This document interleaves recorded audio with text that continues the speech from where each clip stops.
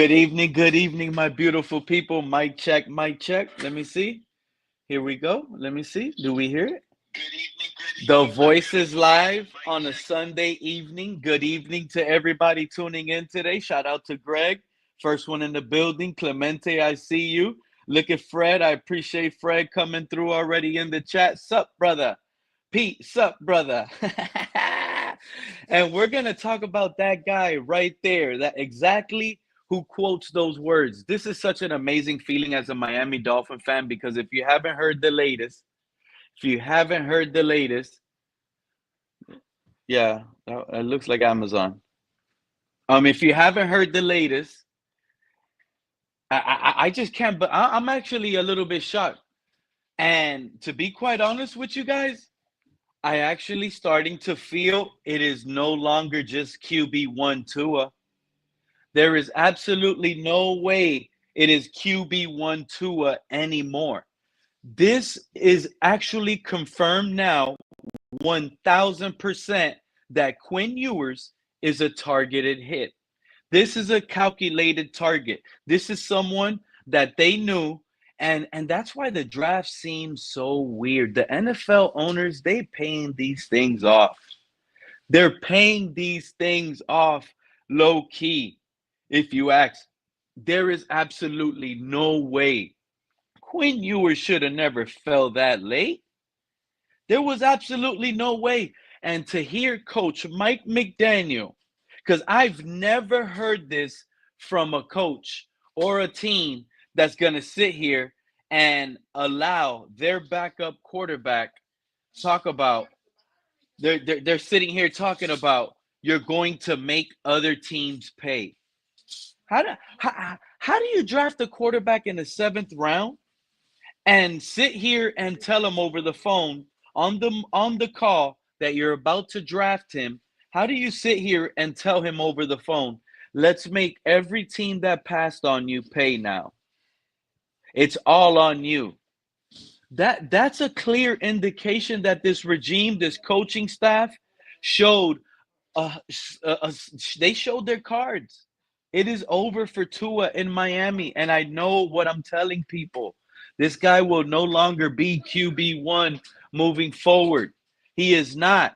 In fact, if the coaching regime actually sat here and visualized someone like Quinn Ewers to be in the competition for starting QB, then you know that they went after Zach. They're past it. They are past it. Shout out to Fred pulling up in the building. Appreciate you, my guy.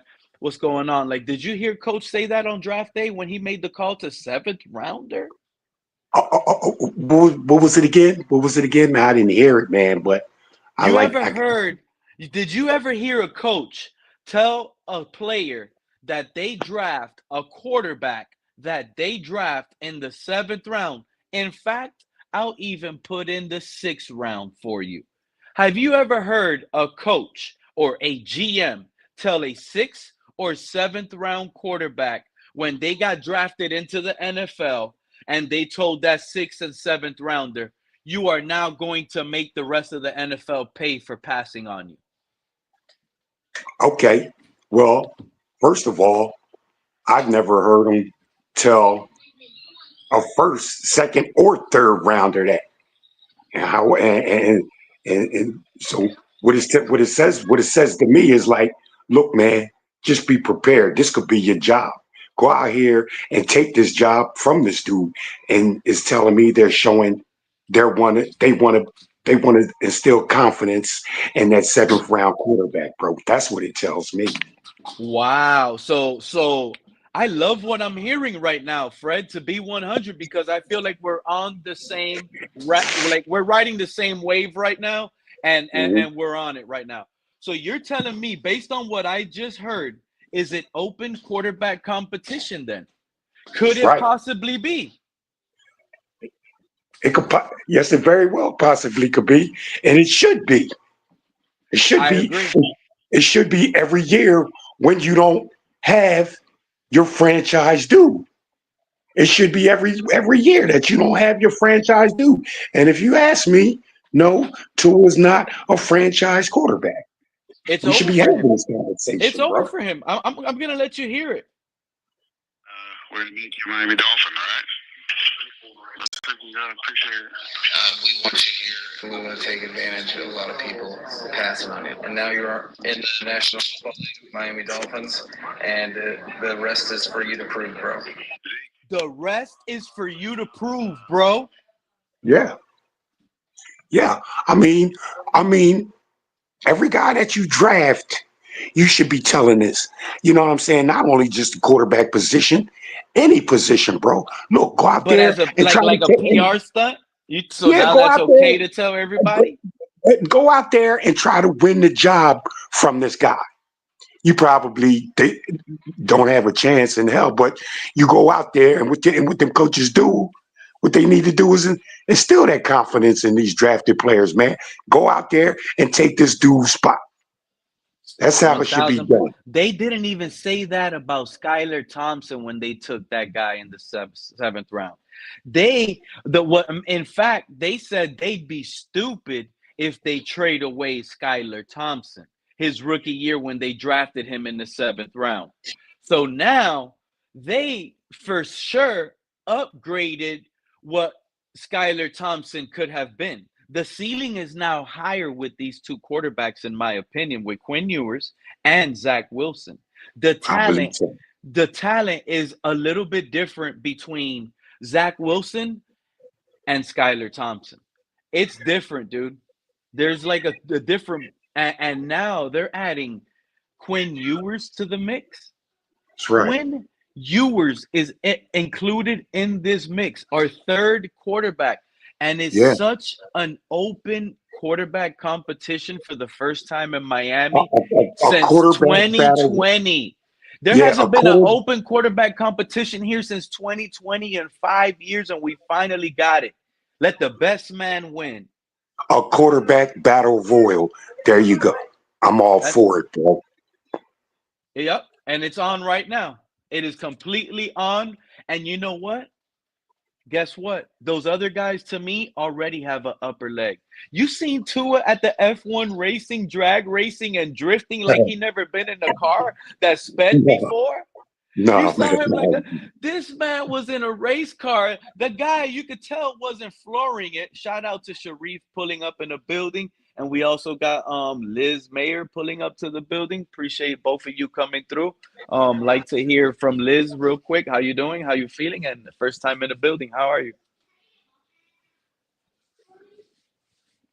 She got three Well, Dolphins. She got three oh, Dolphins as her picture, Fred. That's the three quarterback battle right there. Tua, oh, that's cool. I Zach, like that. and I Quinn. like that. It's a I like quarterback it. battle with three fins. I like it.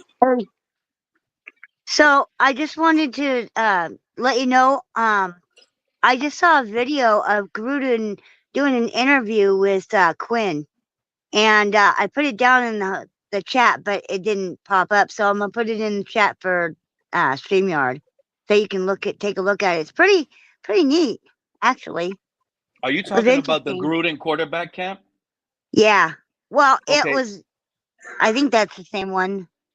Snorty, I see you backstage. I can't allow you up if you don't allow access to the camera. It just doesn't let me. I can't do nothing with you backstage. Go ahead, Liz. Keep going. No, I Um. do. I did want to. I did want to do a reaction video with everybody on the panel and watch that quarterback camp with John Gruden and Quinn Ewers because I think there was a lot he actually showed a lot. I I don't know. I don't know. I don't know how you fix that. I'm sorry. Yeah, it was pretty Um, interesting. it is. It was You know what? You Sharif. know what? Fill me in on that. Fill me on that. Would Gruden say to Ewers? I mean, like, how the interview go? I mean, was it an interview? Was it? It's the quarterback camp. You never watched him. He does it with a lot of quarterbacks. He stopped when he was a head coach, and then usually, I guess, when he's not a coach, he does it again because he did the Andrew Luck. He did a bunch of quarterbacks, and lately he's been on. He did like Will Howard. He did Quinn Ewers. He did like two other quarterbacks right now I can't name off the top that were coming out of this draft. And I saw the Will Kurt Howard Warner. one.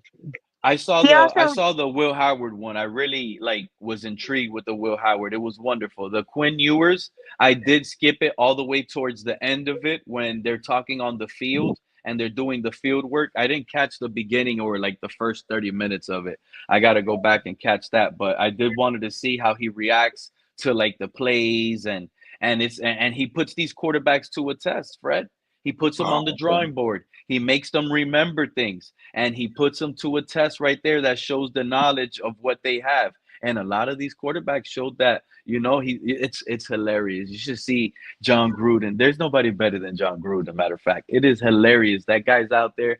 He's like zone, zone, zone, and when he starts screaming zone, the quarterback needs to react based on the play call. This is who you have to throw it to, the Y. That's flanking. So Quinn Ewers, if he screams zone back there, boom, he throws it to the flanker real quick. Bomb. If he screams man, he has to throw it to the deep guy, for example, Fred, and you got to be able to instant. You hear him and go. I have a question. I have a question for John Gruden, bro.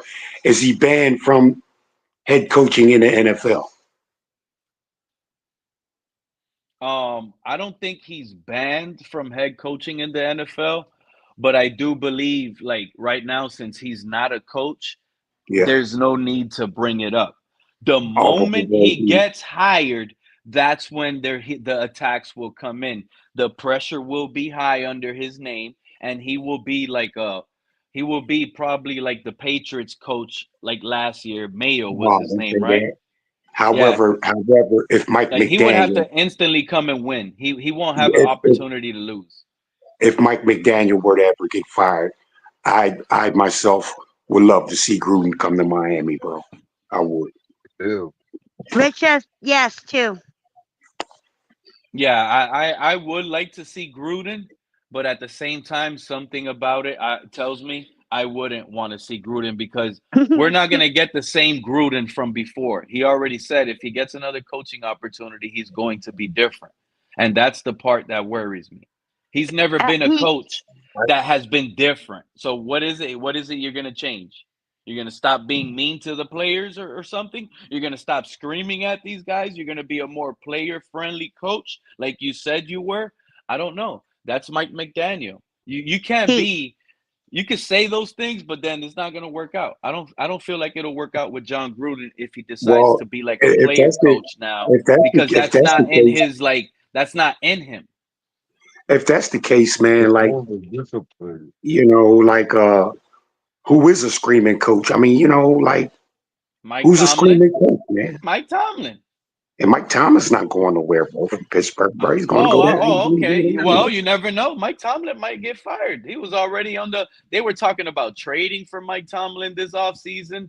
Just recently, they were talking about him being a coach that could be traded. Like it could be over for Mike Tomlin in Pittsburgh this upcoming year. It really could. Look here, Sharif, Pete, what's up, bro? Sharif. Hey, how's it going? How's it going, Liz? How's it going, Pete? A lot of people don't know that still going on with Flores. And if Grier if Stephen Ross has to pay Flores, he may not pay Flores and he may be activated back to the team. That's by law because you fired him for a wrong. Remember, if you go to a whoa, hold on. Rewind that a little bit. Rewind that a little bit. So you're telling us there is a chance to get Flores back? I think that's why he doesn't want a job. He wants the court case to show that he was released or fired or let go for the wrong reasons. Well, so Sharif, they would have to get settled out of court. Well, Sharif, like we were just saying, man, like John Gruden wouldn't coach the way that he did when he was in the NFL and coach hard. Do you think Flores would all of a sudden soften up, or will he stay the coach that he was, bro? You know what I mean? So Sharif, Sharif. Yeah, look, I can't believe. See, there is a little slight window that Flores could be back based on what you just said, right? Because if he wins the case, Flores might turn around and say you were right. and you are the correct guy for the job because Ross never closed that door when he fired him.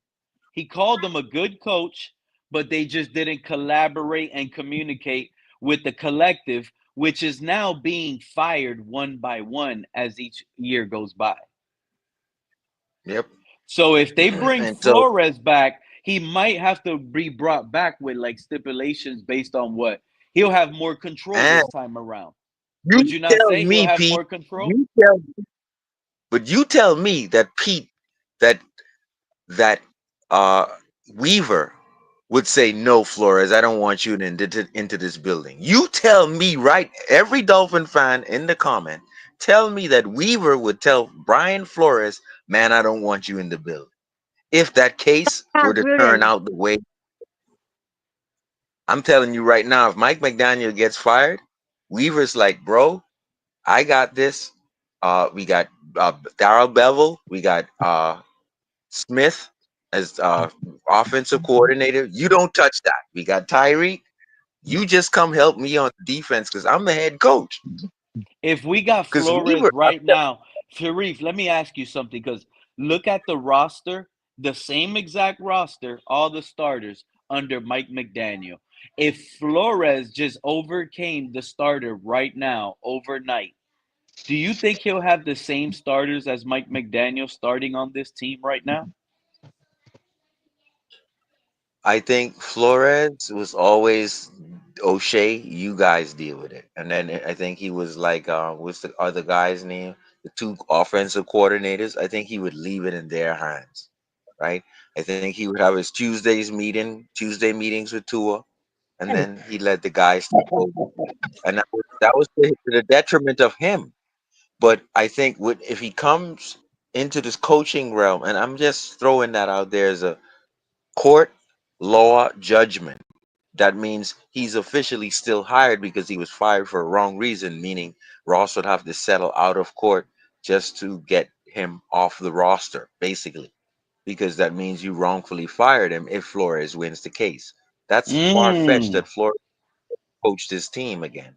But my point is, legally, they would have to settle out of court. But Weaver, I think Weaver would be a type of guy who would not reject a guy like Flores coming back um, I agree to with coach that. the I defense, agree with that. I agree. be the head coach. I agree with that, Sharif. Who do you think will fight back, Sharif, and not be like a Weaver? Well, You I think think Frank Smith? You think Bobby Slowick? How about the other guy, Darrell Bevel? You think they'll get mad that McDaniel got canned and now we got Flores in the house? now I'm not even thinking about Flores. I'm thinking about the fact that Weaver did a whole merry-go-round, and his merry-go-round was very, very close to him being gone. And so that is very rare that you come back. And so I know that when Weaver comes back this year on a grand scale, it's his final year with the Dolphins just because he's this good as being the candidate for the next coaching job. So what does that tell me? That tells me Mike, that the Dolphins. I'm telling you right now, Sharif, Weaver is walking on eggshells. But hold on. That means that if the Dolphins were to move off of a Cam Cameron or move off of a Mike McDaniel or Adam Gase, we have a head coach right now who's prominent to go to three or four teams if this regular season ends. We would probably offer him the job interim if we go 2-6. Tyree gets injured, Tua gets injured. Okay, Tyreek and Tua is injured. McDaniel, thank you for coming. We're gonna let Weaver take over here. We're gonna trade Ramsey week 8, trade Tyreek week 8. That's it. But I'm just saying, like but why would you let Weaver walk, you know, and this has nothing to do with Flores coming in. I think the next guy to keep would be internally. I think because And no shot at Gruden, but Weaver understands what's going on, man. I love his listen, I love his defense. We gave up a bunch of yards, but we couldn't score, number one. A lot of times, though, at least 7 times the defense kept us in the game. And with that Sharif, type of mentality, Sharif, and that was with Jalen Phillips and Bradley Chubb gone. He out, didn't have his out. two best players on the field the entire season. How do you And feel this is about that? why Grier, and this is why Grier is throwing McDaniel a solid when he says, "Oh, they're coming for our jobs." Grier And knows he's safe, but they're coming for your job, McDaniel. And guess who's coming for your job? The next prominent head coach, which is Anthony Weaver. You still I say like you get keep Gruden. yeah, like I'm sorry, sure it ain't no Anthony Weaver. That ain't gonna happen. I could Gruden. see if you like the guy. I could see if you think he's a good defensive coordinator, but for him, it won't even be him as interim head coach. We have an assistant head coach that might take over that role Who's already. the Yeah, assistant? Why? Who's he? Perry. Who's the Um, assistant? That's Perry, tight it's ends the coach Perry. no, What? it's not Perry. It's the assistant head coach is the running back coach. What's his name? Studsville? Studsville? Studsville. He's the assistant's head Charlottesville? coach. I thought Eric Perry was. Studsville. I thought the assistant tight ends coach Perry was assistant coach, but the Studsville got upgraded. Good for him. Yeah. So it'll be Studsville running the show, running the ball, running the ball. You know how sad it is? These Dolphin Tuaneers want to sit here and cheer for a running game, a ground game. We need the best running game. First of all, we didn't do nothing with 20 touchdowns from Raheem Mostert. We ain't have not a division title to show for. We don't have a playoff victory to show for. We don't have nothing for a 20 touchdown season of a running back with Tua Good. healthy all year. I'm not buying it. I'm not buying it. Good. Zach I heard Wilson is this. my starter, and Quinn Ewers is the guy that's going to sit and learn this year and make Zach Wilson take a cheap deal next year because they're gonna blackball him and tell him, well, we got Quinn Ewers, Zach Wilson. The same way we made you look good, we could make Quinn Ewers look good.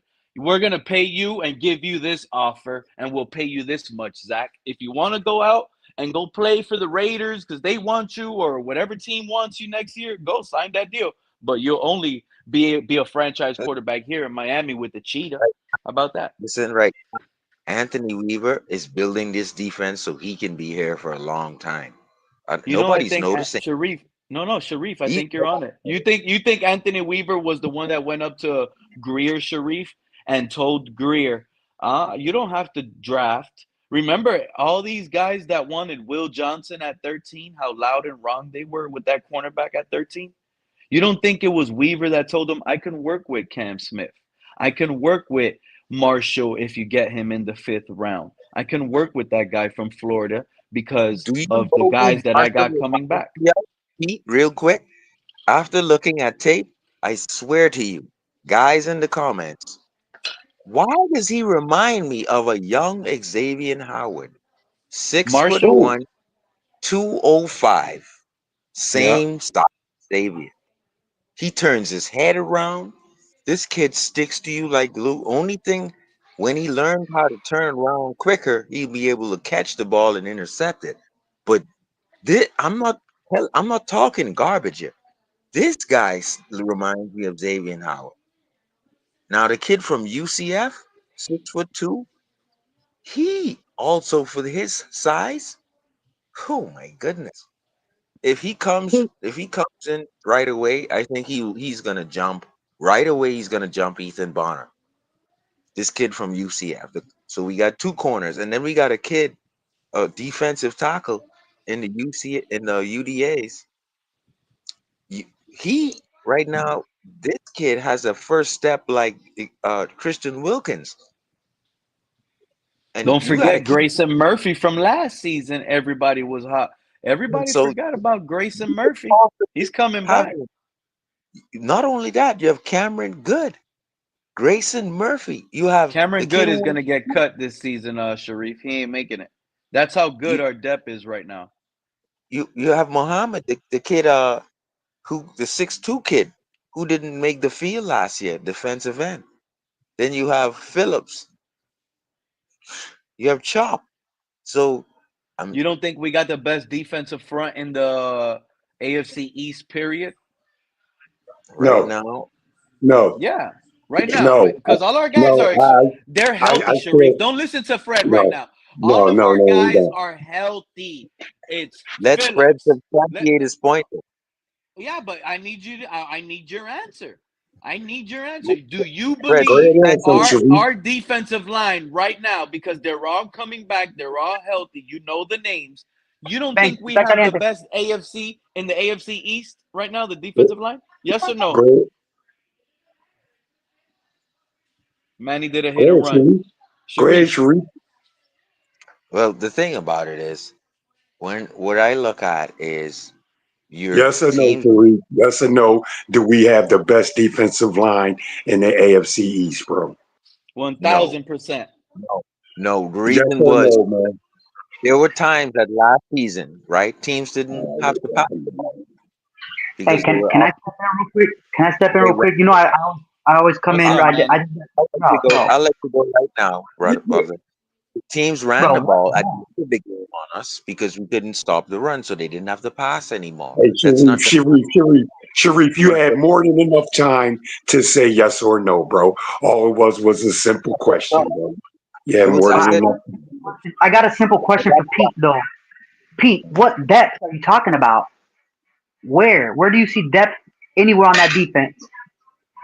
Well, didn't Sharif just give you the names? A lot of those guys were our depth. That's our What guys? depth. I didn't hear no name. What guys? I didn't hear no. Yeah, who? What names? Who? Who's that guy you guys just said? I can't even. I don't even know that name you guys said Bradley Reynolds. about. Chubb, Phillips, Okay, Zealous, Kenneth Grant, Matt Dickerson. okay, Big, okay. big, No, it bigger. stops. It stops at those three, Jordan and those Phillips, three still. Zach Hold Tyler. on, Hold Pete. on. Zach It Tyler don't is all stop. we I got. didn't even bring Chop Robinson in the mix. You forgot Chop? That's not even what did Chop do this Grayson season? Murphy. Grayson Murphy, Chop Robinson. And now we're going to get to linebackers. Willie Gay, Jordan Brooks. Jordan Brooks is probably You're just naming the right now. roster. That's not that. Hold on. Jordan Brooks is better than Matt Milano is right now. The Matt Milano that we know today that's injury and slow. I Jordan think he Brooks is needs a probably the better. best middle But linebacker in the look who you're AFC comparing. East But look who too. you're comparing him to. You're comparing him to an We old probably Matt have the best Milano. middle linebacker in the AFC East too. Now I'm But not this is going to say corners. this is The a weak Jets might group. have that. It's a weak division for linebackers. Hey, can I say something about the defensive line? Can I Go say ahead. something about the defensive line? Go ahead. Excuse me. Yes. I'm gonna start with Jordan Phillips, a guy who's had two major knee surgeries. You know what I'm saying? I'll say, man, maybe a career-ending knee surgery with him, and Achilles for that matter. And Did on he the other not play a side, full season last year? no, he didn't. No, Not, no, he no, he didn't. didn't. And then I'm going to say to 86 Bradley. tackles, 3 Hold on, sacks. bro. I'm going to say about Bradley Chubb. He His played injury. 17 games last year. He played the full season, bro. Who Who? played the full Who? season? Who? Jordan Brooks has played I'm Oh, not talking every about game Jordan Brooks, the bro. last I'm not 4 talking, years. Why are you bro. saying I'm that not guy's talking about, injury prone? bro. You you He said the said hasn't Phillips. missed defensive a line, game. bro. You said You the said Phillips. defensive line, bro. I'm going to start with You the said defensive Phillips. line that But you you said. said Jordan Brooks. Jordan Brooks I hasn't said missed a Jordan No. game the Phillips, last 4 bro. seasons. I meant Jalen Phillips. That's who I meant. Oh, Jalen That's what Pete Phillips. said. Yes, Okay, That's yes. okay, Pete okay. said. Pete said Jalen Phillips. Two knee injuries, bro.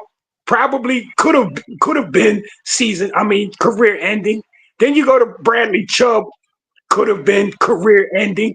No, I don't think these guys are coming back 100% at all. I think they come back at 75%, bro. And that's it. That's strong. That's not strong enough to have no strongest Can I ask? defensive line Let me ask in you the that. Other than AFC. 10 So sacks, Let me Fred, ask are you that. you No, okay? hold on. now we go to Grant. Now we go to Grant, who's a rookie. who's going to be learning. He's going to go through growing pains. And then you got Benito Jones, who hasn't been nothing up at the defensive front. If you Oh, ask we me, forgot about the interception Benito Jones got last year versus the 49ers when they called it back. Mike He got it. McDaniel lost that challenge. Benito He Jones got got an it. interception last year, man, and they called it back. But Benito Jones, bro, he's easily handled one-on-one. If you ask me, bro, no problem handling him one-on-one. So I don't know where this defensive line. Your mic is acting up. Fred, your mic is acting up. Oh, I'm sorry. Let me drop out and come back. You sound good. I think it was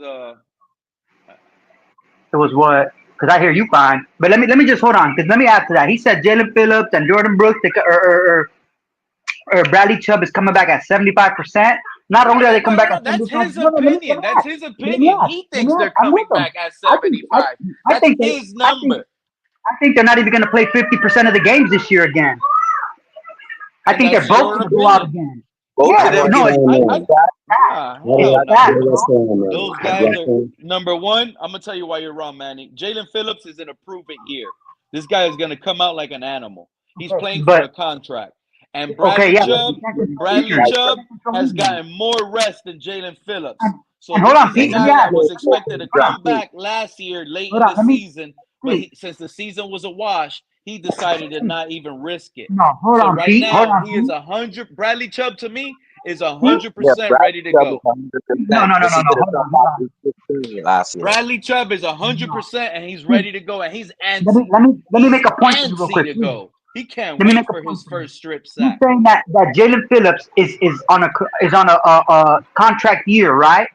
I don't even sign him. I don't even sign Jalen Phillips, bro. Bro, are you gonna fall for it again like we did with Tua, Pete? Like we did with Tua, he's gonna get one year of no injury. We're gonna sign him to a big deal, and he's gonna get injured the next year, bro. Get him out of here, bro. Exactly. Get him out of here. I'm not signing a guy with an Achilles and then a ACL if I got the injuries right. If that guy gets 15 sacks, if he gets 15 sacks, you franchise tag him. That's what you do. Matter of fact, you transition tag him. And then you wait to see if he could be healthy 2 years in a row. And after the transition tag, boom, then if he stays healthy 2 years in a row, now you know what you got. That's a big if, Pete. You're gonna risk it all on an if? Yeah, but there's options. You're making it seem like let him go. It's not just let him go. Right. Let him go. I'm over all these guys, bro. I'm over it. Oh, but then hold on. But then we did challenged by another, and they decide to. Then we get Bradley Chubb, first round pick. How are you feeling about the contract? How do you feel about the contract we gave Bradley Chubb, bro? Now. It's the final year. We're trying to come up off of Bradley Chubb. If I understand, we want to come up off that contract, man. We want to do something with that. We want to get out of that. Mo Kamara is going to take that. Be looking to replace. Exactly. That's what I was going to say. We could probably look at replacing that position this season with some competition, see who we can groom and take that spot behind Chubb. Or the realistic answer is both of them get in rotation this year. Jalen Phillips balls out. You let Chubb walk next season because Jalen Phillips proved he can stay healthy and he's your guy. Now you have Jalen Phillips and Chop Robinson as your bookends for the next foreseeable future, which is good combination. I'm not signing Jalen Phillips, bro, with an Achilles injury and an ACL, bro. I'm not giving up that guy no contract, bro. I'm not doing it. Fred, what we're saying is if you transition tag him, you have to give us something if you match our offer. Do you agree with that? I agree with I agree with give us something, bro. But just sign this guy, man. Just do that. Just sign him. No, I'm not with that. I ain't even talking about that anymore. But if you look at you got to give us something. If you could have the damaged tissue Jalen Phillips, just give us a first round if you match our offer of what 21 million is what defensive ends making, yeah, we'll transition tag you, Jay. And that's But the thing is, when you look at with the potential of Weaver, right? If he builds this defense the way he wants it, he's gonna love it. Number one, he's gonna want to leave his imprint on this. Number two, and if you to me, you're talking about guys who have the same traits as Christian Wilkins. Kenneth Grant, my understanding, No. his percentile in the Oh, first step is very high. Jalen Phillips, my understanding is his percentile amongst other rookies is first step is better than Kenneth Grant in terms of when? run. But when was that? When did you get those stats? When was that? That is from Eric Smith, and that is from Kyle. But not No, only but when that, did he get those? When did they get those stats? Where did they run those numbers? Not when he came back from no injury. That's for it's this sure. first step. If Oh, you're They're that's adding able his to Manny. get college. the They're looking at his backfield college right, tape, bro. That's Manny. Oh, follow that's Manny. Okay. just Get able him to to no, get in the no purpose, backfield bro. either by a club move or using the other player's momentum, and you just move them by. Ooh, That's bro, ain't that's nobody even nothing with no injuries like that, man. Jalen Phillips Fuck no is 21 better mil. than Kenneth Grant, I understand, than getting into the backfield. That's a good thing. You agree? Man, we gotta throw this whole team away in the trash, bro. This whole team is garbage right now. Okay, Build around that's this fine. new guy. Quinn Ewers. Start a new team, bro. Trade everybody. Get a brand new O line, brand new D line. Get everybody brand new, bro. Everybody that was here last year, throw them all away. Right in the Hey, that's garbage. what. Hey, Manny, that's what we're doing. That's Very slowly, bro. That's what we're two very and slowly doing, bro. Very Put them slowly. in the garbage. Put them in the two and garbage. Hey, yeah, Fred. Hey, Fred, you don't notice Yeah. something from these two and ears like Manny and they're spewing the same crap now? What You don't about notice that crap, right? Let me tell you Hey, what fuck they're you, doing, bro. They're Tua too, they're dog. so mad. They are so mad that they were wrong on Tua that now they're wanting to sit here and say the whole team is trash. No, you see? Oh, Is No, this no, whole no. team trash? No. oh, Nah. See, I don't I've been agree saying with the that defense is crap, bro. trash. No, I've I been saying see the what defense is y'all trash doing and I see how y'all all playing, year, bro. see? We Since the got a other year. squad. We No, we got a don't got no squad. squad. We got defensive We a don't got track no squad. is squad. for fourth and I ain't 10th. hear none of y'all say we We don't want broken hold, Tua anymore. I hold, didn't hold We want to on, don't. hear nobody treat Tua that hold on, way. Now that it's over hey, with Tua, now they want to treat everybody the hold on. same No, as much The as Tua. defense wrong, was Some of ranked these fourth, players, wrong. and Fred, the defense was ranked they 10th. broke an ankle, Fred. They could come back hey, from that. They ain't bust hey, no lick. Manny, hey, They man, ain't got hey, 12 concussions. let me Man, say, let me the say, defense hey, was ranked Manny, fourth. Hey, How? Manny, if you are doing that, I just got to say that's weak, bro. That's Doing weak, what? bro. If Fred, if you're saying The if defense you're was saying ranked now that fourth you It's and what he tenth, just man. said. It's what he just listen, said. hold on, let me talk to And yeah, Fred. Let him me talk to and Fred. all yeah, those Let me talk other to Fred real quick. Tuaneers are listen, running with that. In the listen. last Let me 2 talk years. to Fred Hey real quick. man, hey Manny, Let me talk to if Fred you're real quick. doing that, if you're realizing that Tua ain't our guy and that he's not what the Tuaneers made him out to be, bro. If you're talking about just trashing the whole team, now the whole team is trash, bro. I think No, you're wrong for Fred, that, bro. I Fred, think Fred, that's Fred. weak, Let bro. me ask you That's a weak, question. man. Let me ask you a question. I know it was Let him last year. respond. Go ahead, What man. what Respond was to that. what was my number one complaint when I was defending Tua? What was my number one complaint? Your number one complaint, I think It was it was either defense offensive always. line or something No, like it was that. defense. It was always the defense. We don't get no turnovers, so I'm Oh, still on top to throw the defense away. And now add Tua to the list. Throw him away too, bro. Throw him away. Okay, Manny. My only okay, question man. is, Okay. Tua I've still always have you to could go fix back. this one. Fred, hold on, Fred. Tua still has to fix a 1-14 record. Do you want me to go through the losses? Most recently, Dallas. Before that, KC. Another one, KC. Buffalo, Buffalo, Buffalo. You did not beat the Lions. You didn't Okay. beat San Diego. Another, hold on, we're not, Hold because we want you to beat the good teams so that you can advance and have clout on ESPN and say you actually beat somebody good. Why is Nobody. 2-1-14? Is that on the line? Is that on the 10th and the 4th ranked defense? Is I that on don't the believe tight? so. Who is I it don't on? believe Because so. What Hill fourth is ranked 1 and defense? 14. He's 1 and What 14. What fourth Hey, ranked defense are you talking Sharif, about? Sharif, you forgot, bro. You forgot we surrendered a 3-game lead for the division and the number We one were spot first in the playoff, seed. He bro, had the with first 5 seed games wrapped left, up. bro. He had the first seed wrap up.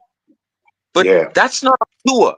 I'm asking Manny, what part of the team let Tua down? Because he is still 1-14 against a team who is considered playoff or elite. He has to do something about it. He has to be the reason why we did not lose. In other words, he has to carry us sometime. Nobody is seeing it. That's But why he they're can't coming. And, you know, he can't he carry us.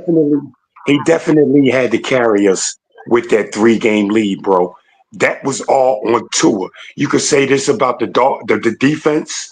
You could say this about the offensive line, but bro, your quarterback, if he's that guy and that good like he's made out to be, well, he's good. He's a number 5 pick, You should have so at he least must a be good. 7-7 You record. don't You should have surrender. a You don't 7-7 record. surrender. You don't surrender no 3-game lead, bro, with just 5 to go. You don't do it. You're talking about 2 years ago, right? Because we didn't have no lead this year. Well, I'm gonna tell y'all the year right now, the before player last, that's I gonna think. get You're talking everybody about 2 mad years when we ago lose already. them next year. I'm gonna get Cater Kohu. Cater Kohu. Let Don't him go forget, too. we Now only let's gave him get the stuff. Let's we get gave him picks. what Let's get we gave him the little tag, the little cheat tag. no. Let's We should let's have. get rid of This is a everybody. player. Let's get it. This is a player we should have extended. And let's be honest.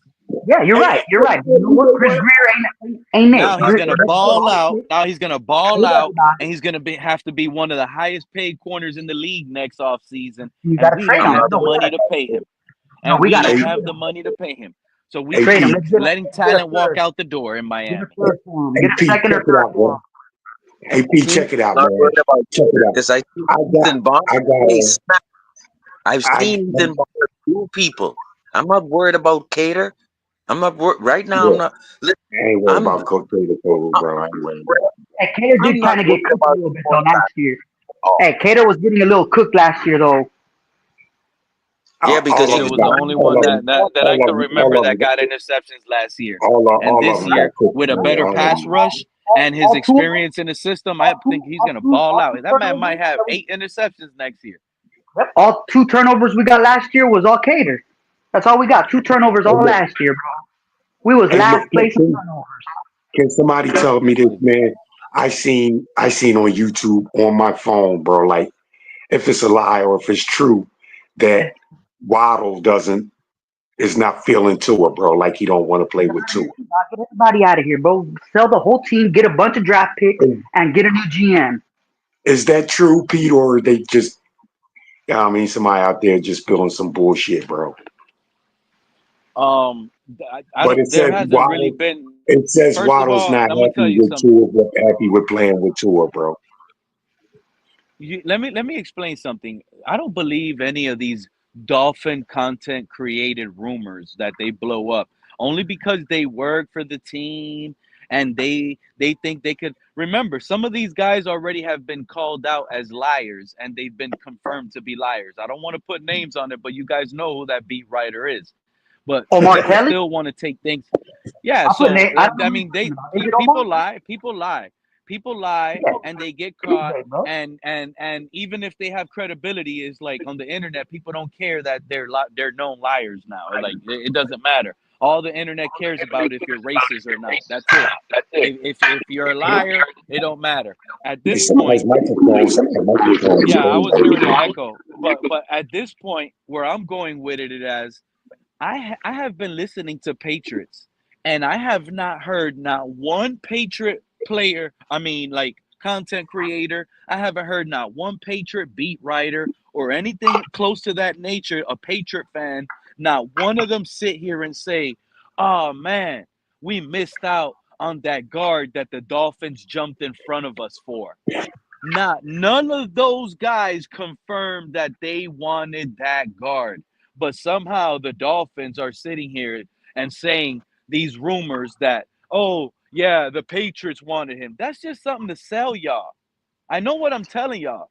They're just trying to sell y'all like this player was worth that. I don't believe that crap.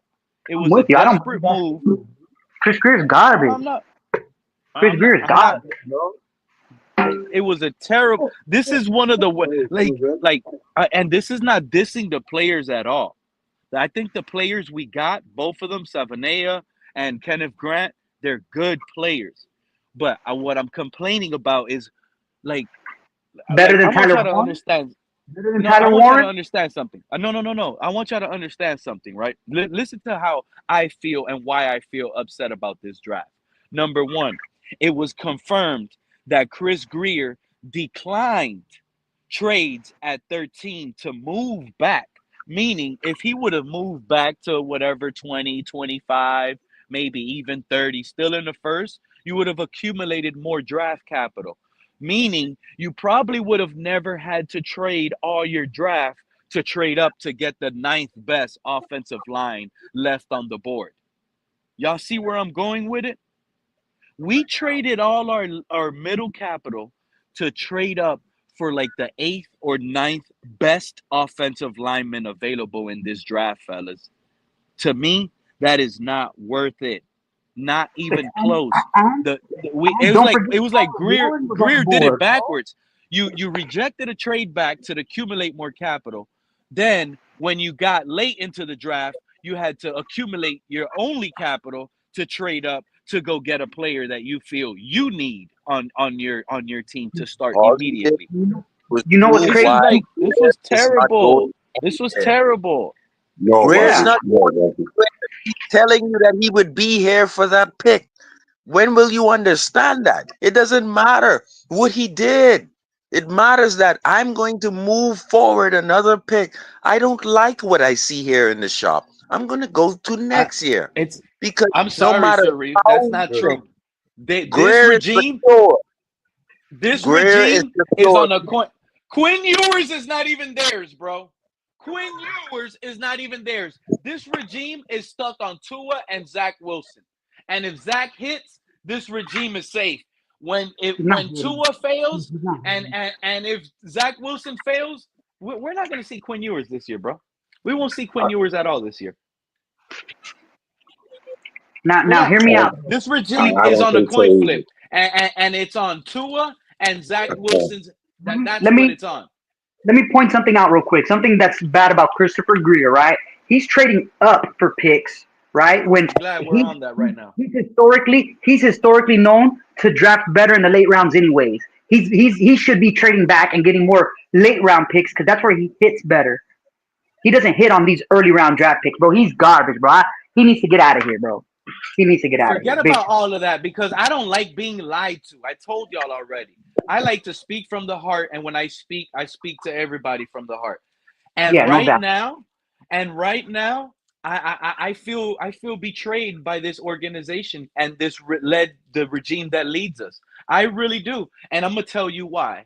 Number one, everybody knows that this regime is lying to us about one thing that they're hiding, and this is actually breaking news in case y'all didn't know, because I know based on everything that goes on in the NFL, fans forget quick. But let's not forget and let Pete remind this fan base and this community right now. In week 18, we lost. No playoffs. Tyreek Hill came out and said he wants out immediately. Trade me. We all saw it. We all heard it. The regime had to sit down with him. They spoke to a guy that no longer wants to be part of this club. They don't like this club. They don't feel like they could win with this club. And now you're gonna put this bird that's a rare bird, and instead of having him fly free, you're gonna put this bird that wants to fly free. You're caging him in a cage. He don't want to be here. He don't like the culture. He don't believe we can win with Tua, and that's what he believes right now. And that is the cheetah, the face of the franchise, Tyreek Hill. Okay, they have a sit down. They square it out. No, we're not trading Tyreek Hill. Fine. But now the regime wants to lie to us and act like it's all. This is why they're lying to us about Jalen Ramsey, fellas. Because Jalen Ramsey wants out. Okay, you want out? Get out. You're not for Tua anyways. Get out. We need weapons for Tua to be look serviceable. Get out, Ramsey. You want out? You're out of here. We With his actually gave up this. We 2 don't care what we interceptions. get for you. We'll pay some of your contract to get you out of here. You don't help out Tua. You're out of here. Pete. That's what they're hiding from us. That's what they're hiding. They don't want to show that. This is what I'm trying to explain if y'all don't get what I'm saying. It's okay for anybody else to request a trade and get kicked out. But when you're for Tua, you might have a problem getting out, like Tyreek Hill, who wants out. He wants out. Pete. ¿Tú no lo ves? Yo. What up? Okay, so as far as Tua, well, I have a few opinions about that. Okay. He's a liability with it, all the concussions he's had. Plus, it just doesn't seem to want to play anymore. And as far as the Cheetah and Ramsey and stuff, so get rid of McDaniels, get Gruden. I really think that he would be really good for this team. And I don't think he would change too much, but yeah, he would change a little bit. But I think he'll still be the hard butt guy that we always known him to be. And Of course he would. Mm-hmm. For Ewers, I can't pronounce his last name. I'm just gonna call him Quinn. I would like to see how he goes. Put him in first string quarterback. If Tua doesn't like it, too bad. And I think what I like about Quinn, what I like about John Gruden, that you keep mentioning his name. I think he'll be the guy that will find us a franchise quarterback, because it's like this regime is having a hard time trying to give us and sell us a franchise quarterback. Yeah, every time, every season, it's like since 2020, every season our starting hand in poker have been crap. We've been having to fold the season every year. Yeah, and like we fold. And also this too. When I was watching the video, I was watching Quinn and Gruden, and they seem to have a connection there. That you got to have some type of connection with your players. If you can't connect with your players, they're not going to do what you want.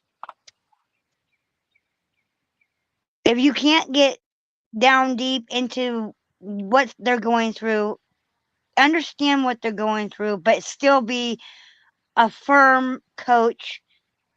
And I know exactly what you're saying, but I think it's the opposite way, Liz.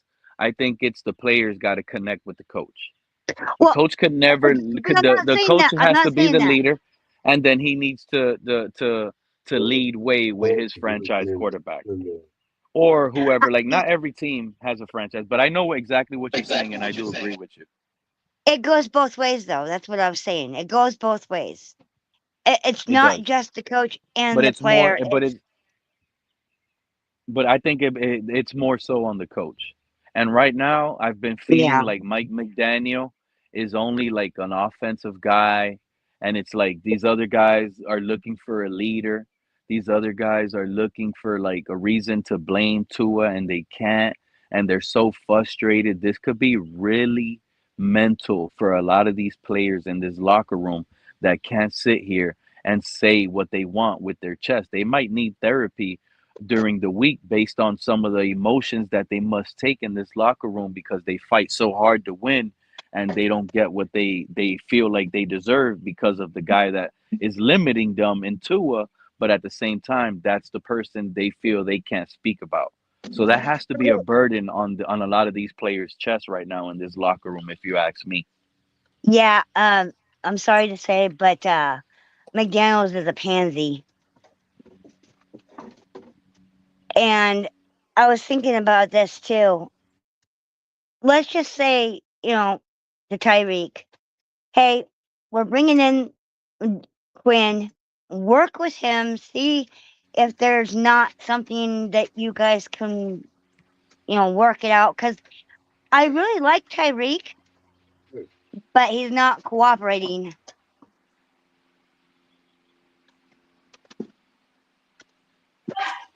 I'm off Tyreek myself, man. Yeah, I'm off Tyreek. I'm ready to move on from Tyreek, man.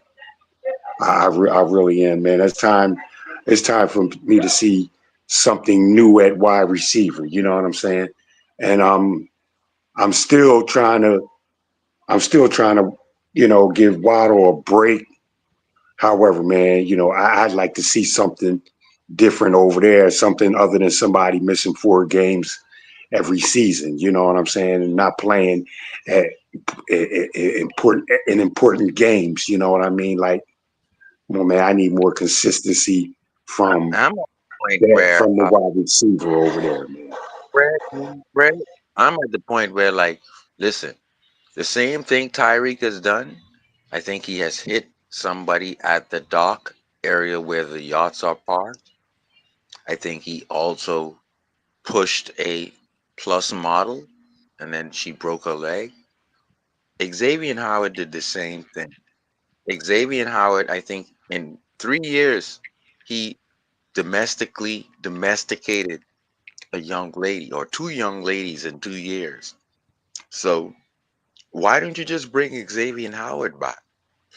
If When you, are these I'm not, football players gonna learn to stick with one chick, bro? but what I'm Golly, saying, they're if you're getting gonna so go hurt for by something, these women. Go ahead, but Sharif. if you're gonna go for something, right? Bring the veteran in to go to the youngest room, which is the cornerback room. Bring him in, Xavier. We need you on third downs. We know what you are. You may get a good game here where you play 30 snaps. We're already paying you. Come in for the minimum. You're still paying Xavier Howard, guys. Come in for the He's, Uh, he's 30. if He's 30. He's bro, 32 right now, Sharif. He may be 33 before the season starts, bro. I don't care. and like 2 years out of football, Fred. Like, Yeah, why would I anybody know. want? Like, y'all need to Nah, stop. Like, nah. that's not a good That's take, going Sharif. back You're too not far. helping us out, bro. Yeah, You're that's going not helping, backwards. man. That's not You're helping. going backwards. We're better off with the rookie starting and Cam Smith letting him test it out. And if he gets burnt, then we saw what he has. Now we move on. Like, a lot of people are already off Cam Okay. Smith. We All I'm have not saying, seen that guy a full season, all bro. I'm saying, Tyreek smacked somebody in This the is a back of the head. second rounder. He broke a plus model's foot. Xavier Howard has only come upside a woman's head 2 times in 3 years.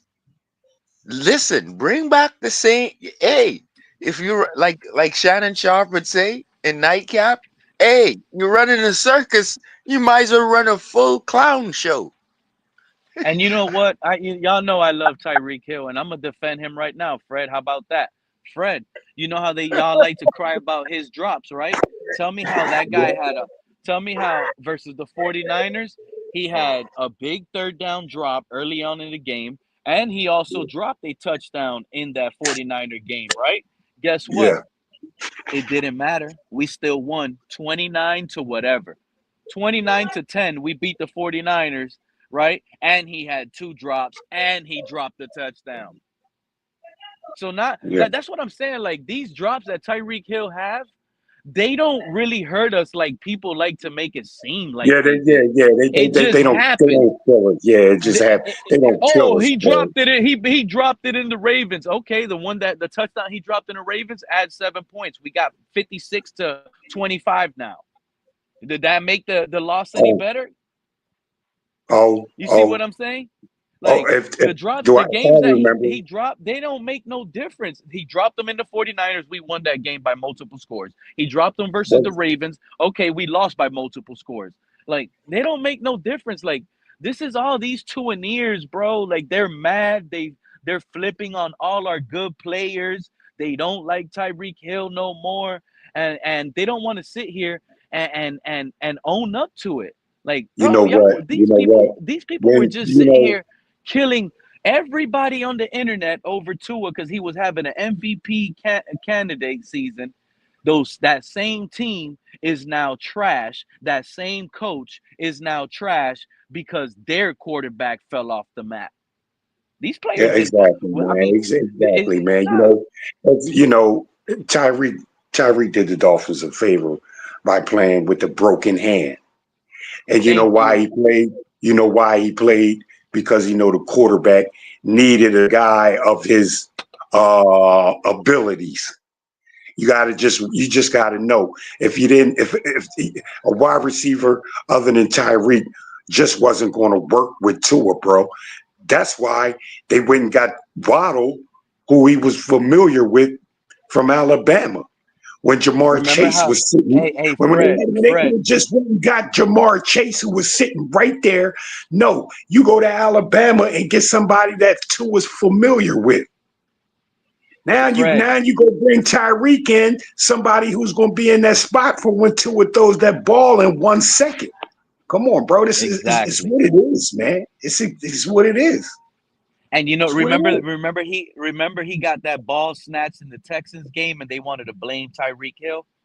Yeah, bro, that was against the most expensive cornerback, shutdown cornerback, all-pro cornerback, Derek Stingley, highest paid corner in the league. A 6'3", a 6'3" corner, bro. A jump ball against a 6'3" corner at a 5'8" corner. Come on, bro. Yeah, a jump ball versus exactly what you said versus the best cornerback in the NFL based on his pay and how everybody voted for him as the all-pro number one. That alone, and you're throwing it up to a Tyreek Hill with one arm, with a busted wrist. With a busted wrist. A jump ball against a 6'3" cornerback, 5'8" Tyreek. Come on, man. You think Tua knew that he had? You think Tua knew that Tyreek Hill's wrist was banged up? Stingley's going to win that battle 90% of the time, bro. 90%. With a busted wrist, 1,000%. Busted wrist, short thrown ball, jump ball. Come on, man. Come on. And you only got one arm. And they're mad because the ball got snatched. Like, nah, y'all put some blame on Tua for making that poor decision.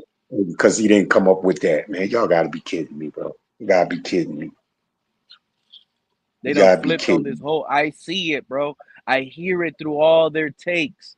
I hear their takes. I'm like, wow, I get baffled. I'm like, look at how they're trying to jump ship. They're blaming everyone. They want coach, GM. I heard that. It's baffling to me. I heard that little reason rant on Sunday. You know what I'm saying? I just listened to it today, and he blamed Trent Sherfield for dropping a ball that we may have beaten Buffalo in the snow that day. But if anybody knows, Trent Sherfield had to go down in the snow,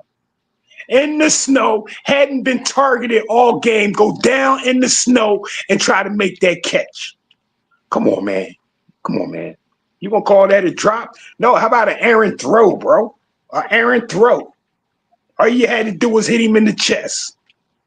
Come on, man. I would have been laughing already the fact that they brought up Trent Sherfield.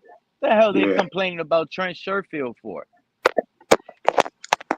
I thought Trent Sherfield was a very nice wide receiver, bro. Really did. Well, he was better than River Craycraft, I'll tell you that much. Yeah, I think so too. Downgrade. As a matter of fact, where is River Craycraft these days, bro? Is he still on the roster? No, he's not on the roster. He signed with the Seattle Seahawks. So shout out to River Craycraft. Oh, okay. Shout out to River Craycraft, yeah. Yeah. So that's what it is. Sharif said 1-14 against teams that are 500 or more. That's his record. That when Tua starts against 500 or more teams, he's 1-14. 1-14. 1-14, bro. And you say, and then you're gonna say Dallas? Well, he beat Dallas, bro. Dallas that year, Dallas was the worst away team in the NFL. And if you ask me, Tua didn't win that. Which con won that? Field goal kicker Jason Sanders won that game. If you ask me. And not only that, Cowboys threw that game, threw that game away, man, with the fumble down at the 1. You know what I'm saying? The saving tackle by the Dolphins defense kept Whichcomb out of the end zone. Yeah. Come on, man. You gonna sit up there and give that win to Tua? Nah, bro. As a matter of fact, I give all the when Flores was with Tua, and when Flores was the head coach, I give the defense Most of those wins under Brian Flores, bro, and two. I So yeah, completely man. agree. So Shout out Mr. Park reason pulling was up. he was pissing me off with that, bro. Talking about Tua stats and this and that. Nah, man. Nah, that was a Brian Flores led defense that won those games, man. I'm sorry. So I wanted to make sure Sharif and Mr. Park and Liz got involved with the title. Sorry I wasn't able to get to it. You know how it gets up here on the panel. But did you four hear Mike McDaniel tell something to Quinn Ewers on draft day over the phone? Was I the only fan that heard that? And now I want to know how y'all three feel about open quarterback competition possibly being open in Miami this offseason, Mr. Park, Sharif, and Liz. Good. Is Well, it a I hope they possibility? do. let the ladies You go hope first. they do. You hope they do. But I'm going to play a clip that I have here on my phone of Coach Mike McDaniel on draft day speaking to Quinn Ewers and telling him something that it blew my mind. It officially blew my mind. Let me find the clip right here. 1 second for you beautiful people. Here it goes. Right now, and we're gonna make you a Miami Dolphin, all right? Let's fucking go. Appreciate it. We want you here, and we want to take advantage of a lot of people passing on it. And now you're in the national. Now, to you three, y'all just heard that. That was Coach Mike McDaniel telling seventh round quarterback Quinn Ewers out of Texas that he wants to take advantage of the NFL for passing up on him. I asked the question that I have y'all ever heard a GM, an NFL owner? You can add referee into the mix if you want to, or a head coach ever tell a seventh or sixth, or I'll give you guys a fifth rounder. I'll even say fifth. I'm going to give you guys leadway, fifth, sixth, or seventh. Have y'all ever heard a coach tell a so late quarterback get drafted to a team and say, you are going to make the rest of those guys pay for passing up on Well, you? I'll say this, Pete. Um, do one more time.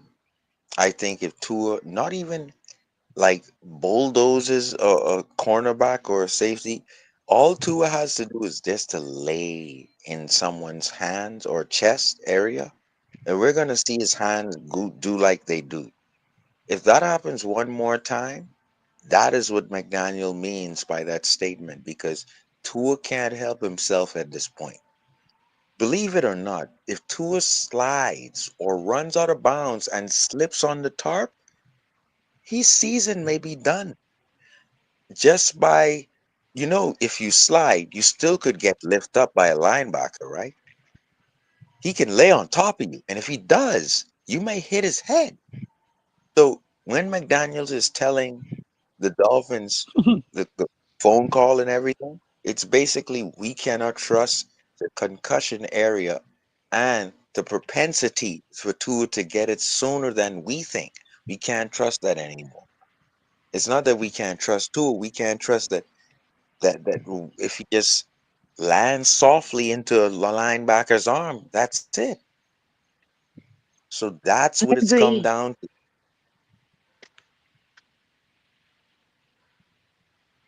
I agree. I also want to kind of expand on that too.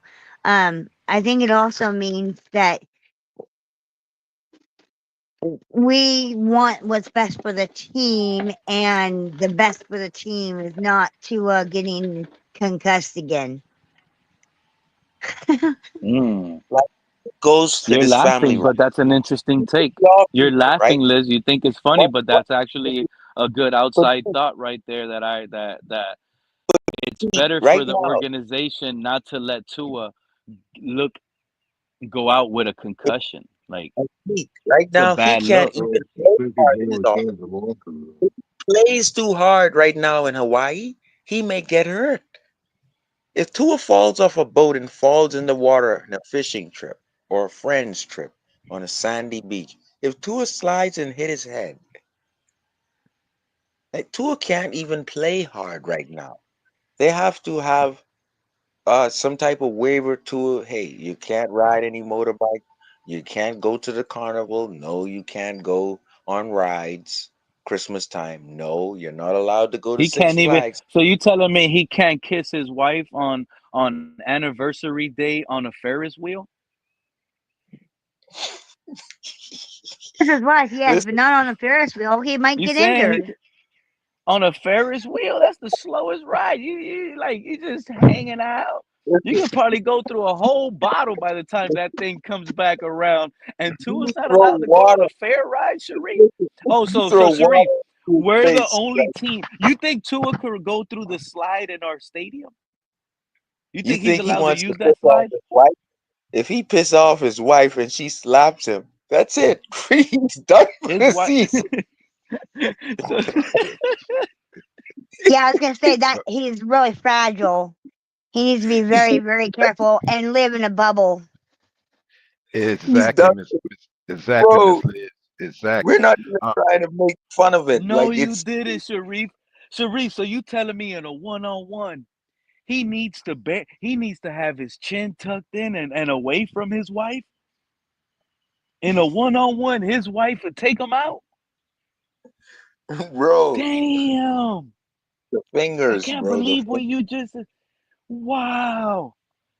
Glass jaw Tua. You know what? You're Because absolutely right.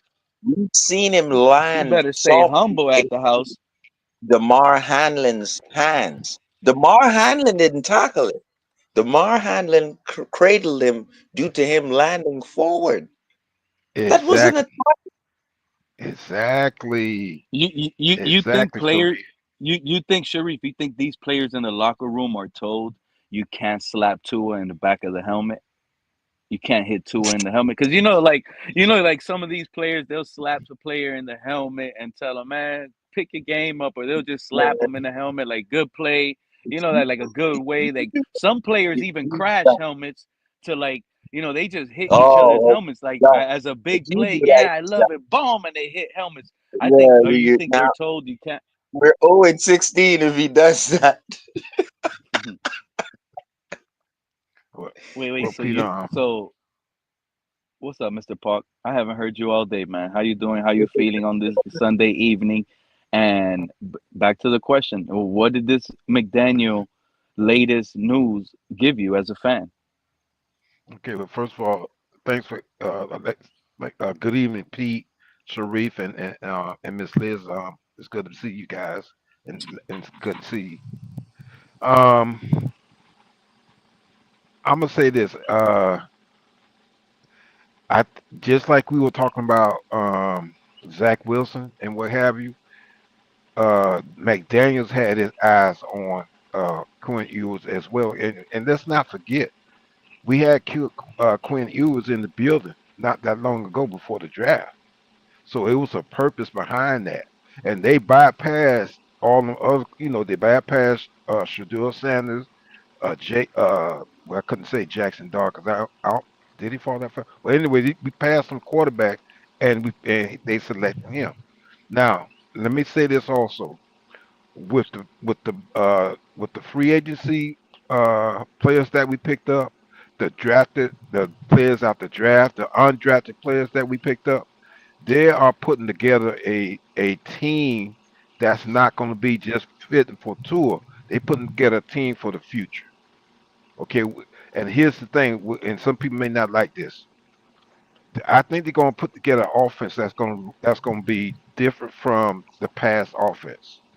Okay, because they know that the offense that they've been putting around Tua has failed. So they're gonna have to come up with an offense that's a little more, what's the word, today or traditional and what have you, and it's gonna be able to fit quarterback like Zach Wilson and Quinn Ewers. And Tua's gonna have to, if Tua really wants to be on this team, he got to stay healthy, and he's gonna have to adjust because I don't think they're gonna No, keep running the that's same. no. Well, you're right. The reason why I'm saying no is because that's not only it. No, no, no. Tua I'm has not to saying stay that's only healthy, it. and It's he no has to play better than he ever has. exactly, Let's not exactly. he can't No, no, just be the no. same old Tua no more. No, I'm not He saying has to that. be a star. I No, think he had that's what Mike McDaniel said. You can't be no. an average Joe. He's going to have to go Yeah, beyond what he's doing now. He's going to have to, you know, he's got to uh, rise above what he did right. He got to before. rise above. Right. He got to rise above the bar. And really, he's just like Liz said. He's fragile. He's very fragile. He has even when it come down to the practice, having to practice and what have training, practice, and all that. He has to be careful because even if somebody hit him the wrong way, that can be the end of his career. So right I'll now tell he's you very what. fragile. If someone hits him and he goes down, he may not get the job again. That's how Not crucial his job is. Okay, but that's not. how fragile Mm, his job is. Okay, because the coach may say, "You take your time and get well." In the meantime, weeks after, you got either Quentin or whoever is playing quarterback, and Tua is just sitting in the sidelines, and he's not going to get on that field. yeah. I And see, mean, here's another. what when you were talking about what the coach said, okay? I was just about to Oh, ask you that, John. How you feeling this evening? oh, okay. He could have been sending two messages. He could have been saying, Quentin, everybody passed up on you. A lot of teams passed up on you. Now, and you got the preseason to show them what you can do. And the coach wants to see the full potential that he can be in the Mm, preseason. very good, John. Very And good. that way, if two goes down, he knows the plays book he can use with Quentin or Tyler or whatever his name is, the Zach second Wilson. string, Zach. Hmm. Okay, Agree. and that may be how he's going to do it. Okay, Quentin may not be a starter right now. He's a project, but Hmm. he's got potential. Hmm. And if he can mold them, then he could be the starter later on. Okay, that's how it's going to turn out Wait, probably. wait, wait, wait. But that's your opinion right there. Well, it's Because everybody's. according I to mean, what? No, it's your no, it's not opinion that everybody's opinion. is it your But opinion hear me that out. But hear he's me a out, John. But starter? hear me out, John. Because you saying that is basically going against what our head coach told Quinn Ewers over the phone. You hear Well, my I point? just said. Well, I just I'm said not saying you're wrong either. But all it I'm could be saying two is messages going on. I said could be. I didn't say it was. no, I know, I get. Okay. That's what I'm saying. That's what I'm saying. I'm Okay. making sure that you caught that point, just to make sure, because at the end of the day, you could feel that way and you could be right, but that's not what came out of coach's mouth. Now It it could may. be a sense of urgency of coach. You know what? If you're right, John, that's He just could have kicked desperation just a and kick in the urgency. pants. Okay. It No, could have it's been not a kick. sending a It could be message a sign. to it It could too. be a sign of a desperate coach begging for It a well, player to work hard. Please it work could. out. Because if you don't, I'm done. You're my last resort. If we get to Yeah. you, Quinn, and you suck, I'm out. Well, it also could be saying to Tua, you better shape up or you're out. Okay. I, th- I There's think something to say. I don't I think know. the fairy I don't tailing know is what it's done with saying. in the I, locker room, and I think what he's saying to me, how I took it, is let the best man win week one. I'm sorry if that's Zach, if that's Quinn, and if Tua wins, these quarterbacks are no bueno. If Tua is Rich? QB1, Zach is bad. He's not a scheme fit. Quinn Ewers has a lot to develop, well, like you're saying, John, yeah. and we're in trouble. Right. We are in trouble in an open quarterback competition right now. If they can't beat out Tua, If we no, if they can't beat out Tua, then we like need I to said, search elsewhere. I gave you my prediction of what of the season already. Okay, so go from there. I mean, I don't think we're going to win more than 8 games. Period. Pete. Okay. Let us go, Pete. Go ahead, Liz. Okay, so I was just thinking about this. You know all the concussions Tua has. Well, Rich got hurt on the job. He had a metal beam fall on his shoulder, and the vertebrae in his neck got crunched. And it's similar to that because the fact that your head doesn't just, move, it moves the spine with it, so it could damage the vertebrae in his neck too, besides scramble his brain. So you gotta be very careful with people like that. The neurosurgeon told Rich one wrong move and he could be dead. Yeah.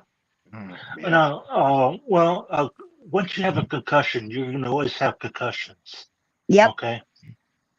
I mean, because I've had concussions my whole life. Well, I mean, not my whole life, but ever since I've had seizures, I've had concussions. Okay. So I've had more than Tua has. Okay. It's just, but I haven't had a grand mal seizure. Well, I've had one grand mal seizure, but that was it. That was the first one. My first seizure I ever had was a grand mal. They had to call it that because I was asleep, I guess. Anyway, but yeah, that's the reason why I don't drive or, I got to take it easy. You got to take But it easy. You said you'll be out there driving. You at least jump on the golf cart and take off. I could go on the golf cart. Oh yeah. I actually in high school I was able to drive. I do That's have what's a up. You're I putting do me have a down. I want to laugh. That's what I'm saying, John. I feel I bad do a have little a bit, and I'm praying for you. I do have a restricted driver's license, but I mean I don't drive though. I just a driver's license with a face on it, ID. But anyway, How you feel about how did you see Tua in that race car driving, getting driven by the race car driver? oh no, I Y'all didn't. saw the No, video? Formula One. You're Haven't talking seen about that. Formula One. And, I know and I you know didn't. what? I didn't see it. No. I haven't seen But it either. what it was it wasn't in the car. It was probably in a simulator No, it they wasn't. had. He was in an actual race car. He was in an actual race car. He was wearing like a race car Uh, helmet. He was sitting passenger and he was being reckless. It's inexcusable, especially for him to be in a car and on a track he driving a car that he it's was illegal to he be on the wasn't street, hit. knowing that heads could easily hit the rail right there on a bad drift. Wait a If minute, you right? drift Exactly. bad Wait a and minute. if you think those tires are going to spin and they don't spin, that jerks your neck. If your I neck don't. gets jerked and you have a sensitive head, that can cause a concussion or even like death, like No. how Liz was just explaining. Yeah. No. It it could be traumatic. I don't think they let anybody And but that's professional and drivers these guys, you know drive a what? race car. I just thought, But I'm sorry, John, but I just thought about this. No, they don't let him drive, but he was there with a race driver. okay, that Yeah. makes more sense. Okay, And they he didn't let was him drive. drifting, Good. going over hundreds, almost 200 miles an hour. Who knows how fast that car was going, Well, drifting on the uh, corner like that. That's on the dangerous Formula for One, him. yeah, But here's the Formula worst thing: One. they want to have an F1 event when our voluntary minicamp opens up. That's Well, taken they already away. had it. They Like just one thing had for it sure. today. Yeah, I know. The That's what I'm Formula saying. And Formula. Tua was there yesterday. They should have been Tua should have been out there with the guys throwing the ball, Wait a minute. getting in sync, trying to have You, comeback player of the year award type game. This guy's you know what this is like? lollygagging with the race car drivers. He's not standing on business. Let's just see something. This is like him going to ice brigade or ice. What is it called? What was it called in Orlando? that he went to right after he had his seizure. He went Disney to Ice. yeah. Disney on Ice. This is where they had strobe lights. Okay, that's where they had strobe lights going all over. That's not good for the brain. I don't even go to those things. Okay, That can cause with seizures. Right, yeah, exactly. it could cause some seizure. They trigger Well, seizures. it could cause a seizure. Yeah, I don't go to them. I mean, I And, can. But I don't usually. That's why, like, I don't go to concerts because of that too. No, some concerts, I and, guess, is okay. and John, just so you know, the reason why I understand what you're going through is because my ex-wife had grand mal seizures, and I had Yeah, to learn. I had to learn about what she was going through, the yeah, type of seizures she had. Like I said, the grand mal seizure medication. I had to learn yeah, all that, so I understand what you're going yeah. through, and what Grandma you. is when you actually black out and you don't know you're having a seizure because you're Not blacked only out. You just passed out. Okay, not only that, and but your whole body is convulsing. it's moving. It's Yeah, convulsing. Yeah.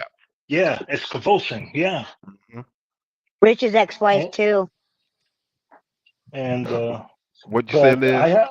I've only had, I've mostly had petite seizures, which Hmm. um, I would have a seizure and my eyes are open and I can see everything, hear everybody, and I know what's going on, but I'm trying to breathe so I'm not talking Right. until I get a chance, until I really know that I'm coming out of it. Then I can Mhm. say, okay, and talk. But I know quite a Well, few you better people. be in the safe spot, John, when we win that division title this season with Zach Wilson, Mm. QB1. Oh You no, better Pete, it's be in not the gonna be safe spot. Oh, it's gonna yeah. be Zach Quinn. Pete. Wilson, a.k.a. Dan Marino 2.0, has arrived in No, Miami, and I feel it in my heart. Pete. No, I think it's No, gonna be Quinn. Is yeah. gonna be the next Dan Marino, not Wilson. Actually, I think Quentin will beat out Zach. I Yeah, I think think both so too. quarterbacks are better than Tua. Both One of them hundred are percent. currently Yeah, better than Tua. The thing is, Zach Wilson probably has the highest ceiling out of all three of them. If it yeah. clicks, Well, Zach Wilson has the highest ceiling. But I can see Quinn Ewers being like the Brock Purdy story in Miami. You already know I, this team lies to us just as much as the fans lie to us and the beat writers and no, everybody. The team I have. itself lies to us. They're going to run. Remember what Zach Wilson could potentially be the Teddy. You see what I'm getting a feeling now? Yeah. That Well, now Zach Wilson is the Teddy Bridgewater of 2022 behind Tua. Like he's now, better than Tua. If he goes in, he's limited. He ain't going to be asked to do much. They're going to always throw the extension of the run, keep it safe, not show him off. Because if they extend that playbook and they see how deep it can get, then that's going to bring controversy to Miami at the position with Zach and Tua. yeah. So it's like Teddy I, Bridgewater all over again. We know who's better, but they're scaling them back so I, they can hold us in this trap. You know, the players should speak out. They should stop being afraid of these billionaire owners. They need to speak out. Zach Wilson, pop off, bro. Come out in front now, of these cameras. Tell us. Just tell us the honest truth. Tell us, Quinn. Go ahead, John. Tired of being lied to, man. yeah. I'm gonna go as far as the head coach and the GM. By what the GM did in the draft, probably saved him his job. Now, as far as the coach, if I'm not sure if he saved his job, okay. The GM Grier probably set him up, okay, to be the fall guy if something goes wrong, okay. If something ever goes wrong, Mike McDaniel may be the fall guy. There's a big problem here, John, Calais Campbell, he walked out. Players don't want to re-sign. They just decide to go elsewhere. That's because you have a coach too. This is the first draft that Mike It's not a McDaniel they love did. this coach. They just don't agree with his decision at quarterback. Well, that's the coach. Too bad. Can't believe this guy. He's that it's a poisonous locker room, guys. These guys, it's really we have the most toxic locker room in the NFL right now. If we let me ask you, if we had a different coach, would they leave? If No. we had a different coach, they'll probably if we had a different coach, they'll I'm probably right. just bench Tua, and the locker room loves this guy. Jalen Waddle cannot be happy. What I said was right, because you agreed with me.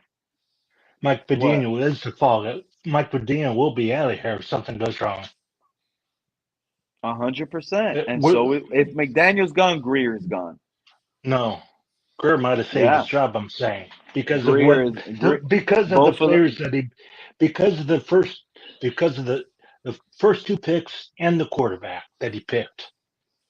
All the other players are fill-ins. Okay, they may not even. He may go through. Grier has to go for hiring McDaniel. If he has to fire McDaniel, he has to fire himself. He has to go resign, dude. No, Ross will fire McDaniel. This could not only go down. I know what I'm telling you guys. Tua might go down as the worst draft pick in Miami Dolphins history, and McDaniel might go down as the worst head coach in Miami Dolphins history as well. It might go down just like that. Because it's about how long he can potentially destroy our team. You know, he was, like I said, he was never, I've said this before on another show, on your show before, he was never a coach to begin with. Well, he was never a head coach to begin with. He's never known couldn't how coach a high school. According to a scout that came out, a scout once said when we first hired McDaniel, an anonymous scout said he wouldn't trust McDaniel to coach a high school. Now, who was it? Oh, Fred was here. I don't know where he went, but he left. But he said that Reason, he was off Reason. Tell me what was going on with Reason, because everybody. I also got a message on Twitter. They told me to go hop on to the Reason. He's popping off. So shout out to Reason, but I want to know what he said. I haven't caught it. He was. I only caught part of it because I kind of turned off of him too. Okay, he was just blaming everybody else but McDaniel. Okay, and he wasn't blaming Tua. He was blaming. He said Flores was a terrible coach. I mean, because all the teams beat him, and I'm going. What the hell? I'm going. What did Mike McDaniel do?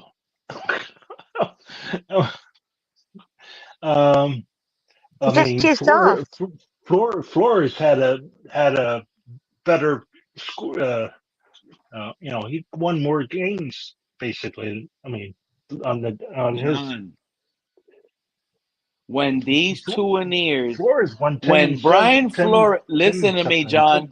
When Brian Flores, the best hire Chris Grier has ever done in his life, was fired, these Tuaneers jumped out and blamed Flores and painted him as evil, painted him as the worst coach ever, painted him as he couldn't do nothing. Let's not forget, they actually said the Flores guys that like Flores just like him because he was after Deshaun Watson. They said some of the dumbest things ever, and now look at how they sit. That's what I'm saying. Some of these Tuaneers, including Reason, which I'm kind of shocked, But I heard Reason already the other day, not too long ago, like a week ago or 2 weeks ago, talk about how he was right on the Um, quarterback, Quinn Ewers. oh, I just uh, heard him I think it was on draft day. I listened to him the following day after that. And he was like, I uh, told you guys we were going to draft Quinn Ewers. I was the yeah. first one that spoke about Now, Quinn Ewers. let, Nobody else. let, I'm looking at Reason like, you think you were the first person to find out about Quinn Ewers for I, the Dolphins, dude? he does that a lot. He says, "I Like, did it. this I is a told you. I told you. I told you. Listen to me. I did it. I told you." It's like, well, like shut up. this I'm is going. incredible. I unsubscribed to him. Okay, I There just were unsubscribed because Quinn Ewers I hated what he, rumors coming you out last season because we got word they were watching him at the Texas, and some of us trolled saying, "Nah, he was there to watch Quinn Ewers. He's gonna draft him next year." We were trolling on that at that point last year. Yeah. Well, you know, some of his guests are good, but I mean, he sometimes goes on his rant and he thinks he's I could almighty. already tell he took a L based on the Flores take already. So he went on a rant for no reason. He already lost, and I haven't even heard it. Yeah, Twice. yeah. I He mean, lost yeah. twice. Oh, Sorry. what? Oh, you heard it, Liz? What else? Yeah, that's Dolphins content. That is Dolphin material. Feel I free said, to talk about any content creator based on what they said, how they feel about our team, especially if it's the big ones like Omar Kelly, Joe Shads, even include TD No. Finch talk. He's one of the biggest in there. Like, what did these guys say? Because those things hold weight in the community. We got to discuss these things. This is what this channel's for. Dolphins players content and also what other content creators are saying that can potentially be a good topic of discussion. I'm saying that Reason lost twice because the fact that he lost with McDaniels and he also lost with Tua. Oh, yeah, Yeah, yeah, yeah. yeah. And I guess I don't know why it was. I came on late to it, so I wasn't really sure what his rant was. Um, but he was blaming. I guess he was talking to people in the chat and he say, "Are you kidding?" And all this, and I Oh, don't he think he got beat should up do by that. that chat. As someone that, I mean, he has had a pretty big audience, and for he he's not like you or TD or uh, anybody else, where they would just sit back and let people talk. But he goes into this thing that I know more than you. You don't know football, which I mean, some people do and some people don't. I don't know. I mean, Oh, where's that? Big O just had now a video of him he, blowing up on a fan saying that we don't know football, but well, he well, literally I hold don't on listen one to second. Big O, but I did see a thing with Omar Kelly, TD. Um, Oh, he has a um, title that came out one day ago said some Miami Dolphin fans do not know football. yeah. That's what the And anyway, I did Trevor. after I unsubscribed to him. Then I went to uh, there was one with Dudley Durong, TD, uh, O- um, Omar Kelly, and the other one with the Montreal hat on. What's he wears a Montreal hat all the time because uh, um, I forgot his name. Um, you would know him if you saw him. Um, anyway, they did a platform, and they had, they TD said he liked the picks that everybody said they liked the picks. They just didn't like they were some. Boom. I'm glad you brought that up. Shout out to you, John, because you just remind, and I think you're talking about the Dolphins collective with Omar, Poupart, Yeah, Yeah, DDW, and Poupart. TD Poupart was Finstock. his name. Yeah, Yeah. Poupart was his name. Yeah. Anyway, And this is what I was saying earlier on this live stream right here, John. I am like, make it make sense, right? You're going to sit here and say you like the players, but you don't like what you did to acquire the players. right. So you don't like the draft. Yeah, that's what some people. I mean, they like the players that they got. It's just they weren't sure. They don't like the players. They don't like the players. They're just trying to oversell it because they were right on the trenches. I know what I'm telling you. This is the internet. This is how these guys are rolling for clout. This is what's going on. This is one of the worst drafts in the history of Miami Dolphins, bro. And this is no diss at Kenneth Grant. This is not no diss at Savanea. They can work out, but it wasn't worth it. It was not worth it. Based on every avenue we had, based on all information we have, John, this is why I'm getting upset right now. My blood pressure's about to blow up. I'm steaming up. I just got bit by a snake. My venom blood it's flaming up right now. You know what? We were at 13, John. We were at 13. We got offered to get trade back and accumulate more draft capital, John. Well, we could have got a 25, an extra second rounder, or we could have got what they turned around and did. The Rams and what was the other team? The Browns traded back. Now these two teams have 2 first-round draft picks next year. You know what? We don't have that option. We not only did we not trade back, John, in the second round, we used all our draft capital to trade up, dude. Do you know what he said? Do you know what he said though?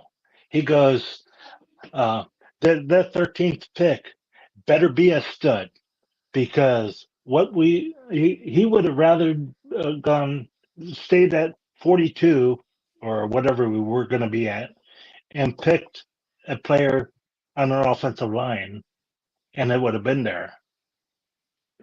Well, you know what? I'm gonna say this because I've been. But he said, let me finish what I was going to say. Okay, go ahead, John. But he goes, because if it doesn't, then we wasted picks, like you were saying, Pete. Okay, if he doesn't pan out like could have had a better team, bro. Superstar, he better be a Pro Bowl coming up player, or we wasted picks. I want to see those guys that beg for Savanea, and they're out here telling all of y'all, I was right. Tell them to pull up with a Savanea jersey. They got to buy it. They believed it. Now, since they were so right, they got everything so right. I don't want to hear these guys sit here and say, oh, we're not good. I don't want to hear them say we're not a playoff team. I don't want to hear them lower the expectations now because we got what they wanted. The team is solidified. Yeah. There is no holes. Well, I don't want to hear that division title is far-fetched. I don't want to hear that. This is a home playoff team caliber team right now. No, don't you know, Pete? It's going to be it's going to be give Tua more time because the whole new team's got to gel for a season first. You know that may be right. Yeah, that's how it is, bro. Anything to buy more time and kick the can down the curb. So happy to hear your voice this evening, Color. How you doing? How you been? Well, you were in distress, so I figured you could probably use it. You know, right? I also wanted to emphasize this Nomi person saying, but they'll be the first. Those guys will all be the first to say that when you got a guy and you like a guy and he's your guy, you do whatever it takes to get him. Yeah. Like even if it looks weird to the rest of the public, it don't matter. That was your guy, and you can't take the chance that he's somebody else. You know how I know that's bull crap? I know it's You know how I bullcrap. know But that's I'm saying that bullcrap? I Because understand. they could have Pete. planned for Hold on. that with the Don't- trade back from 13. Hold on. You don't have to refute their point. What I'm saying is they're refuting their own point, because now they're saying, "Oh, we like the guy. We just don't like what they did to get him." Well, they like what they did to get him because he was their guy. Exactly.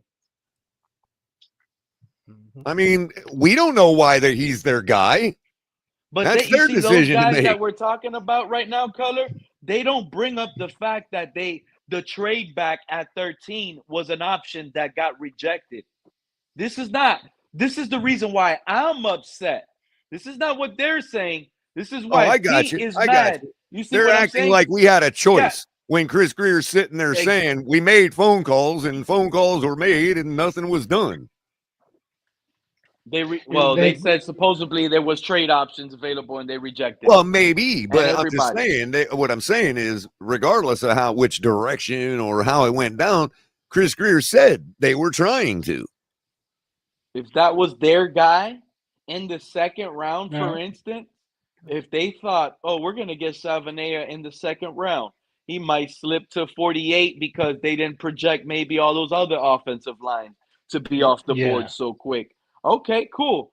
Then you should have planned with that with a trade back and accumulate draft capital to not hurt the rest of your draft. Well, think of We it like literally this. have Think of a it like first, this. a second, and then the next draft pick felt like a week later in the 5th round.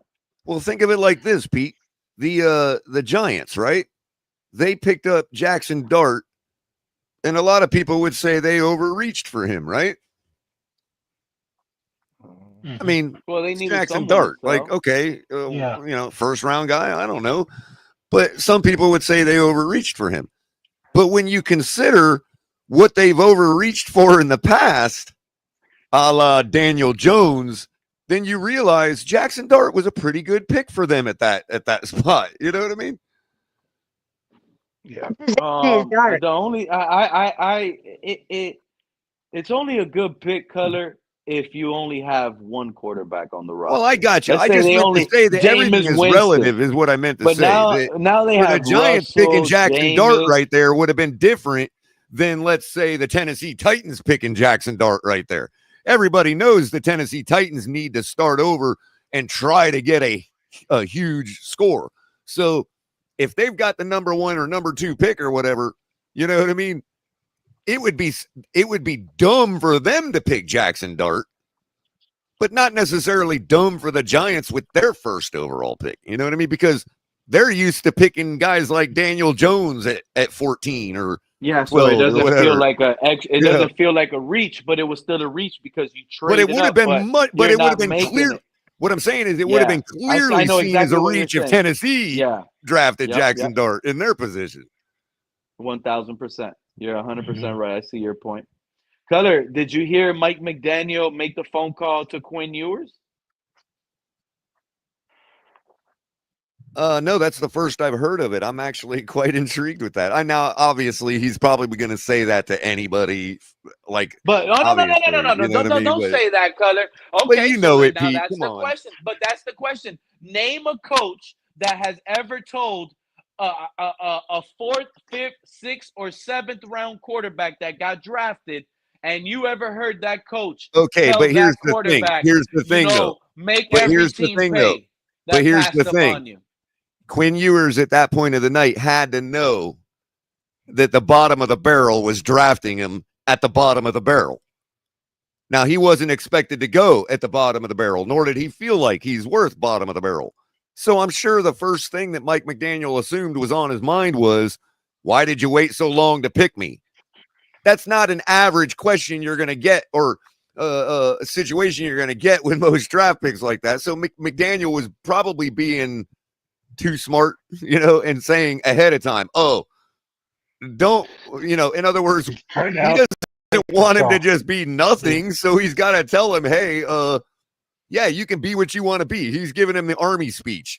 Be all you can be, you know? So you don't think that is like a coach that's kind of desperate? Maybe there might be something behind, hey, he wants to make sure that this guy's coming in thinking he can be the guy.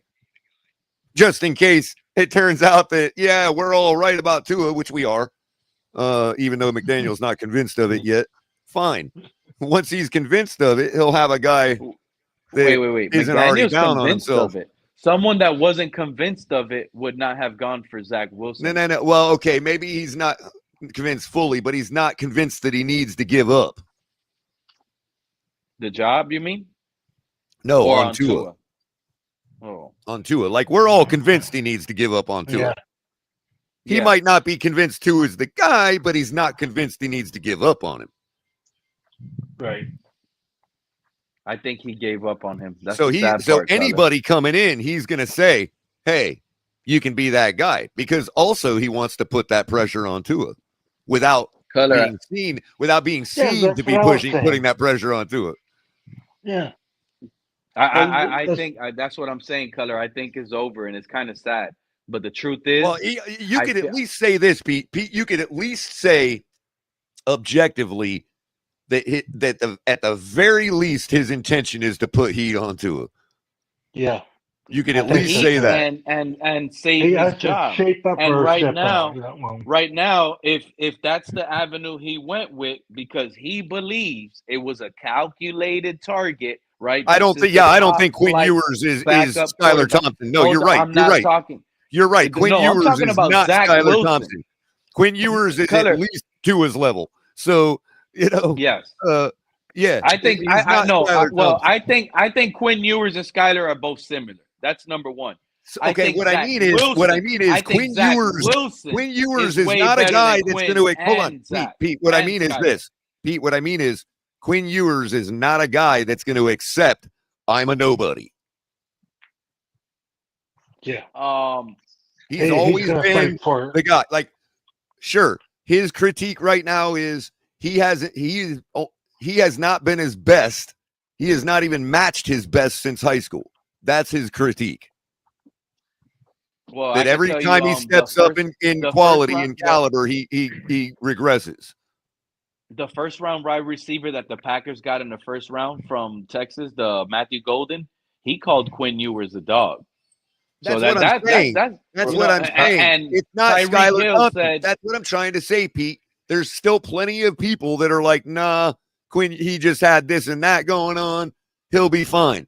There's plenty of not only his fans, but people that have been following him that are like, yeah, he hasn't been as good as he was since high school, and he does regress every level he steps up, but he's still a decent quarterback. Like, there's still all that stuff can still be worked on.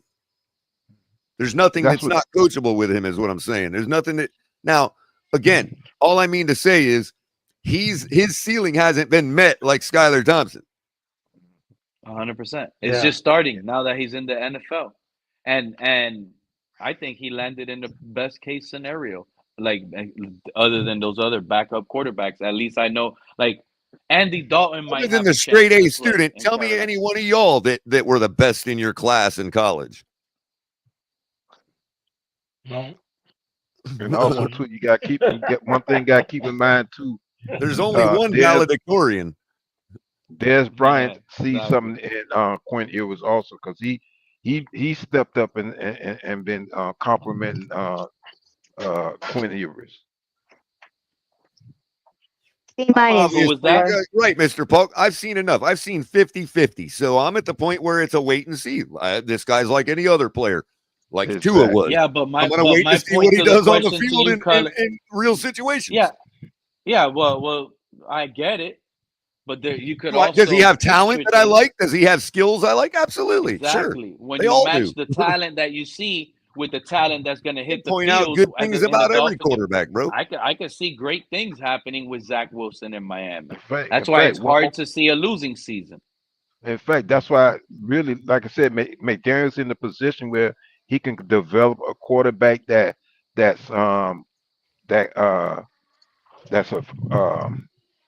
this is in his third year, and he has a quarterback that was drafted in the late rounds. He's in a position to see he can develop either one of them. So the other thing, Mr. Polk, just to add on to what you're saying, and I know people see it as a bad thing because system quarterback. But this guy's known to operate really, really well inside a system. Like he can operate Mike McDaniel's system. Like he's already, like people consider him to already have mastered it. Yeah. Oh, 1,000%. With Steve Sarkisian, ran the same RPO, same kind of motion, same style offense. I wish people would stop with the Mike McDaniel offense. Yeah. It's just a West Coast, people. I keep telling you all that. I don't care how everybody runs it. I don't care how call it Mike variant. McDaniel because we're Dolphin fans. Right. I don't care how variant it gets. That's the purpose of the West Coast, is to be dynamic. So it's gonna always be different between coaches, but it's still, the concept is all still the same. It's the same thing. It is the same one thing, West but then, Coast, Color, this is all the it takes is one camp to get the language of each individual coach. The West Coast itself is the same concept. It is 100%, but it's the understanding of the defense that most quarterbacks, they need more help. And I'm going to explain to you why, and I've said this before. West Coast offense, just like they ran it over there in Houston last year, right, with C.J. Stroud.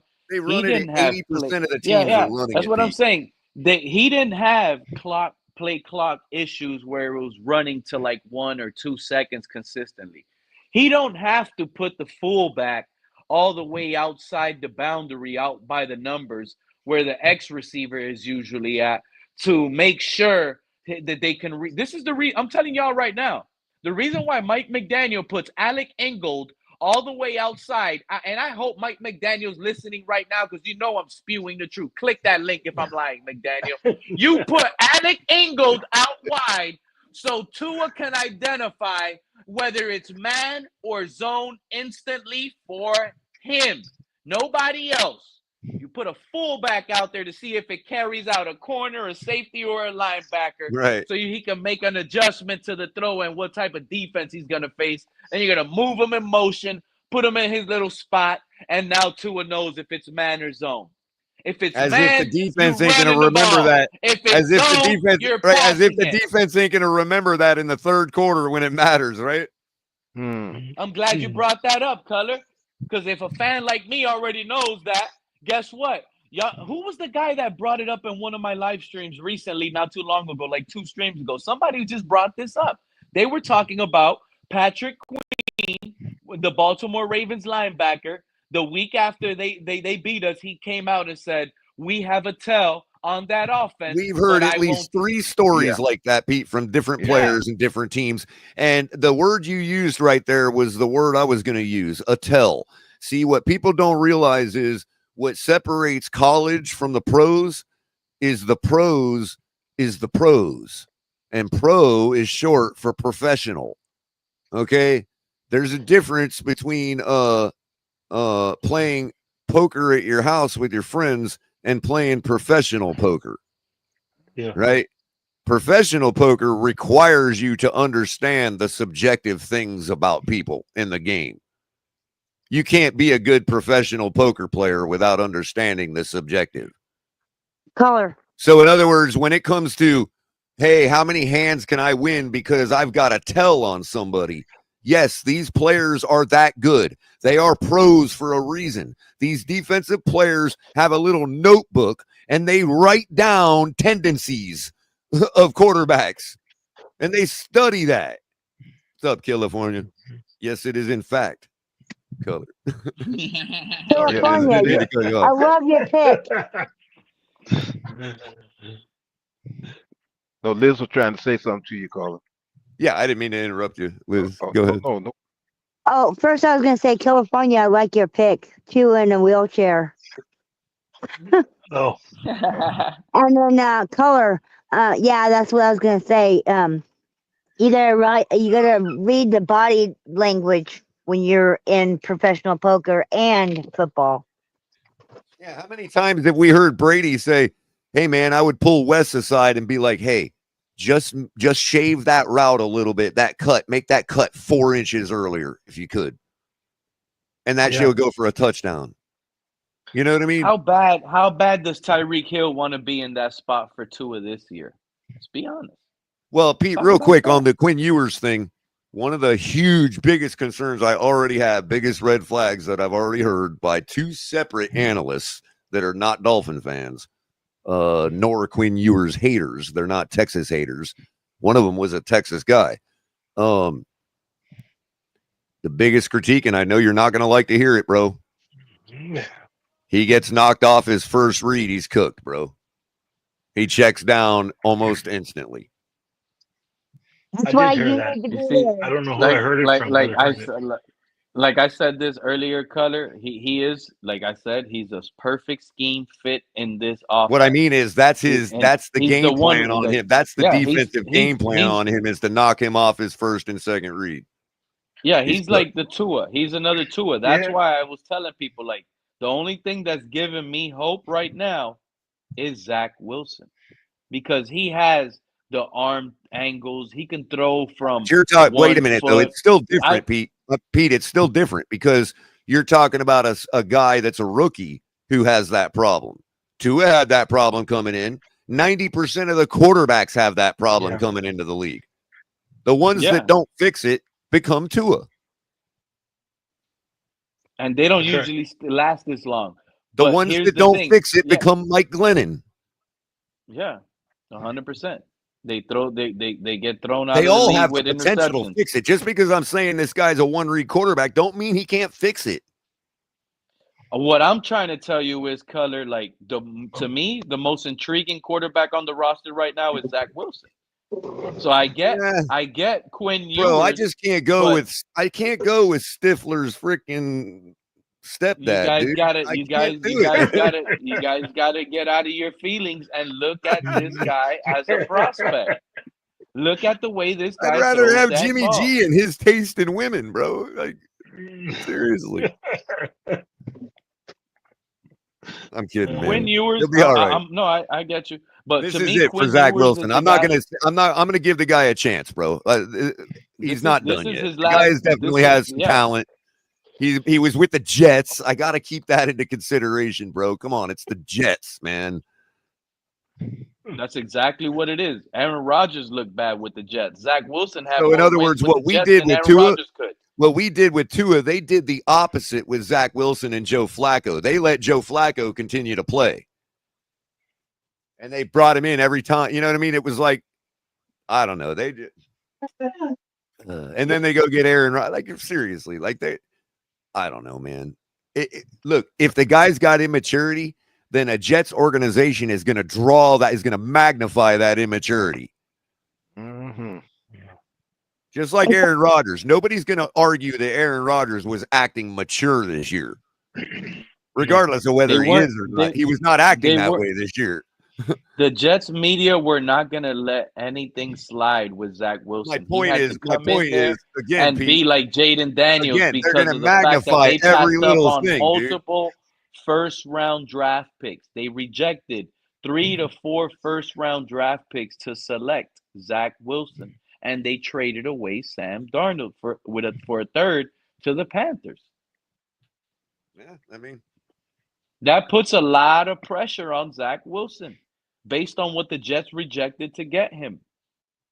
At this point, it's though, I like just the idea that two. he's not really operating under any pressure because he already knows it's to his gig. Yeah. So what pressure is he really under? And that's the problem I have with his jersey number color. But that could work in his benefit. I'm intrigued. But if he just goes out there and starts having fun, that could work in his benefit. I get it, but I'm intrigued by his talents based on what he has, his abilities. But does that want factor, is it really there? Because that's what scares me about that 0. And Ryan Fitzpatrick, I'm glad he called him out for it. Like, do you really want to be able to start in Miami? Or are you seriously just going to sit back, wait it out, and just play the backup quarterback role and hope Tua does not get hurt? Because there's a scenario where that's what he can be hoping. They already told me I'm the backup. I'm just the backup. I'm not here to start no fire. They already told me be careful. I just want to be the backup. Let me be the backup. I'm here to be on the bench, warm up the seat, give me my check. And Tua, please stay healthy. If we have that Zach Wilson that is begging for Tua to stay healthy, then Quinn Ewers better save this regime. It's over with. That's where I'm getting at. That's what the zero tells me. He has 0 F's in him to want to even try. He's just here for a check. Why wear 0?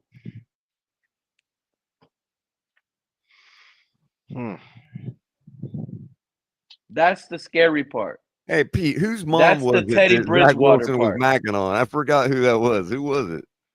It was his mom's best friend. Oh, his best friend's mom. Or his Her mom's mom. best friend. Oh, I got you. Okay. His mom's best friend, yeah. All right. All right.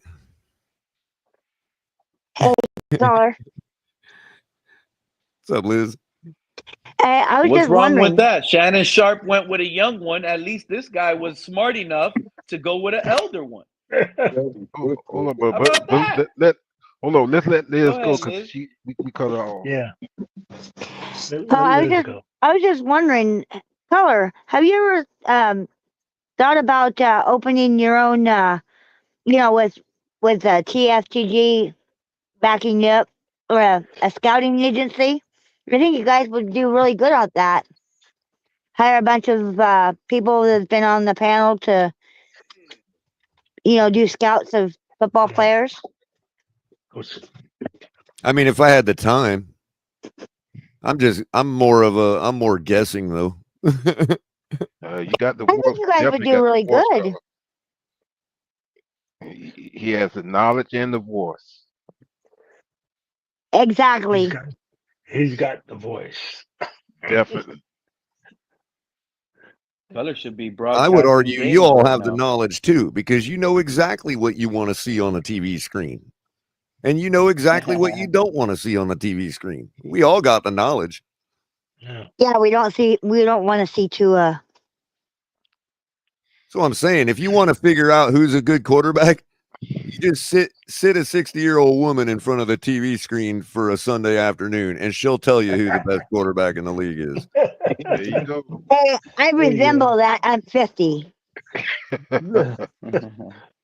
Well, I mean, even pick a 60-year-old woman with a loose understanding of football and put her in front of the TV in front of Red Zone, and then have her tell you who the best quarterback is.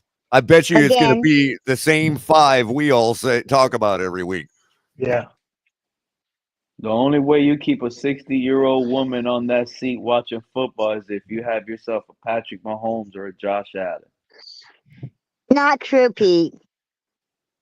Or, I just care about the team. Russell Wilson. And that's firsthand knowledge, Pete.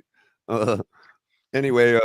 Well, Russell Wilson. I mean, Russell Wilson, I didn't like it him. Doesn't always have to do with the gameplay, Pete, for them 60-year-old women, you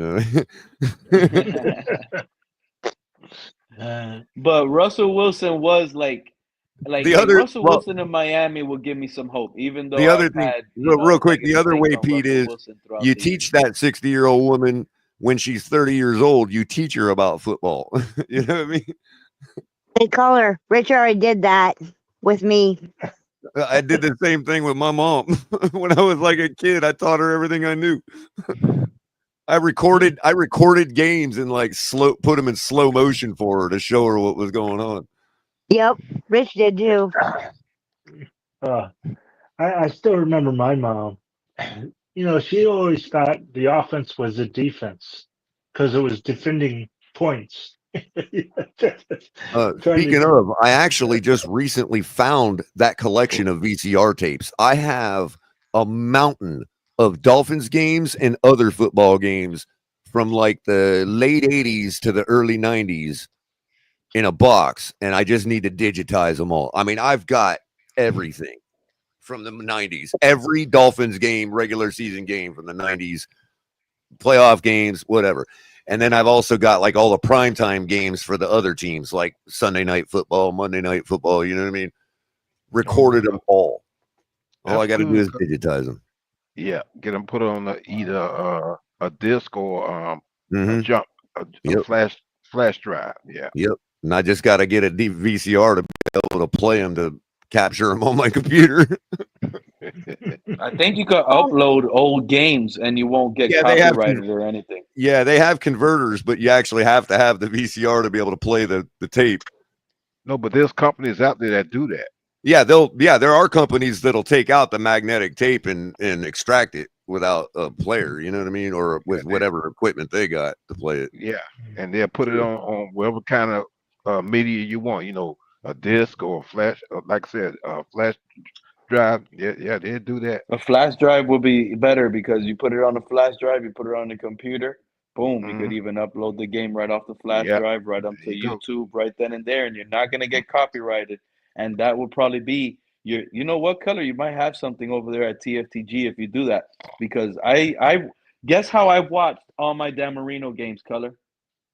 Full games that you could go on YouTube, search up Miami Dolphins, and you can see the Super Bowl, the '85, whatever. You can watch all of this on YouTube, and those guys that probably uploaded it, they probably didn't get copyrighted because those are so old. They're allowed to do that, and they get millions of views, dude. Yeah, matter of Millions fact, of one of my views. favorite games, one of my favorite regular season games I have been able to find on YouTube. It was a game in 1991, I want to say, maybe 90. First game of the year between the Patriots and the Dolphins. It was in Foxborough, and we were down by like 3 or 4 touchdowns. Dan Marino had thrown like 4 interceptions the whole day, and he proceeded to take us back in the fourth quarter and win that game. The first game we had won on opening day in like 9 years or something. You see, Color. you just reminded me. That's why I hate that Baltimore Ravens 6-touchdown performance from Tua.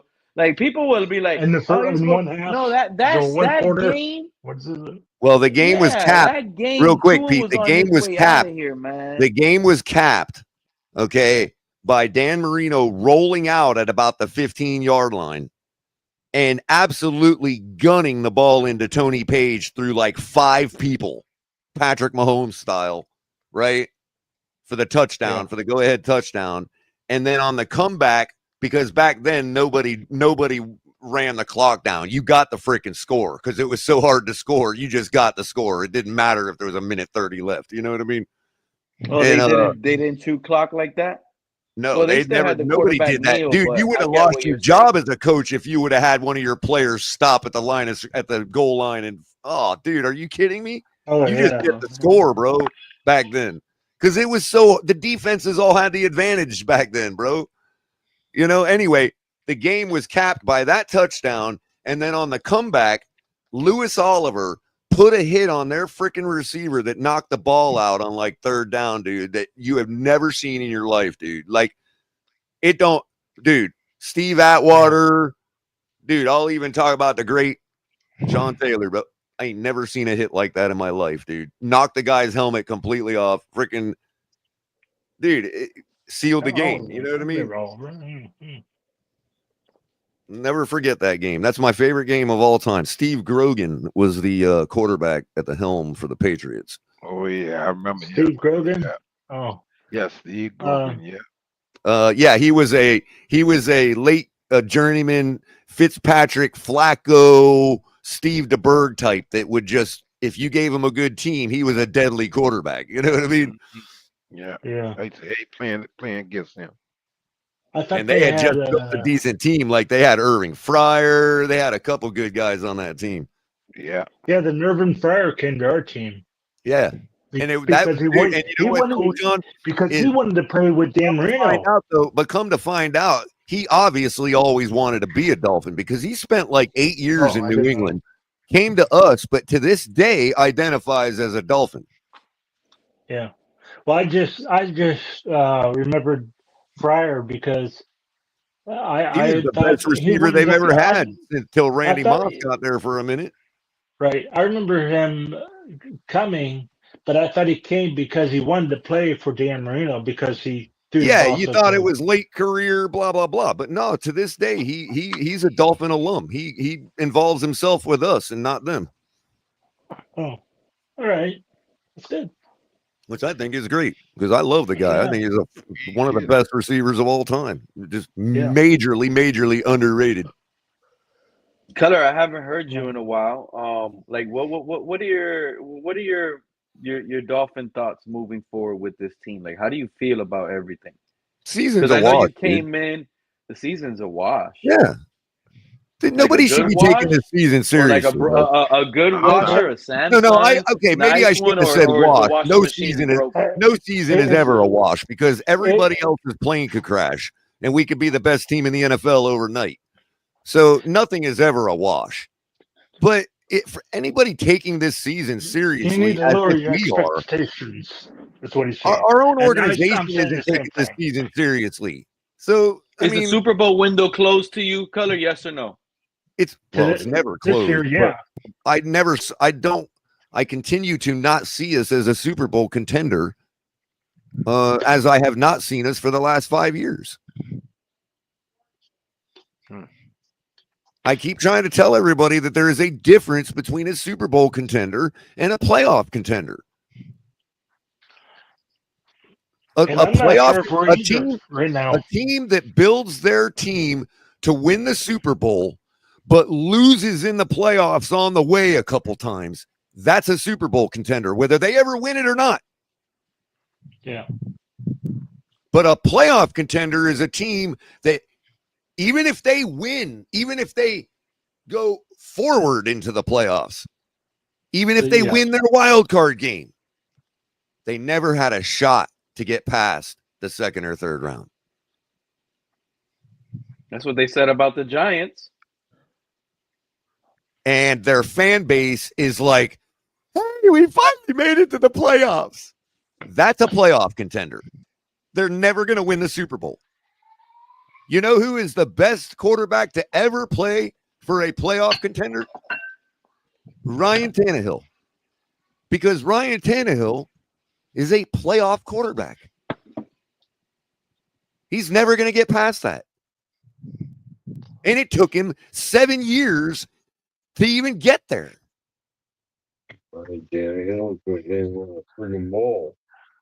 And what do you consider a Super Bowl contender? A Super Bowl contender is a team where you're like, oh, damn, they lost on a technicality in the divisional round to the best team in the league.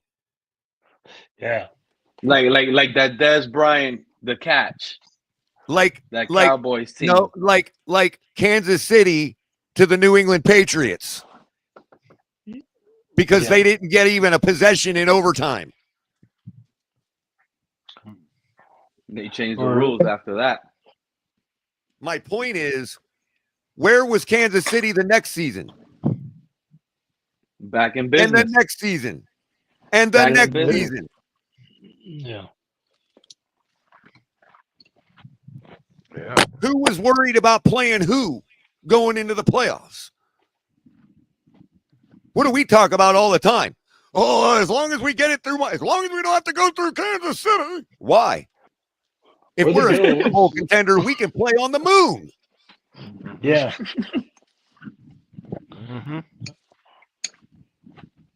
That's a Super Bowl contender.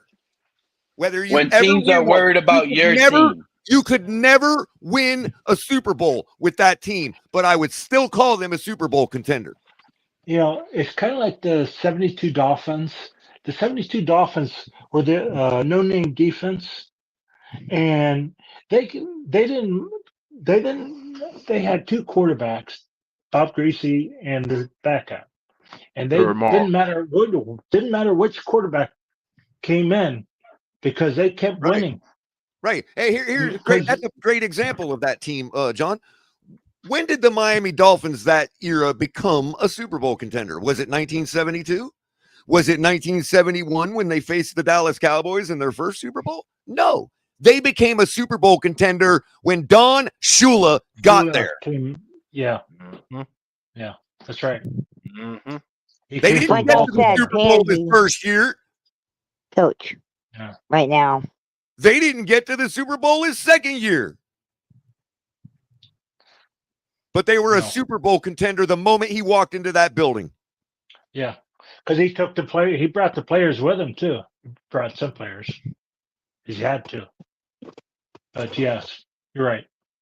And I know hindsight's 20/20, but what I'm saying is if they made it to the Super Bowl in 71 and then won it in 72, that means they were already a Super Bowl contender in 70. Yeah. Or they would have never got there. Mm-hmm. When did we start having the Dolphins here? Anyway, what was the first year 66. we ever had? 66. Okay. Founded, So I think, 4 technically in years. 65, but our first season was 66. Yeah. Okay. I wasn't born. Well, I was. I was 5, I guess. 60. I mean, no, I was 4. 5. Obviously, Nick I'm was being 4. subjective, but we have the people have this debate all the time, and they use these words like, and they throw them around at us like as if they apply to us. We are not a Super Bowl contender, and we have not been one in a very long time. And drafting Tua did not change that. No, kind of. We went downhill. If it I did, we disagree would have with you, already Tyler. won a playoff game in 5 years. We would have already won a playoff game. If our defensive line can stay healthy, Color, we're a playoff team. Okay, are you happy with being a playoff team? With a healthy defensive playoff line, team is like the one I that's the Super described Bowl. before the Super Bowl contender. If our defensive line stays healthy, that's why our Super Bowl window stays open. It shuts down the moment our defensive line shuts down. Jaden Phillips, Bradley Chubb get hurt, it is over with, bro. That's the reality. A 5-year-old kid could build a team and get lucky enough to have a playoff contender.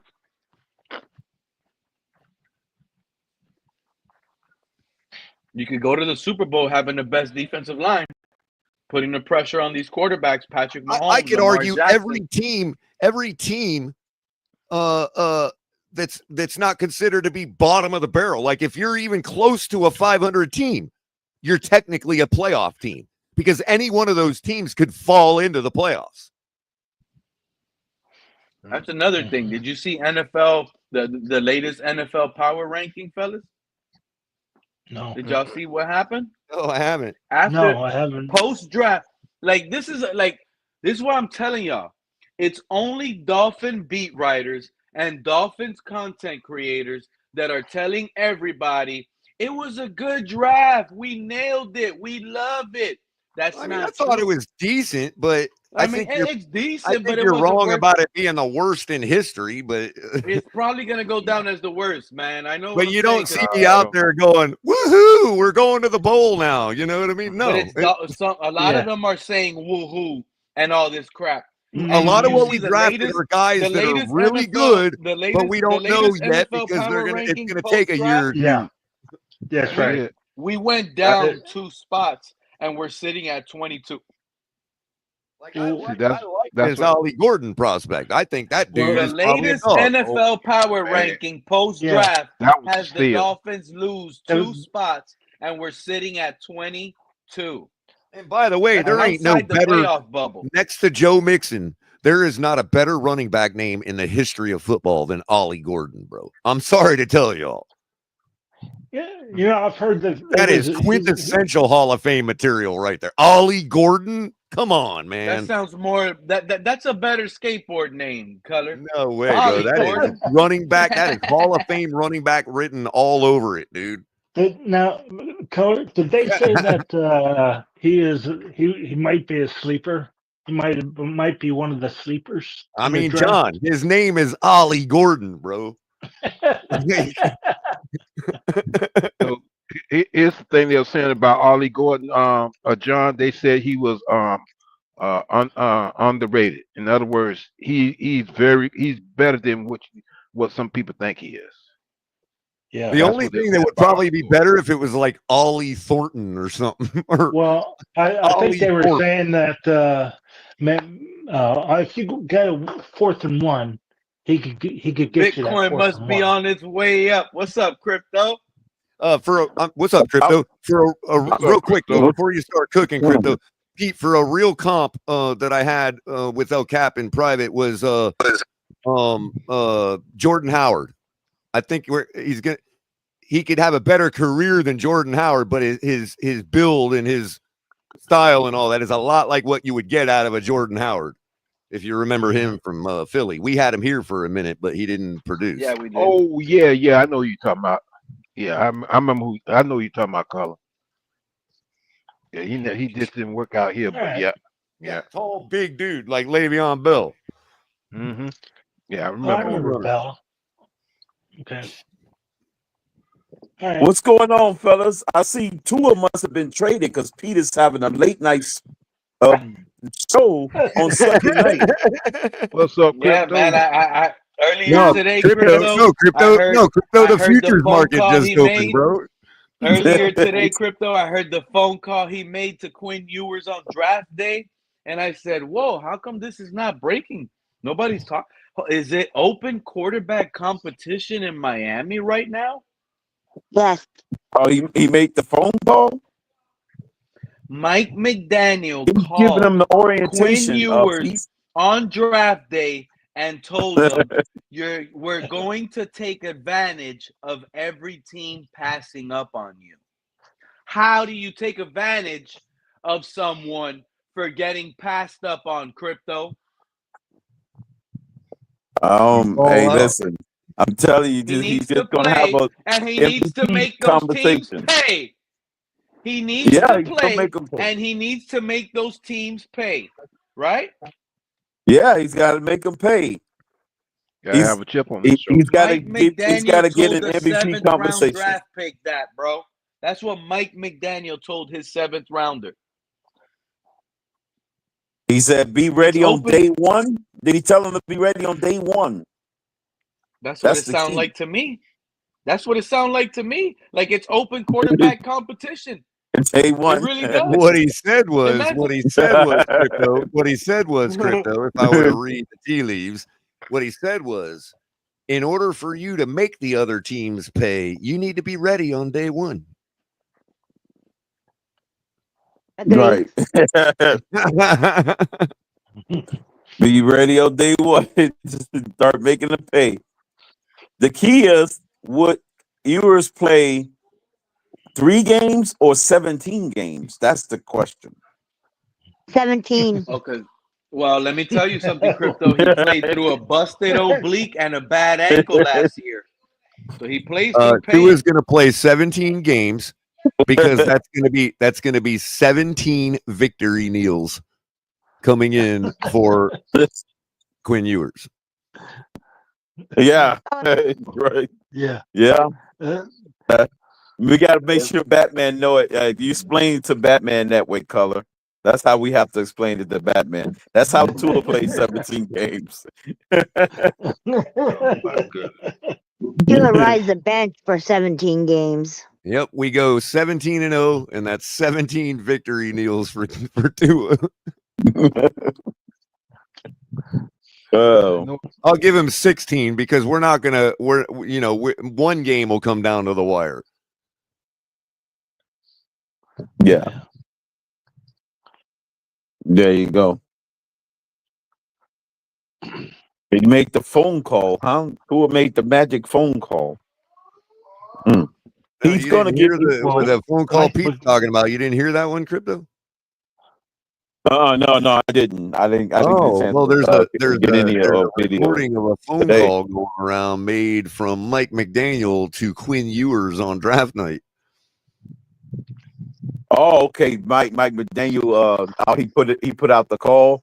He made to him. He told Quinn to make sure to make the other teams pay for not drafting him. Oh man, they gonna make him pay. Man, he wants to know. Rightly so. Pete wants to know, how is Quinn Ewers supposed to make other teams pay for not drafting him? Right. And what he did said Mike it to the head McDaniel coach mean by that? Right. He said it to the head coach too. Only the head coach has the power of personnel. No, the head coach said it to him, Crypto. Oh, okay. I understand. The head coach was basically patting him on the back saying, don't fret. Make the other teams pay. Yeah. There you go. McDaniels was telling. So there you go. McDaniel just told us. Crypto, because Quinn Ewers technically fell harder than Shadur Sanders from what he was expected to be. 1,000%. And Shadur Sanders' drop actually kind of cock blocked the whole situation with him dropping. That's why nobody heard anything Right. about Quinn Ewers dropping, because the whole conversation was Right. Shadur Pete, dropping. to your point, Pete, I saw an independent non-Dolphin YouTube video yesterday that was titled Quinn Ewers fell harder than Shadur. Here's why. 1000%. Was it co-hosted by No, it who wasn't. was It wasn't somebody trying to reverse the political point, Crypto. No, it wasn't that. I get what you're saying there. Like somebody No, trying I'm to talking say, about the even a football white dude fell. You know what I mean? I can No, I'm see talking that about happening though. No, I'm talking about the football player. With that, Crypto, I'm sorry. No, I'm talking about the who was it? Des Bryant called him Dan Marino. I'm talking about was it him that came out? Yeah, it was Dez that gave him the accolades. Yeah. Yeah, Right. he sure did.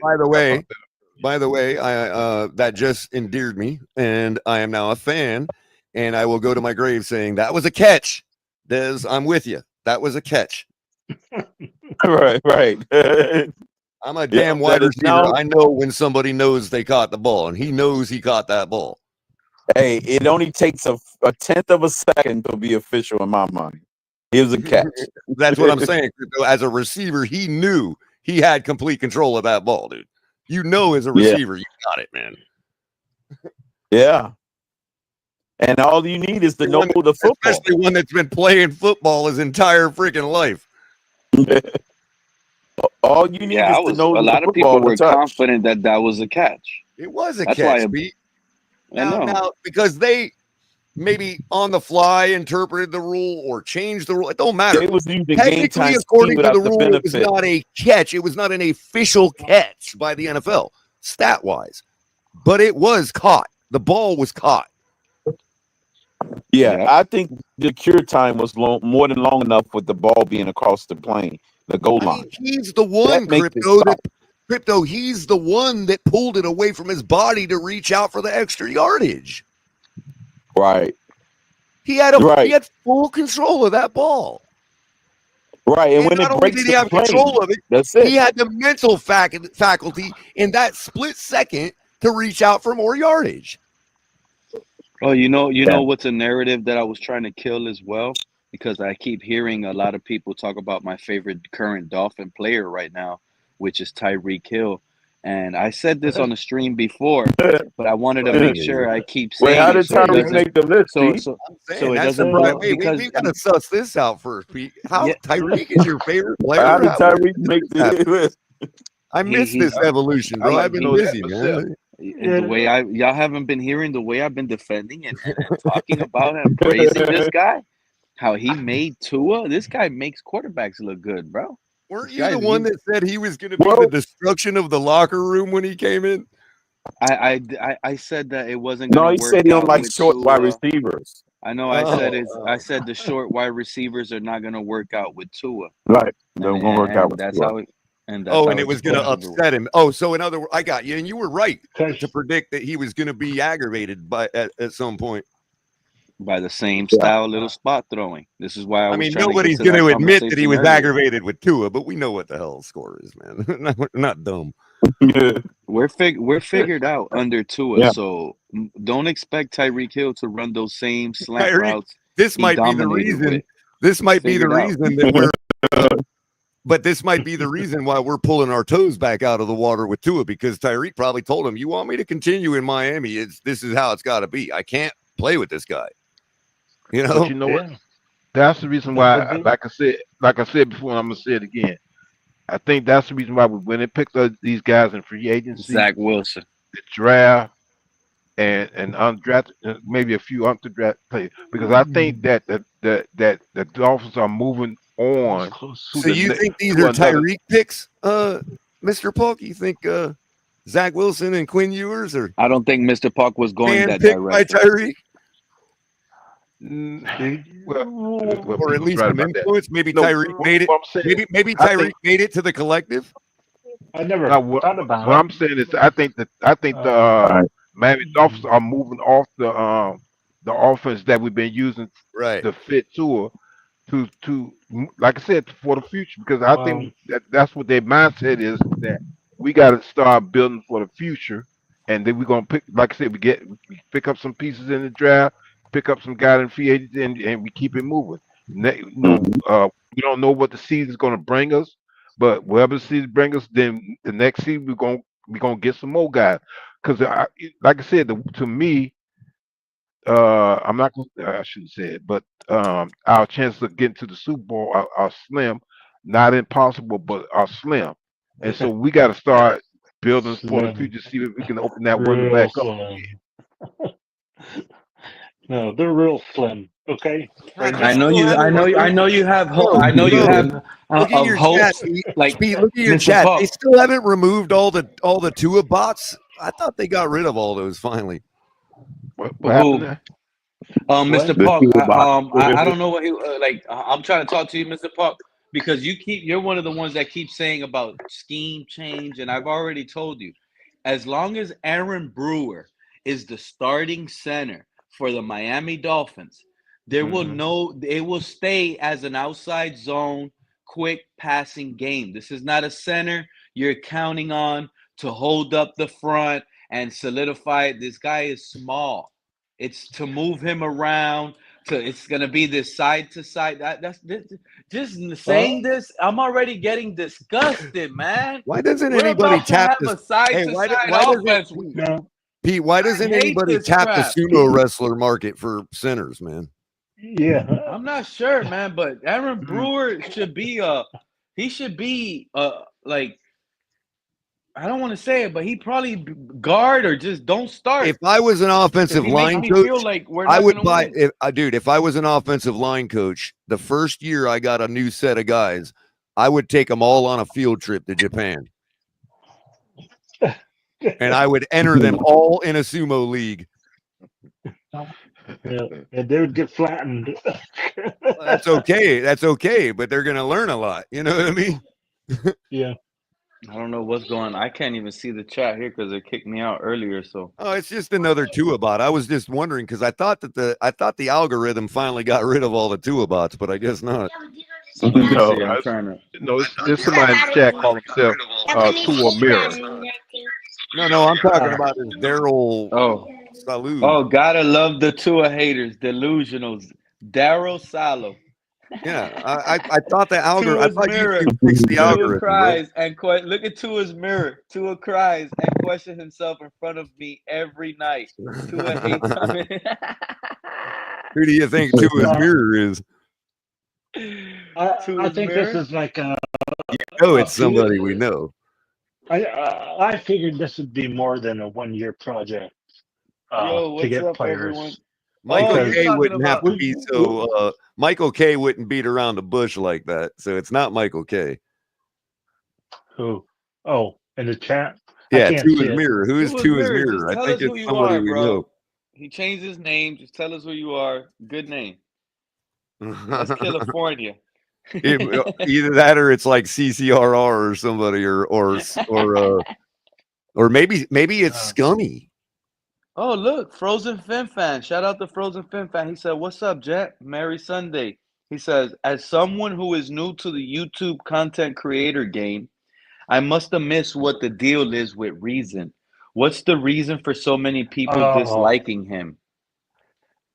I could ask the inverse question. What's the reason so many people like him? I don't know. Yeah. He's a YouTuber. That should tell you all you need to know. He's a YouTuber. You're a YouTuber. Color.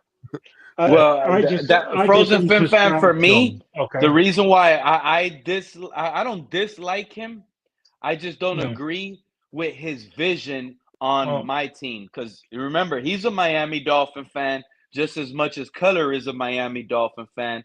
Right. And what Reason believes is best isn't what Color believes is best. And what Color believes is best possibly isn't what John believes is best. And I don't think what Reason spews for the Dolphins is the best thing moving forward for the team. So that's why I kind of dislike his takes a lot, because he kind of puts more harm long term than anybody else out here. He goes, I know football more than you do. It's a I thing. And he Oh, tells if it you to think he people knows in the football more than audience. I do, that's fine. I mean, I don't I take mean, that to no, but offense he or anything. doesn't. He does it to the chat, and he'll talk to the chat and say, "You don't." He's talking to a person that goes, "You don't know football. Someone is saying this doesn't know football. I know football." It's like, I know. I told you this. I told you this, and it worked out. I told you this, it did. And it's kind of like a. It's kind of like a. I don't know. It's a it's a macho thing, I guess. Um, how do I want to say it? Pete, Okay, John, look, I'm gonna prove a point right I now. it's just Look, check this out, John. Right? Look, he wants to say, I told you so many times. Okay, reason you were right with it all. Everything you called out, you were spot on. And look where the fans at now, Mr. GM, Mr. I told you I was right on everything reason. They want everything gone. So everything these two ears were right on, guess what? They were still wrong because there's fans saying that Weaver might be mid-season coach. We don't want Mike McDaniel or Tua no more. So everything they were right on, everybody else wants it gone now. Even the yeah. ones that were in favor of that early on have already flopped off and says they want everything gone and burned down to the ground. So how were they ever right if everything is wrong now? This is football. People take it to He's the trying heart to too much. prove to himself, trying to make it all about him and saying that I'm the guy that you should listen to, you know. And I don't, so I just unsubscribed and went off it, and You don't like I that I won't. told you so thing, right? Yeah, That's what I it hear doesn't that's bothering you. it doesn't I come hear you. off. It doesn't come out. Yeah, it doesn't come out right. Like I'm the smartest fish in the pond. I'm not the Yeah, dummy right. that's It's gonna like go after that right. bait. I I'm the knew that smart was a one hook. here. I knew I would have got snatched like that fish. I was the smartest one. Yeah. Pete, you forgot to tell them, Pete, that while all you guys believe what's good for the Dolphins, crypto knows what's good for the Dolphins. That's what you forgot to tell them. Nah, but with P, I'm gonna say this with me, and I've said it before. I'm gonna say it again. And this goes to anybody down in the chat room. When it comes down to the Dolphin platforms and what have it, and the guys who are the people who are hosting them, everybody sees the Dolphins in their own way. So, Yeah. with me, I'm gonna still support all the ones that I may not visit that much. Like you say, y'all bring up reason and what have you, but at the end of the day, he is a Miami Dolphin fan, and Yep. Oh yeah. I may not agree with what he's saying about his feelings about Tua, but like I said, I'm going to still support him and in any other platforms out here because I gravitate towards the ones that I feel comfortable with. Yeah. Finn's tailgate, this one here, Yeah. the The only Right. thing, John, I do recommend go back, subscribe to him. I feel bad you yeah, said that. because I You know, you Okay. unsubscribe. I I don't like subscribe. that. You said that Me neither. because I don't do subscribe that to him. neither. Go back, subscribe to him, and even if you don't agree, just help these guys out with a like All right. button, It's and All support. right. and you don't have to listen to it all the time. But No, remember, there's Right. times, and I'll do I a don't go personal live thing. for a while. Color goes missing. He goes ghost. We don't see crypto live. We need Dolphin content. And to be honest, shout out to Reason because when things been dry, he's been like him, Yeah. DDW. No. You guys No. might He hear me does talk a lot everything. about Reason. You might hear me talk a lot about DDW. You might hear me talk about those guys, those two and ears. But believe it or not, they've heard me say it plenty of times. I like those guys. And I want them Yeah. to continue doing what they do. And at the hmm same time, in this business, when it comes to football and scouting players, there is absolutely nobody that can be 100%. So the only No. thing is, there is some people, I get it, they go overboard. They don't know how to take it when they're wrong. So they go off the rails, and it's okay. Maybe some debating ain't for everybody, but we can't just sit here and say, Well, "Oh, this guy sucks uh, forever because he was wrong on this player." Like, it's not fair to be like that either, because we're all gonna always be wrong on yeah. players, because even players are wrong on themselves. Some Yeah, players yeah. look in the mirror and say, "I don't know if I can do this job." And with me, He, I'm Well, very happy that. he No, he was go ahead, just John. talking to people like he was talking down to people. No, Okay, John, I understand what you're saying and what have you, and but still, my thing is this. I'll go I'm back so and happy. subscribe. I'll do that. Oh no, Don't worry I about it. mean that's your choice. But what I'm saying is that with me, I'm just happy to see so many different Dolphin platforms compared to other teams that don't really have that many platforms or any platforms at all. And then, like I Mhm. said, when I went through in my childhood being a Miami Dolphin fan, you didn't have all this information. You didn't have all these platforms. I didn't have all these platforms when I was coming up as a Dolphin fan. I Right. had to either Well, I pick up didn't the have a phone when newspaper I grew up. or I had to pick up the newspaper and read the sports section or No, or, no, no. or Hey, I'm sorry, John. I'm actually laughing at Jose M in the chat. He's saying to Mr. Park, "It's not talking down on you, it's educating y'all." Reason ain't clicking that link or clicking y'all comments talking down. That could literally be the chat Uh, saying nonsense to Reason, and mm, Reason is probably checking these people like, "Bro, what is this guy saying about the Dolphins? He's wrong." Like, he's checking these people, and he could be right on it. He could be wrong. And again, I'm gonna give you another example. yeah.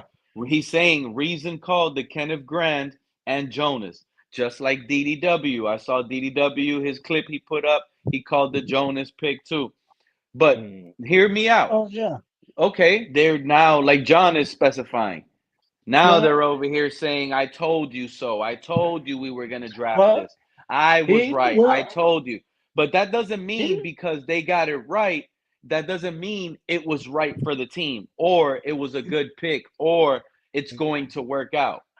I think They when I turned it that's just on, that's he where was I'm more at with it. talking about the when I turned it, he was more talking about the coaches more than anybody. Like Flores, he's he uh he talked Oh, bad about Flores oh yeah, more yeah. than he The did two ears got McDaniel. some hate in Flores' heart based on everything that came out and how it made Tua look bad. I mean, right, Flores pretty exactly. much put the sample out on how to shut Tua out when he was a Pittsburgh Steeler the year after he got fired. Shut him If you down. got hate in your heart, let it out.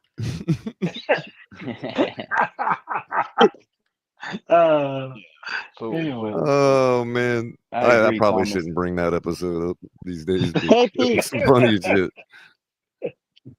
uh, hey Pete. What's up, Liz? I just gotta say something real quick to Michael K. Um, I like you to say that you don't know that Rich doesn't know anything about football and didn't teach me nothing about football. I would like you to say that to his face. I don't think he would because he taught me everything he knew about football and he used Wait, to play. So you you just talking need to to Michael shut it. K?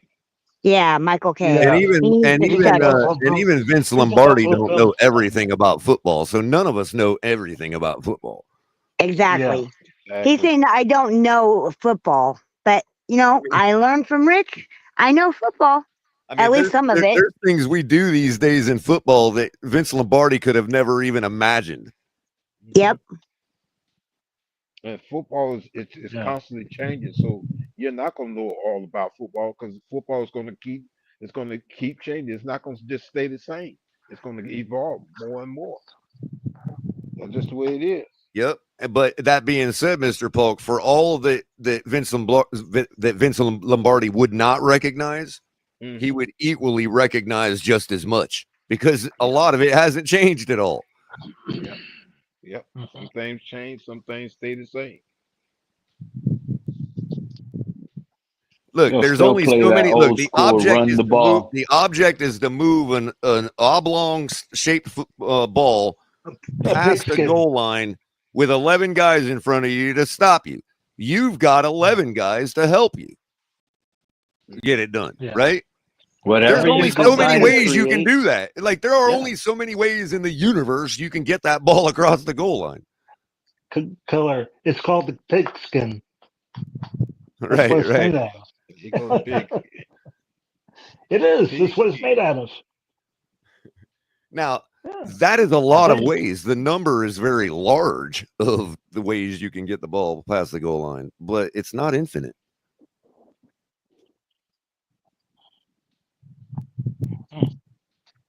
That's why now they're trying to ban the tush push color. Why? Because the Eagles found a little small glitch. It probably works better in real life than it Well, probably okay, could but in Madden. fairness, Pete, the style Maybe- of the formation that they're using is really, really close to a style of formation that has already been banned since the league started, bro. Maybe they were thinking about Tua. That wedge formation has been banned in football for almost since it started, dude. It's a very dangerous thing to do. It hurts a lot of people.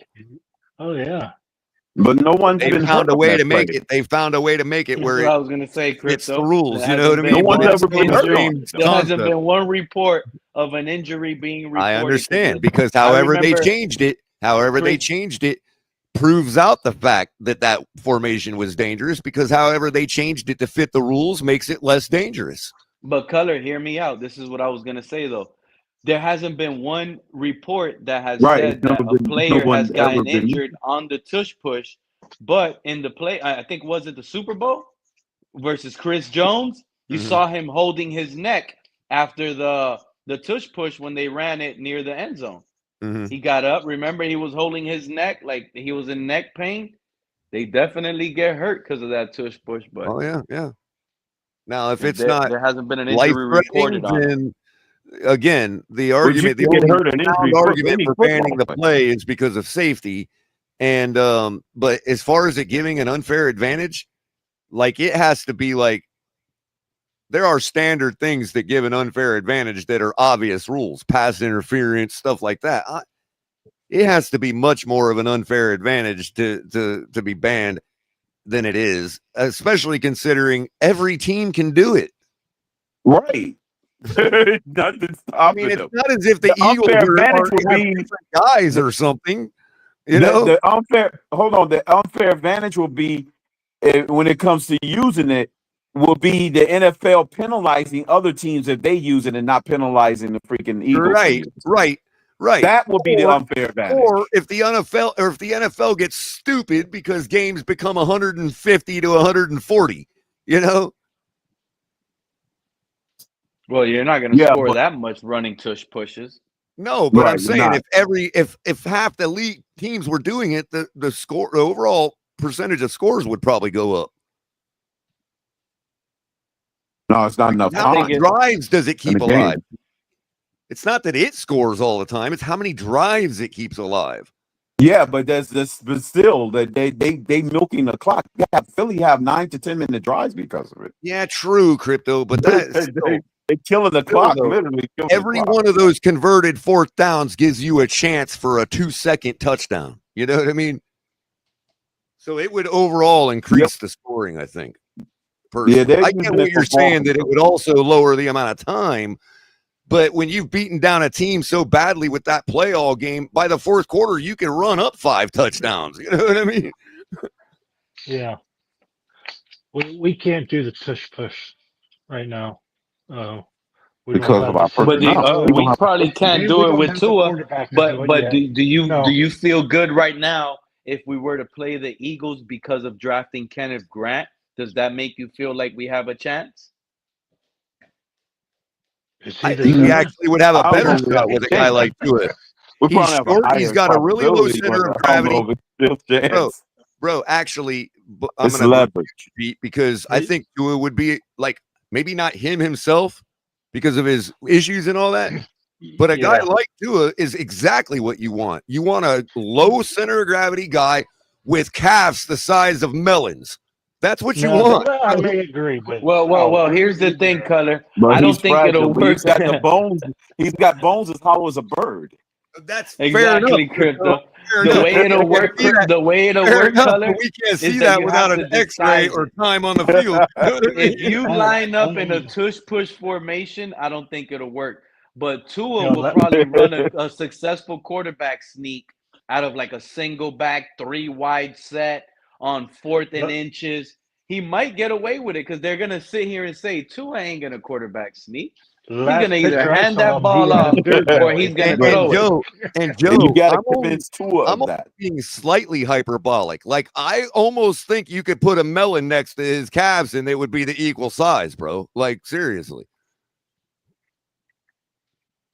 If you've ever seen him, Well- you've seen him in person, you've been to a game, like dude, dude's calves are like, dude, they're bigger than my head. Seriously. It's kind of like tree That's trunks. all. That's all biscuit grease, color. He can't squat. No, but I bet you, Right. I bet you could front kick a hole through your chest, though. Wow. No sausage and no gravy? That's funny. No, but No he can front, sausage, he no can front gravy. kick, bro. He can front kick a hole through your chest, though.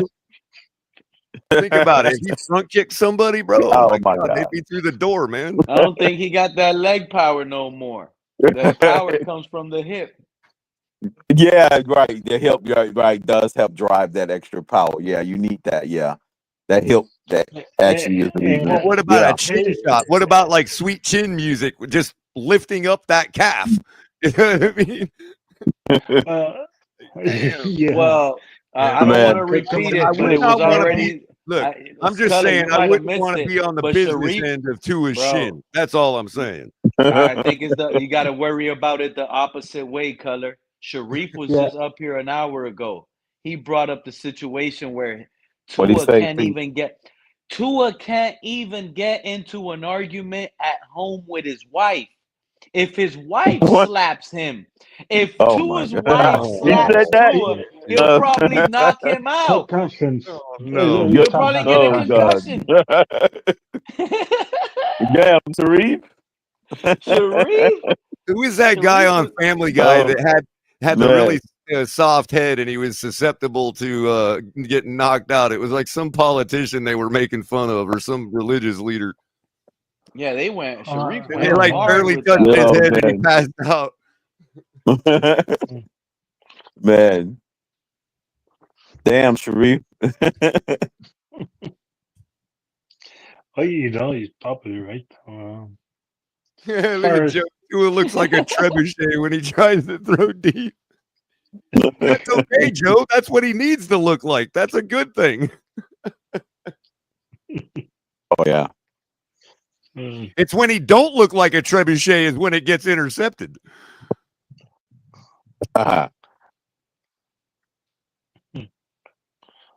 Oh, yeah. Tom Brady, Jose says, Tom Brady literally dropped a video saying all the throw power comes from his legs and feet. Then why did he say that a golf pro teaching him how to rotate his hips was the most important thing he learned after in his whole career? Why did he say that then? Because he didn't learn that till his 17th year, according to him. He didn't learn about hip rotation until 17 years in the league. And in order to get power into those legs, you got to drop that hip. Right. Or use As that he hip. got older, he was forced to learn about hip rotation. Yep. Tom Brady, I'm sorry, man. Rings to me don't make you the greatest of all time. Like, I'm sorry. I am so sorry. No, Yeah, it's only making the again, I'm not trying to confidence argue with you, He Jose. might You're have right. won It's the all a most Super combination of Bowls. all three. It's the whole lower But body that gives Dan you the power Marino, to throw. Dan Marino's still a better quarterback to me than Tom Brady ever was. And then and Tom Brady probably wished he could play the game like Dan Marino. It's not about the rings you got. It's just base it down to who do you like more as the quarterback? Who is the better quarterback to you? What's the ultimate style? And it's Dan Marino. Back then, you know, when Dan Marino came around, he changed the way football He changed the was way the played. game was played. You know how mad Tom Brady used to get me? That's how I know Tua gets people mad, because of the fact of Tom Brady throwing it down. Remember little Danny Woodhead? Danny Yeah, I Woodhead, remember that. man, throwing little Danny Woodhead catches, bro. Well, Everything is a if I check were to down for build, Tom Brady, and they're agreeing with it. Oh yeah, if he's I were to smart. build a He's Franken smart. This check quarterback, down king, bro. Pete, if I were to build a Franken quarterback and make it the best, like a 99, right? I would simply, and first of all, before I say this, I want to say, despite what most people think because of their own inherent biases, I think Lamar Jackson is one of the most intelligent quarterbacks to ever play the game. That being said, nobody is Tom Brady. Okay? So if you give me Tom Brady's mental with Lamar Jackson's build and body and abilities, that's the best quarterback that's ever walked the planet. On the planet. I agree, Color. Yeah. Yeah. You put them. That's like a robo QB. That's a Tom robo Brady's QB. ability to dissect the defense, not to take anything away from Lamar Jackson's intelligence, like a lot of people like to. I'm not going to do that. I think the guy's brilliant. I would actually, I would not be surprised if you could sit down and talk about quantum physics with Lamar Jackson. Right? I wouldn't be surprised at all. But let's face it, we're talking about Tom Brady's mental here. So you add Tom Brady's mental to Lamar Jackson, and you got it. That's all you need. You don't even need other players. Yeah, Dan Marino knew how to break down the defense too. Well, even Bob Greasy when he was playing. Hell, he didn't even need to play To a ball. degree, Lenny, I agree with Lenny there. He says we actually have that to a degree with Pat Mahomes. I say to a degree, yeah. But take a shave off of Tom Brady's mental and take a shave off Lamar Jackson's ability, and that's Patrick Mahomes. So you're right on that point. Pat Mahomes He's the closest we got to it yet. He's like a jazz musician. When Bob Greasy, when Bob Greasy was playing, Don Shula let him call the plays throughout the whole game. Don Shula never called the play, and Bob Greasy would give him gray hairs because the clock was running down before he threw it. But he would stand there at the line, Bob Greasy would, at the line of scrimmage, and just look over the defense. And just, before he threw it, he already knew what play. Everybody already knew what play was going to come, but he was looking over the defense, and he would tell where everybody was going to be. Oh yeah. Before he threw it. That's what I'm saying. Like to win in this league and get to the Super Bowl, you're gonna be in those positions, John, where the defense knows exactly what's coming. Third and 16. Third and 16. The whole world knows you got to pass those sticks and get a first down. We don't have a shot to get that first down with Tua, and I hate it. Well, if you I just wanted to conclude something with Lenny real quick, just to say that I'm not sure yet, but I'm eyeing that guy in Washington to be the guy I'm talking about, man. We might have finally found this dude I'm talking about. Just saying, man. He's got a couple years to prove it, but bam. Well, I really like Daniels, man. Dude really has it, man. He needs a little stronger arm color, and the ball needs to be able to come out a lot quicker than it does. Man, a lot of people are hyping Jaden Daniels like this. He can move again, almost like Lamar Jackson, dude. Like so close, man. And I get it. CJ Stroud is better than him, color. I'm gonna tell you right now, like Tom Brady. Color, listen to me. I get all the hype and everything, but CJ Stroud is better than Jaden Daniels. No, and CJ Stroud had a sophomore slump. That's going to be a debate for a couple years. This is what I'm saying. Like he's getting. This is what sucks, though. He had such a great rookie season that now, when he has that slump, it's gonna be looked at as he's bad. He ain't having no slump. It might just be he lost the wild card game. He had a little bit less passing yards. He ain't having no slump. But right, that's what they're gonna say. They're gonna say he fell off even the if map, it goes down with his yards. Yeah, he ain't having no slump. He ain't having no slump. If he has a slump, then I'll backpedal and say I guess I gotta wait for another year to find out if I should make that prediction again. But as of when now, is I it? don't believe he's going to He's going slump. to have to have I a do not slump. believe He's he's going going to slump. have I'm to not have a convinced. slump because he has to correct his game in the I'm pocket. not convinced it'll He's matter. not going to consistently win the way he's playing. I That is bet just you. it is what it I'd is. love to bet you, but When we can't bet when each is he other, bro. projected to Like, come you and out I of can't bet each other. college? We're too good, man. You know what I mean? We're too good at gamblers, bro, to be betting each other. I think But I should be worried. I should be Cam double Ward is thinking gonna what have I'm the saying same now season. because Bet I you know 50 you're a bucks, good dude. gambler. I'll bet you 50 I bucks that think he don't Cam have a Ward is slump. gonna probably even have a better rookie season. Who's that, What Crypto? year is he Cam supposed to Ward, come out of college? but nobody's gonna Yeah. have any film on Cam Ward. He's gonna have the same rookie season with Malik Exactly. Neighbors. I think not with Malik Neighbors, with who's the Tennessee just drafted? They drafted another good receiver, Uh-huh. and they got Restrepo. So I think Cam Ward's gonna put up similar like numbers that Jalen Daniels put up. Tennessee got Restrepo. Okay. Yeah, they drafted him. They UDFA. They picked him up. Yeah. So he got his safety blanket. Now he can. He's got some weapons to work with.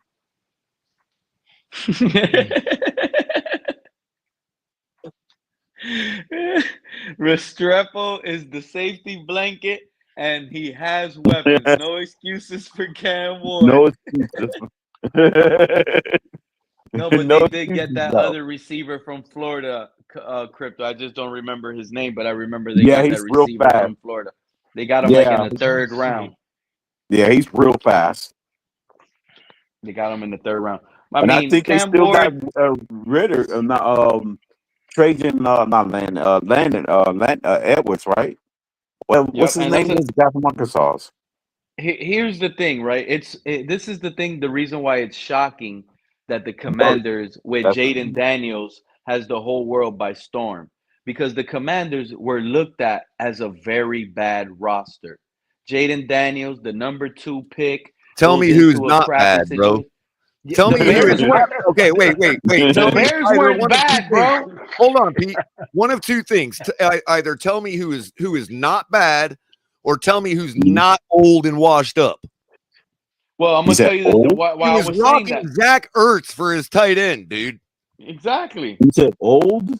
He was on a declining roster. Yeah, Crypto. His tight end was Zach Ertz With a new regime at that, with a new coach, Yeah, new it coach, was. in his but rookie season. remember, the Bears had the number 1 overall pick. Everybody thinks, oh, the Bears were trash, but the Bears had that number 1 overall pick because the year prior they traded with the Panthers. That was the Panthers' original number 1 overall I mean, pick if you're that talking the about Bears rookie had. season and his Yeah. team is like his team That is was an the The Panthers. Bears team. The Bears won 7, or how many games they won the year with Justin Fields? Like 9. Yeah, And 7 they won. games. They won yeah. less with Caleb Williams, and they had a more stacked roster with Caleb Williams. Deshaun Watson couldn't get more than 4 wins in a season that he threw 33 touchdowns in. Yeah. Yeah, he did. Redskins ain't that good. I mean, Commanders ain't that good. I mean, they had the quarterback that before that. And we're not talking about, and not only that, Crypto, we're not talking about an average team with a guy that just had a decent year. We're talking about an average team with a rookie that went damn pretty deep. Mm-hmm. Yeah, they went I deeper just than don't see Tua. a slump coming. I don't see a slump coming. I just don't. I'll bet you. I'll bet I anybody. mean, he can if the defensive coordinators scout him and start, doing what the Eagles did in that playoff game. You know, First come, first take. I will take anybody's bet for $50 that Jason Daniels. If they do what Vic Fangio did to him in that playoff game, then he might have a slump. Like that's only like way he's not like Crypto. Like he's not looking at tape of that as we speak right now. And that's why the slump is coming, Crypto Color. He's gonna have to prove he can win in different areas. The slump would come if he wasn't looking at tape right now. Well, you can look at all the tape you want. You're gonna have to perform on the field. You're gonna have to. I understand, but he didn't know it. He didn't see it coming. Now the he'll defense see it didn't coming. see it coming either. And now the defense is going to force him to do other things. You're talking about the Super Bowl champions, bro. Yeah, but at the They're end of doing the that day, to everybody. This is a copy and paste league. Everybody Doing it to saw what the everybody, Eagles Pete. did, and they're gonna copy and Pete, paste. So now Vic he needs to Fangio be is able to doing win that out of to the pocket. everybody. He was, but Vic Fangio has a different game plan for all style quarterbacks. I get it, but that's still not Jaden Daniels being a rookie. My thing is, I see it. Oh, Him. I Wait a minute. see him, Didn't and you know it's who not beat really them a one? slump, Color. He can Did have, they like I split the said, he season? can have a Did good they split year, their season? and he can have a good Crypto, year, did they split make the it to the season? wild card, and lose that first playoff game. But that's gonna well, be they considered a slump to yeah, most eyes. they won the last game. They split the season with the Eagles. Well, So what are you talking yeah. about, Pete? They already beat the Eagles. Well, that was last it at game home when they beat them? was kind of not, Was- you know, the Eagles Well, wasn't no, really it's not the end all be all. playing It's just to say that they have the ability to do it. There's Mhm. nothing about the Eagles that's going to scare Jaden Daniels. Right. Well, He's got more really, they ain't confidence that he scaring can beat him. anybody. That's why I'm saying that they've been beaten. They've lost through 4 games already. They didn't go undefeated. I get that, Crypto. But The I'm just Saints, saying, the Saints, I think, and the okay, Bucks but beat what them I'm this year. saying is a slump, a quarterback that's ready to slump would It be took a Hail worried Mary about to beat the facing crappy Eagles. Caleb And Williams and the Bears. I guarantee you that Jaden Daniels is Yeah, not it was a Hail Mary. sleep over facing the Eagles again. Right. Remember, they struggled in the against some games this year. Even though they won those games, they did struggle. Sure, he's a That rookie. was I would expect it. If it wasn't for Stevenson on that not paying attention to the game, they would have lost to the Bears. Again, Crypto, who didn't struggle against the Eagles, first of all. And secondly, I mean, I don't know. It's the Bears, dude. Like, But you make my point though, Color. I'm just saying, like the Bears beat everybody's riding Jaden, and everybody has such a high expectation. I on didn't Jaden say the Daniels, guy was like perfect. he's the next Mahomes or I something. just simply said I'm not convinced he's going to slump. That's all I'm saying. I'm not saying he's perfect. That he might not slump, but You're if gonna be he can, shocked. some of his numbers may suffer. Well, okay, and I will again exactly, Crypto, and I'll say that he may regress, but I don't think it's going to be to the level of slump. Yeah. Well, did CJ Stroud, other than throwing 5 more interceptions, slump? Because he still threw more than 20 plus touchdowns. He won a playoff game. Slump. But he won a playoff game. He was showing some signs of unsurety throughout the year, dude. I never saw one inkling of insecurity or unsurety. But he recovered against them. But that's why I don't call it a true slump for him, because he recovered against the NFL's top scoring defense. Okay, fair enough. Fair enough. If you don't think CJ Stroud slumped, then I'll give you that. I'm not going to argue that forever. I think he was stagnant. You know, I mean, I think he was stagnant. You know, I don't think it was like he went in the toilet. He became Trent Dilfer. Exactly. That's what I'm trying to say. You're right. So if you're talking about that standard, then neither one of them. Right. I agree. Yeah. A lot of people's like he's went Marino one year and he's Trent Dilfer the next year. That's what everybody's talking about. If you're talking about, they make it seem right. Right. But Pete, if you're talking about Brock Purdy's slump, nah, neither one of them guys. No way is Jaden Daniels going to slump like Brock Purdy did. Oh, you think Brock Purdy his slump came in year 4, dude, and so did the 49ers. They're about to pay that man the bag. No, they're I not. think his slump came late. His slump came out in year 3 and the further down the road, though. That's when his slump came right when they wanted it to. Exactly. Well, why did they do that to coincidentally? Well, why didn't the Dolphins do that to Tua? They should have wanted his slump that came, so they could should have. But here's the thing, and this is something I want to give credit to El Capitan for, because he's been saying this from all since the middle of the year last year, that they were not going to let him succeed. They weren't going to let him succeed. Who? Brandon Ayuk went down last year. They were not going to let Brock Purdy succeed. Brandon Ayuk went down last year. Debo week was 1 or playing something. handicap. All kinds Their of first soft round, tissue remember their injuries first and round people draft not pick wanting got to shot. play. And Remember their yep. first round rookie, Ricky Pearsall, he got Bottom shot. line, Pete, He is got hurt. bottom He got line shot. is Yep. the bottom line, Pete, is they stripped him of his weapons to see what he could do without them. They didn't. So they said, hey, Well, shoot Christian this McCaffrey receiver. went hurt They too. said, shoot this receiver. Ayuk, blow your ACL on this play. And Debo, you're banged up. So what? No, Like, And but Christian no, McCaffrey go no. back But to here's they the normal. had thing. injuries No, but at here's the some thing, of the Pete. They biggest didn't. players. Pete, they didn't have to. They got They wanted to lucky see the that all that potential. happened, and they smartly took advantage of it. How are you? They didn't why have are to you- create all that How did they What do you mean smartly they take took advantage of it? because they said instead of doing something about the fact that we're not going to have Brandon Ayuk and Christian McCaffrey's hurt, instead of doing something all about that, they said, "You're the man. You're wearing number 13." But then again, he got hurt too. He wasn't fully healthy. Whatever the reason, Crypto, that's what their gamble was. Now Their they don't offensive have He was gonna get line hurt wasn't too. healthy. Trent Williams was out. What I'm Yeah, saying is they were totally the reason dismantled. they're That going to team was okay. What not I'm the saying same. is the reason that they're perfectly happy with him not being worthy of payment is because I don't think they believe in him like everybody else in the league does because he had a great first year. I don't think they believe in him that way.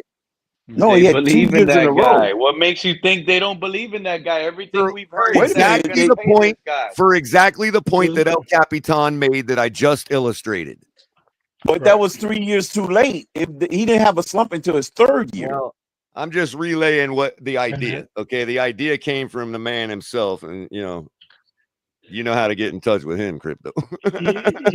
No, Crypto, I have a question for you could Keller. say the same thing about Tua. What has Tua done that made anyone go wow? I think they know. I think they knew well, Brock Purdy. he got a better support base. Crypto. I think they knew that Brock Purdy was not really the kind of guy that could do it on his own. And when the situation arose to test that theory, But who was going to they replace him? smartly tested it, and he failed, in my opinion. Well, I would say he truly failed if he himself was fully healthy. I think even in He the can't games be alone. He later can't in be the year, to be handed nah. a test. No, Well, and bro. get because stripped, later and in then the all of a year- sudden no. he's injured himself. No, because later in the year he came back to finish the season, and did he not lose to us?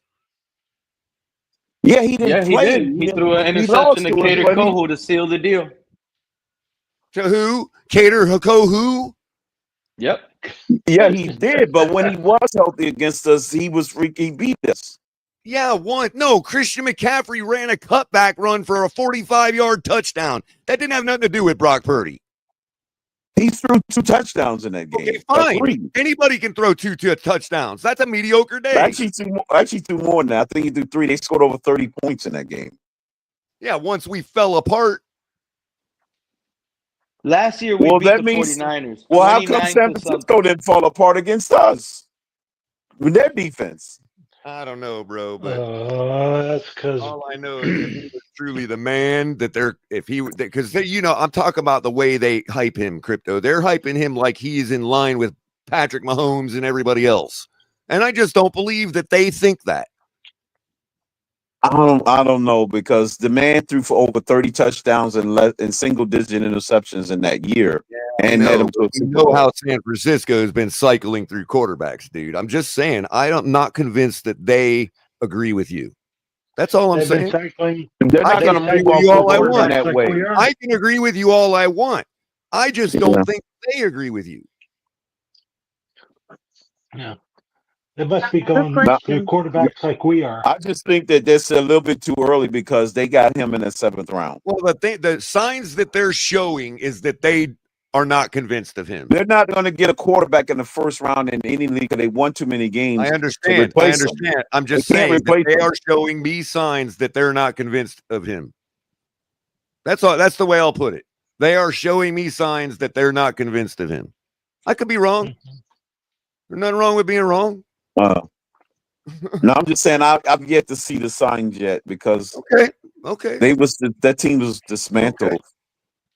Well, you know what happens when you ignore signs, Crypto.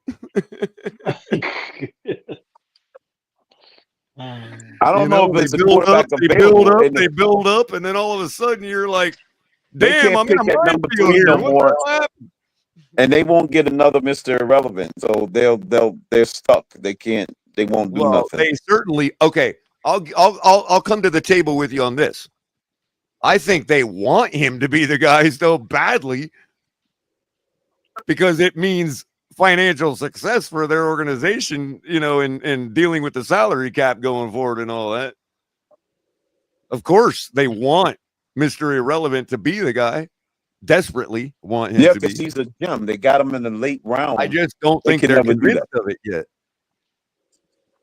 I think they want him to take a team-friendly contract, and he's not budging. Yep. They was fortunate to get him that late, and now for him to go that deep into the playoffs that many times. But that means that we're just as fortunate for getting Quinn Ewers because I don't remember see anybody him, really John? talking up Brock Purdy. The only time they wasn't a playoff team was, this year under his tutelage. The 49ers drafted And how many Curtis times Roy. has Patrick Mahomes not been a playoff team? Well, he's been in the playoffs every time. How many He's been to times has Super Bowl Lamar almost not 5 been to the years. playoffs other than the injury year? Oh, they still got to the playoffs They that still year. got there. Yeah, they still got there. He won all those games prior to him selectively He getting won injured. enough Now, that before was he got injured for them to still fall in. Well, see that you could call a selective injury. He did that because he wanted to sit out. I'm convinced of that, Crypto. And I don't want to put that on Lamar because I agree with him if he did do it. No, it was a business injury. That's what I'm saying. That's what I'm saying. I agree with the decision. So That's all that was. It was a business injury. It wasn't an NFL injury. NFL, it was a business injury. That's all it was. Got him paid, so can you blame him? And actually got him paid. It actually worked out for him. It got him the bag. Well, Zach Wilson, he doesn't get business injuries. Zach Wilson might be the starting quarterback on week 1. I'm going to get a lot of Tuaneers mad. My goal is to rattle up the Tuaneers for the next 9 weeks.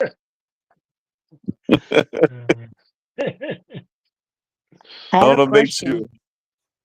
sure. Make every comment. Go ahead, Liz.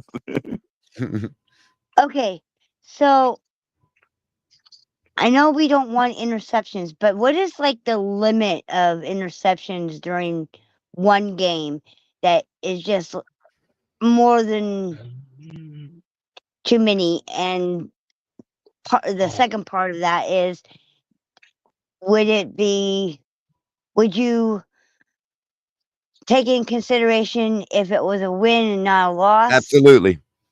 If they get the W, I am comfortable with accepting 4 interceptions, no more. No more than 4. Even How with a about the rest of win, you? 5 interceptions is too much for me to stomach. What about the rest of you? 4? I would say 4, it's you a have to get sliding the dub. scale. You have to get the dub with 4. I'd I'd argue you have to get the dub with 3, even. I won't even accept 1 if it loses us the game when we have a chance to tie. That's a great point too. If you got 1 and that 1 was the game losing interception, then I can't accept 1. Then I can't stomach that one if it's only 1. Yeah, that's why I say Well, it's a sliding typically, scale. yeah, it's not that. I mean, It's a sliding besides scale that, for me. I'm just saying in general, not like specifically. You know. It's a sliding scale, basically. It would be the overall answer. Yeah, right. Because you can go from 5 in the win or freaking 1 in the loss. It could be some backbreaker. Because, for instance, Liz, in that game that I illustrated earlier, Marino against the Patriots that year, we'd thrown 4 interceptions. We were down in the 4th quarter. Right. I had no doubt we were going to win that game. Yeah, none. You always had faith if he would. It wasn't even a matter of faith, John. It was I had no doubt whatsoever. Rich had 2. Who had 2? Rich, my husband, Rich. He says he can accept 2 if it's a win. Because I would also imagine that at least 2 of those interceptions were probably tipped. Marino Yeah. was known for getting interceptions because he did throw the ball kind batted of hard. ball You know what I mean? scrimmage. Yeah. Some of it found its way in the receiver hands. Some of it found its way in the defender hands. Yeah, deflections. Matter of fact, that one of the 85 game, one of his balls were tipped, and Right. and we scored a touchdown on it. Right. It was a Yep. deflected ball. The other thing is, in that Patriots game, we weren't even running the ball well, so it's not like the whole team was not having a good day. You know? Yeah. Hey, Marino had thrown 4 interceptions because he had to take chances all day because we weren't doing nothing. hey, You know, we came up with that hook and lateral play. The Dolphins were the Shula is the one that came up with that hook and lateral against the Chargers. The hook and lateral, yeah, we perfected the hook and lateral, yeah. That was Shula's perfect pet peeve play right there. You The know, hook and hey, lateral. the Lions are playing dirty like that. Y'all seen how many times the Detroit Lions did that last year? The Lions don't play like that They did used it to a lot. happen. They did it a few times I think last the wide season. didn't Amon-Ra throw a touchdown? He still has the perfect touchdown. His rating is higher than Tua's. Hey, Moran St. Brown, come to the Dolphins. We need a quarterback. No, but real, like, honestly, I'm actually a little shocked. Mike McDaniel isn't the guru we thought. Like, why isn't he using these laterals? A little quick 7-yard in with Tyreek. Have Jalen Waddle coming underneath that. Boom, pitch it back. Let Jalen Waddle go wild with it. Like, we need to do some pitchbacks. If we're gonna be gimmicky, we got to be gimmicky all the When last way. time we did a flea flicker? That's what I want to know. When have we ever done that in the last couple of years? A flea flicker? I don't think we ran the flea flicker under McDaniel I don't once. remember so. I don't recall us doing Crypto, have the two ears reported to everybody yet or created the meme as to who had the highest passer rating and QBR this year? Have they done that?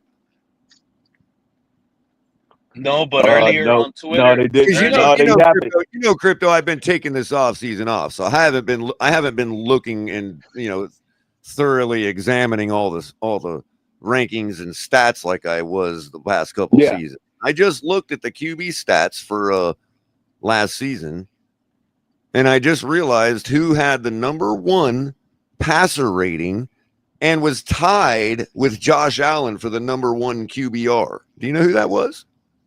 Tua Tagovailoa. That was Lamar. Lamar Jackson. Lamar had it this year. Oh, what was Tua? I thought Tua had the best. So now we're not talking about one half of football anymore, Crypto. We're not talking about 4th place.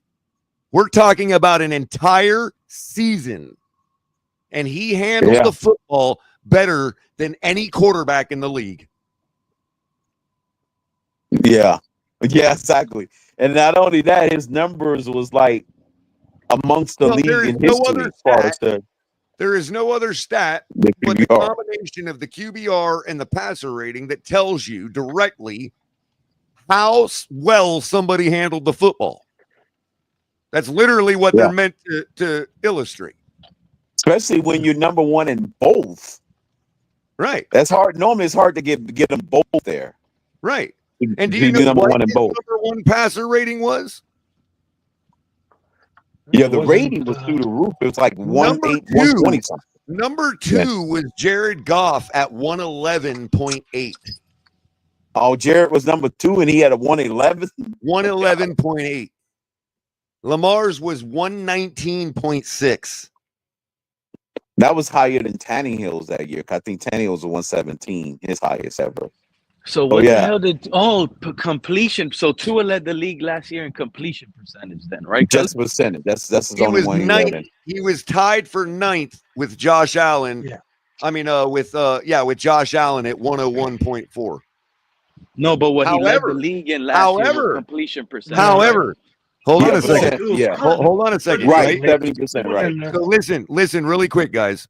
This is interesting because this will illustrate the difference between the two stats. Okay. Lamar Jackson, number 1 passer rating. Jared Goff, number 2.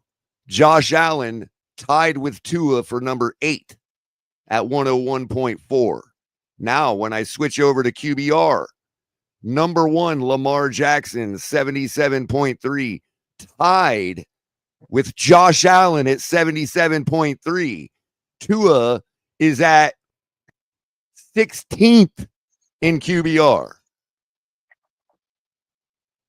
Right. Well, people like to interchange those two stats like they're the same thing, like they're illustrating the same They're thing. the same. Right. Exactly, Color. Because remember, I think the QBR, when they had the QBR, they only illustrated that, not the the rating. You know what I'm saying? They had the Right. rating. It's whatever he's they number never said 1 the in or rating. number 5 in at any given moment is the one they throw out there. They throw out, right. So he was Real so he clever. was tied for 8th in passer rating and 16th in QBR, while his counterpart that he was tied with at 8th had the number 1 tied with Lamar Jackson passer rating. Right. I mean, QBR. I'm sorry. Was number 1, right? Yeah, number 1 So in the reason why I QBR. was, the reason I I think was the highest asking you could about get is that Tua 100, question, right? if he left, because I saw a tweet today saying that Tua league in completion percentage this following season. Last season, he led the league in passing, and the year before that, he led the league in passer rating. So Right. they said in a tweet, what if we get all 3 in 1 year under Tua? Is it possible? And it has been making me, while listening to you guys, I was thinking about that. I'm like, it is crazy to even think it and consider it. But if Tua plays a full season, he has all 3 under his belt.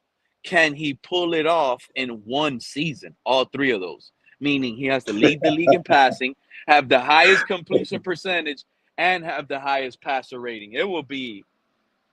You know what? If Tua does that, I will delete my channel. How about that? You'll take me away, Tua, forever. Oh, don't do that. Hold on, Fred. I mean, well, hold on. If you saying the pass completion percentage, when he led in yardage, Geno Smith led in completion percentage. No, I know. He only was able to lead in 1 category all the previous 3 years. But what if he does pull all 3 off in 1 year, Crypto? Right. No quarterback has ever done that. Oh, wait. none? The other thing, Crypto, is let's find out this I year. don't think Mahomes has ever done that. Jaden Crypto, Daniels let's damn also near as a rookie. I mean, I know I was like telling people to slow down, especially you, Color, but Jaden Daniels as a rookie almost threw for 70% completion percentage. Yeah. That's crazy, dude. And his passer rating was 11th. His QBR, he was 4th in QBR behind Joe Burrow, Josh Allen, and Lamar Jackson.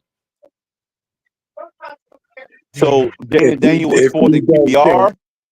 And he was Welcome 4th back, in Fred. QBR, Crypto. 11th in passer rating. He was 11th in passer rating. So his rating was down because of his yards, because it's heavily weighted in yards and touchdowns. Right. That's what gets the rating higher. Right. If he does that, Pete, he's truly the left arm of God, bro. How many interceptions? But how can you go to the year, Color, where Jameis Winston threw for more than 5,000 yards in a 16-game schedule? Remember, Tua threw for 4,600 in a 17-game schedule. That's what I was also really quick on that, Crypto. Go to that 30 touchdown season in which he threw 30 interceptions. Well, so before I do that, what was his ranking in touchdowns? Right, but before I do that, Crypto, I want to tell people what 4,600 yards would have been good for this year. Well, actually, it would have been good for 2nd place. Yeah, because last year was a down year passing. Yeah, everybody's passing yards were kind of down last year. Yeah, it was. So it was still down. would have played out. He still would have done all right with 4,600 this year. But let's go back to that season with Jameis Winston. Which one was it? 17. One that it was like two quarterbacks threw for 5,000 in the same year. Him. It was Ben Roethlisberger and Patrick Mahomes in 2018 did that. Yeah. Well, you had 2 people throwing for 5,000. I think Winston, when he led the year. Almost. It was Jameis Winston and Dak Prescott threw for 49.02 at second place. So Dak's highest. So you telling me a rookie Baker Mayfield sent Ben Roethlisberger to Crypto, retirement? it was Jameis's 33 for 30 year, right? That you're talking about, right? Yeah. That's what was the his one I'm ranking on. in touchdowns? What do you remember who was number? His touchdown rating was number 2 behind Lamar Jackson, who threw 36. He was number 1 in yardage.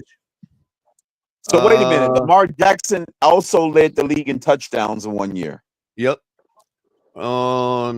Let's see. But his rating that year, Jameis Winston was really low in the passer rating. The rating would have been low because of the interceptions and so right. And then in QBR, he was 18th that year. So the interceptions really hurt him. The interceptions were killed him on the rating.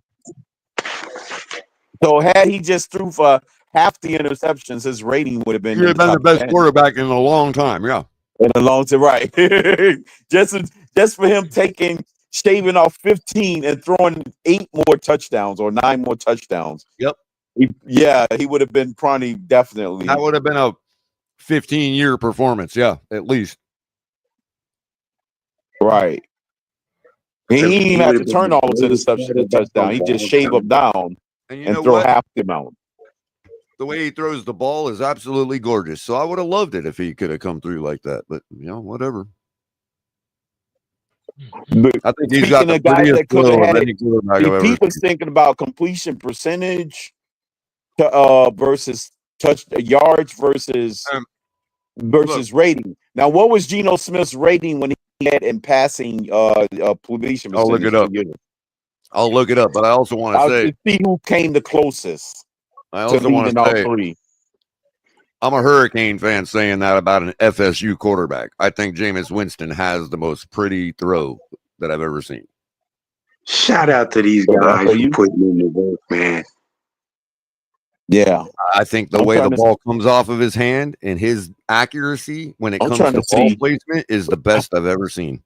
What was Pat's completion percentage when he threw for 5,000 or Brady? Because Aaron Rodgers could have been could have led in all 3 because his completion percentage was high. Crypto and Color putting in work tonight. Yeah, Fred, we're trying to see who's going to get 3 categories in one season. Because the Tuaneers are out there saying that he did it in 3 seasons. You know who's gonna get that, Fred? The man that wears 0 on that jersey. Stop hating on Zach Wilson's name, man. Zach Wilson, bro. Hey, Zach Wilson gonna be the first, man. It's not too far-fetched. Well, Lamar led in 2 in 1 season, so he just didn't get the completion percentage. But his touchdown to interception ratio was still the best. Because he threw like 40+ touchdowns and less than 5 interceptions. So he still led in that category. So he did lead in 3 categories. That was 2022 that Geno Smith led in completion percentage. His passer rating was, where'd you go? 5th. I thought he was in the top. And his QBR was 7th. So top 10 in those 2. So that was that. He was kind of close. Number of touchdowns, he was 4th with 30 touchdowns. Yeah, he quietly had a good year, and everybody slept on Geno. Yeah, he was 8th in yardage. 8th in total yardage. I was telling people because Color, quarterback. That's right. Remember one time we had that DFS talk, and I was explaining to you in order to be a shark, you got to play every quarterback, right? And when I do that on the little dummy lineups, I noticed that all my listen to these names: Kirk Cousins, Geno Smith, Brock Purdy. These 3 names were always having my lineups continue to make money. And it's like the quarterbacks of the week that I was like, hell no, I won't play $100 lineup with these guys. But on little throwaway dollar lineups, I'm filling them up. I'm filling them up. Throw it away, I'm Pete. playing little, and those were, and then at the end of Sunday, oh wow, I got 180 something point lineup. Let me see who this is. Oh, it was Kirk Cousins. Oh, I got 160 point fantasy lineup. Let me see who this is. Oh wow, what? Brock Purdy? How are these quarterbacks like? It made no sense a lot of the times. These quarterbacks, Geno Smith was popping my lineups off like you guys wouldn't believe. I was in love with Geno, playing him every week because it was like guaranteed money that year. And it doesn't hit. You see your lineups, and then the following week you don't want to play Geno. You still do him on the dummy lineups, but on the big Yeah, money lineups, you don't play him. And then I it's look back, crazy. oh wow, Geno did it again. Kirk Cousins did it again. How are these guys were the most consistent fantasy players that I was like getting good points on, but on no real week, I'm there looking at it as my main guy to put on a lineup because you have other guys available. You'll be looking at Lamar Jackson. So now you want Lamar Jackson on your lineup because you know he has a shot to shoot out. And next thing you know, Kirk Cousins does good. Lamar Jackson gave you 27. Color understands. He gave you 27 fantasy points, but he cost you damn near $10,000 to put him on a lineup. While Kirk Cousins only cost you 6,000 and he gave you 26 fantasy points, only like 3 Right. or 4 points off. Right. So it was Right. better to play Ryan Kirk Tannehill was Cousins. another favorite, Pete, of mine. Yeah. Uh, I'm playing all the scrubs this year, Pete. Because I'm he on get $1 40. million. Pete, I could get 45 points every. Listen, But Pete, you see how you say I'm playing all the but scrubs, Pete, but in my head during the Pete, year, right, Crypto? This is why I go Yeah. around and I start telling people, bro, Geno Smith is killing it. And people are but like, Pete, oh, you're crazy. You don't know what you're talking about. I'm like, bro, this guy is like producing. but Pete, again, it's like with Ryan Tannehill. It didn't matter. I would always get 40 points a game from him because if we won, then he scored enough fantasy points to earn it. If we lost, he got all those fantasy points in junk time anyway. Yeah. I feel bad for all the hardcore fantasy players. Tannehill was a perfect fantasy quarterback. He No, was, yeah. 'Cause he had the perfect balance between 20 and 25 points was that average, you know. You know what fantasy players I feel bad for, Color and everybody up here, are the loyal Yeah. Homer fans that Mhm. lose their money every single week because they are determined to play their favorite quarter. I Well, lost, you know what's like funny about that, Pete? Color, you said a Sometimes name they get that lucky rubbed though. me wrong. Color, you No, said a man. name that rubbed me. I lost so much money because Ryan Tannehill was the one. Like when I first started doing fantasy When football, did you lose You all won that me money a on Tannehill? Pete. Ryan Tannehill was the He won me a starting quarterback. championship in league in season long. He won me a championship, the only Hey, season long every I've ever week, done. every week I was putting Tannehill, Landry. Oh, we got a new tight Well, end with that's Fred's Tannehill. favorite quarterback Oh outside of my Tua. God, Tannehill lost me so much money, but he also showed me how to be a better fantasy player. I'll tell you that much. I feel bad for the I got that two advice years. from Fred, Pete. I got that advice from Fred. He told me to play all the But Pete, play every Tua once in a while though, every week. those fans get lucky, and you know how you know it. It's funny because every time, and Andy Reid is notorious for this. You know, he'll have a player that'll come out of nowhere and have like 4 touchdowns that nobody's ever heard of, right? And it's funny because every time there's a game where there's some sleeper that has a huge game, or if a quarterback goes down and the backup has a great game, you know, without even looking at the results, you know that somebody in that team's fan base is happy that night. You're already congratulating the fans of that team because their fantasy lineups won. You're like, okay, they're the only ones that would have had that guy on their lineup. You know what I mean?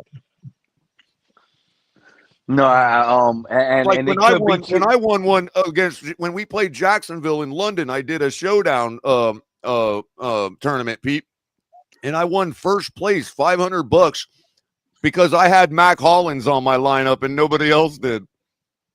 That's how you do it. That 1%. Actually, So, when you're the only one that have it, it's like 0.5%. but if I'm not a Dolphins fan, I don't have him on my lineup as a sleeper. Mm. Exactly, Color. Color understands the way to get to the top. Yeah. One thing about I I know Color, that. do. he All does. I needed Hey, out of him bless you, was a Fred. touchdown, Pete. All I needed out of him was 7 fantasy points. That's all it takes. Mm-hmm. It's for your I week. knew at some point in the game, Yeah. he was going to have some kind of big play, if not a score. Here's and it could be true, and I don't know how true it is. You know, people say whatever, but I believe it. People believe whatever they want. But some dude, I forgot his name. He does DFS content.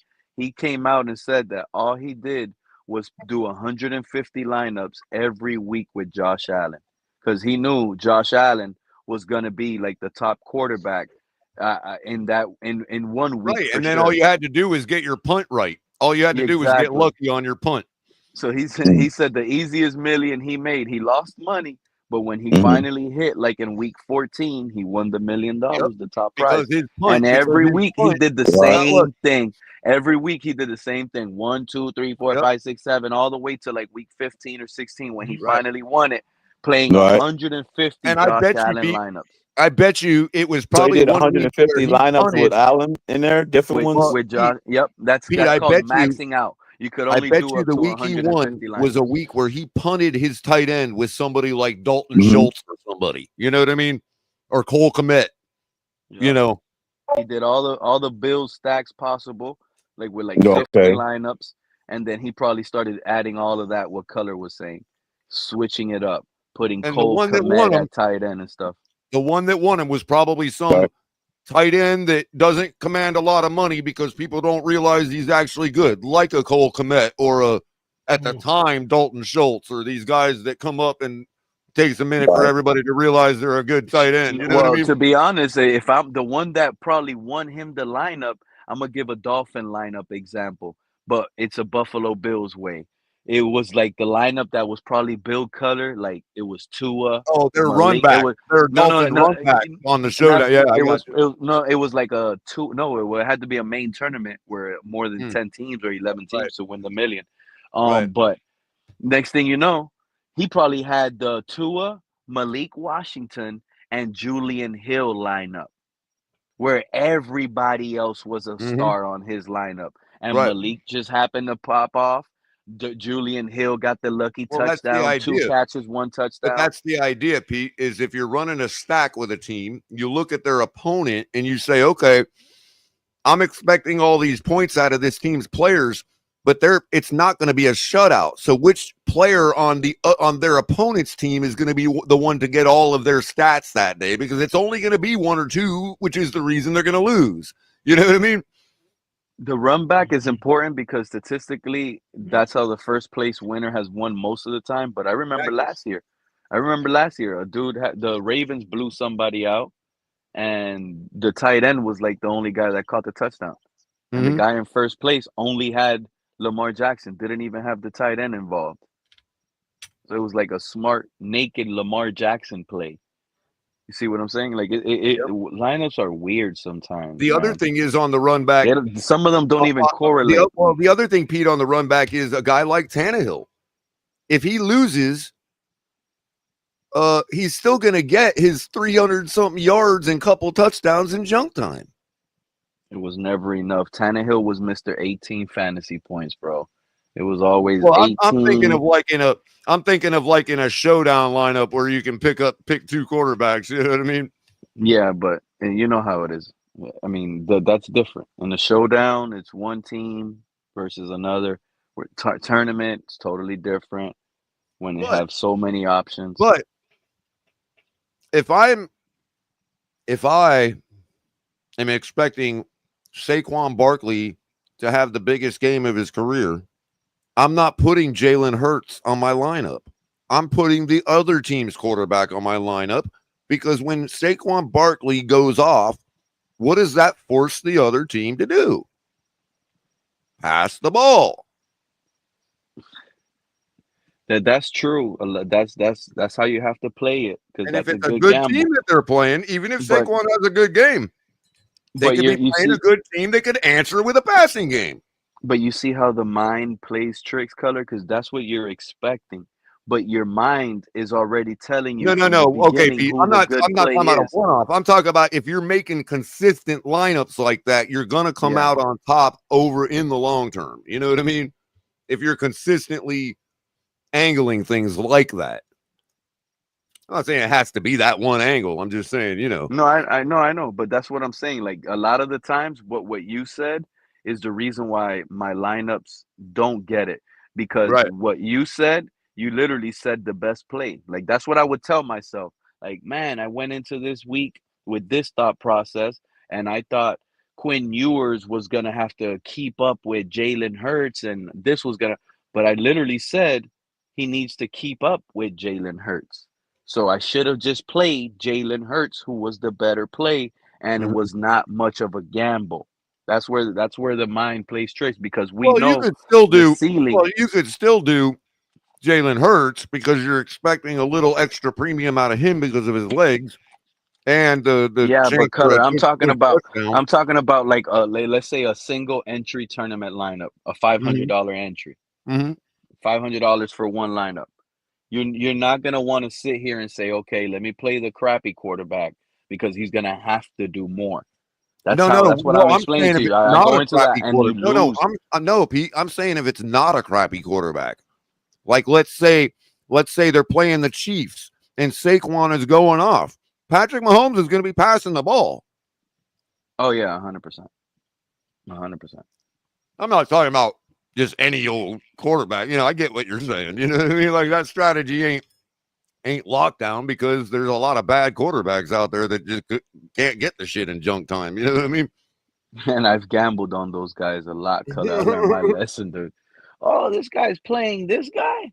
Oh, if he has his best game ever, I'm at the top. Let me just gamble with the guy nobody wants right now. or what happens is the other team's running back has a day and Saquon gets injured or something. That's you know what I always that's the thing that really gets irks me.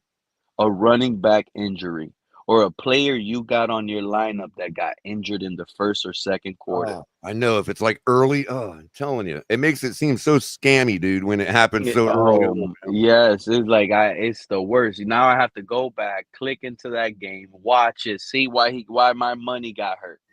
Because when your player gets hurt, your money got hurt. Exactly. And most of the time, I'm like the Oh, worst at same the with a same time. parlay these days, though. It's no different than a parlay, really, if you think about it in those terms. It's like, yeah, one player can get hurt and bust your parlay first game of the whole week. I mean, Well, what game was that last year that the player got hurt and they gave us the parlay ticket? They corrected it because I think it happened like on the first drive. oh, do they Uh, wash them sometimes like that? they watched it last year, and I was Really? surprised myself. Well, that's cool. I would have lost those tickets. They gave me back like How you know? That's $100. how you know the casino's books are doing good. That's how you know because they're willing to do that. Yeah, they're happy with their If they profits. were They're hard next up, year back. if They're their gonna stock come, was down, they would not color, be doing that. color. They're happy. They're so happy. They're positive. Oh, we're gonna give this back. They're gonna lose it right back anyways. Yep. Right. Well, it's kind of like that's what's tempting about not taking an early cash out is like you see you open your Hard Rock app and it gives you a couple of your bets, give you the opportunity for an early cash out, and you're like, wait a minute. Are they trying to tell me something here? Like, did I bet right and now they're trying to snake it back from? No, I ain't taking this early cash out. Obviously, I was right if they want to give me money now. You know what I mean? Yeah, they But no, want you to it's take actually just the math. What the reason you get offered an early cash out is because if you cashed out right now and bet back in, you would get better odds than you bought in originally. So they're willing to give you the early cash out. or if that ticket is about to hit and they know. That's the reason the odds are better, and the reason you have the offer in the first place. So yeah, you're likely in a good position if they're offering you an early cash out, especially if it's a large one. Yeah. Now, if I've got a 6-leg parlay and they're offering me a cash out and I've hit 5 of those legs, I'm taking it. I'm not going to burn what I've earned because one guy left on my parlay doesn't hit. No way. I'm taking it. You know, Well, I'm gonna tell you right now, Color, the Jets last year on a Monday night screwed me.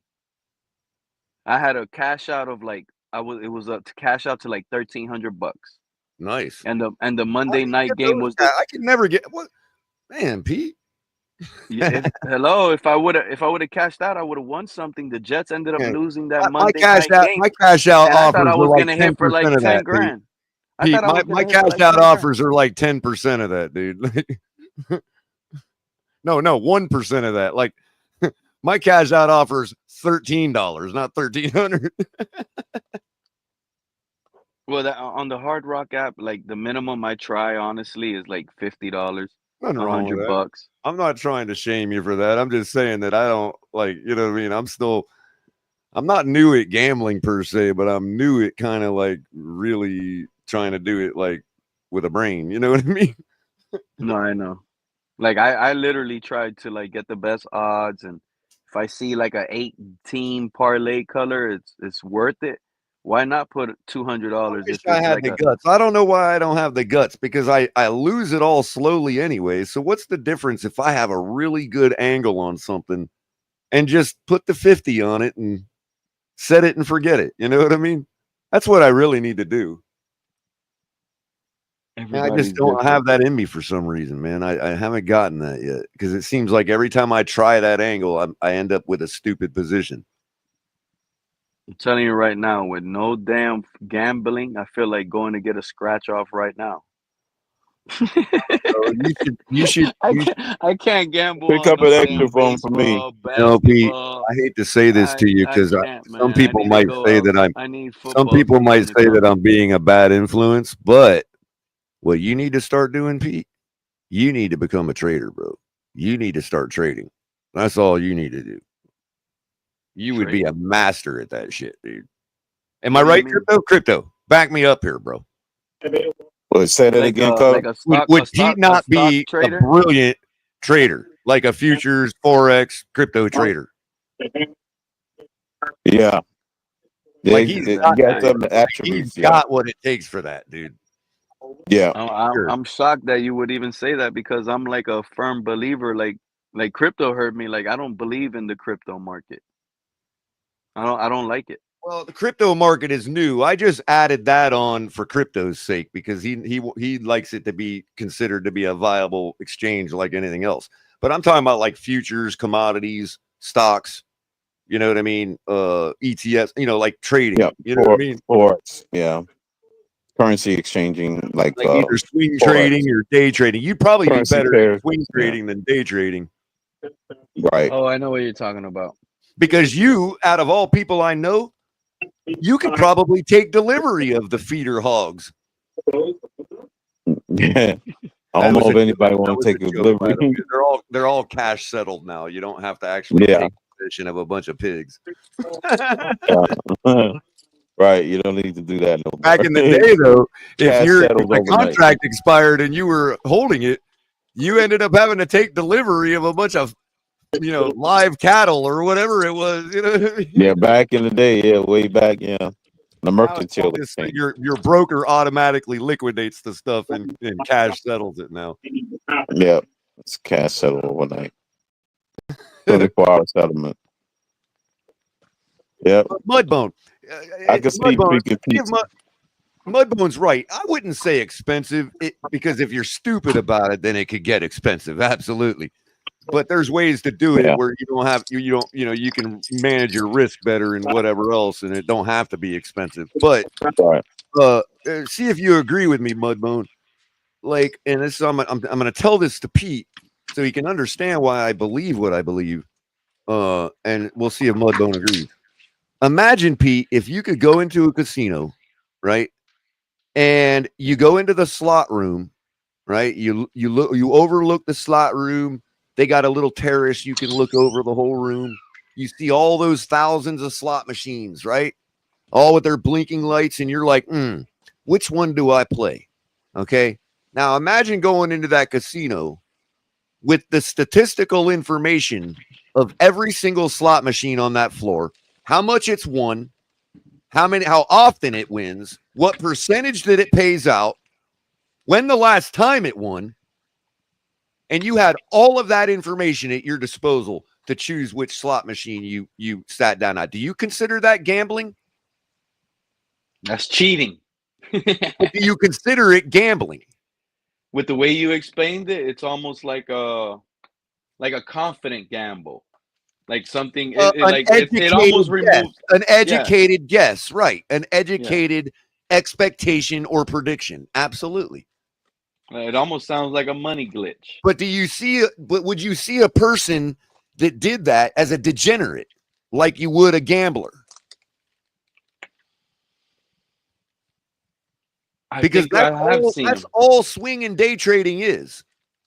When they're looking at the numbers and the bars, you're making a bet that a particular day trading is definitely going to go up or down based on the wealth of humankind's knowledge about that instrument.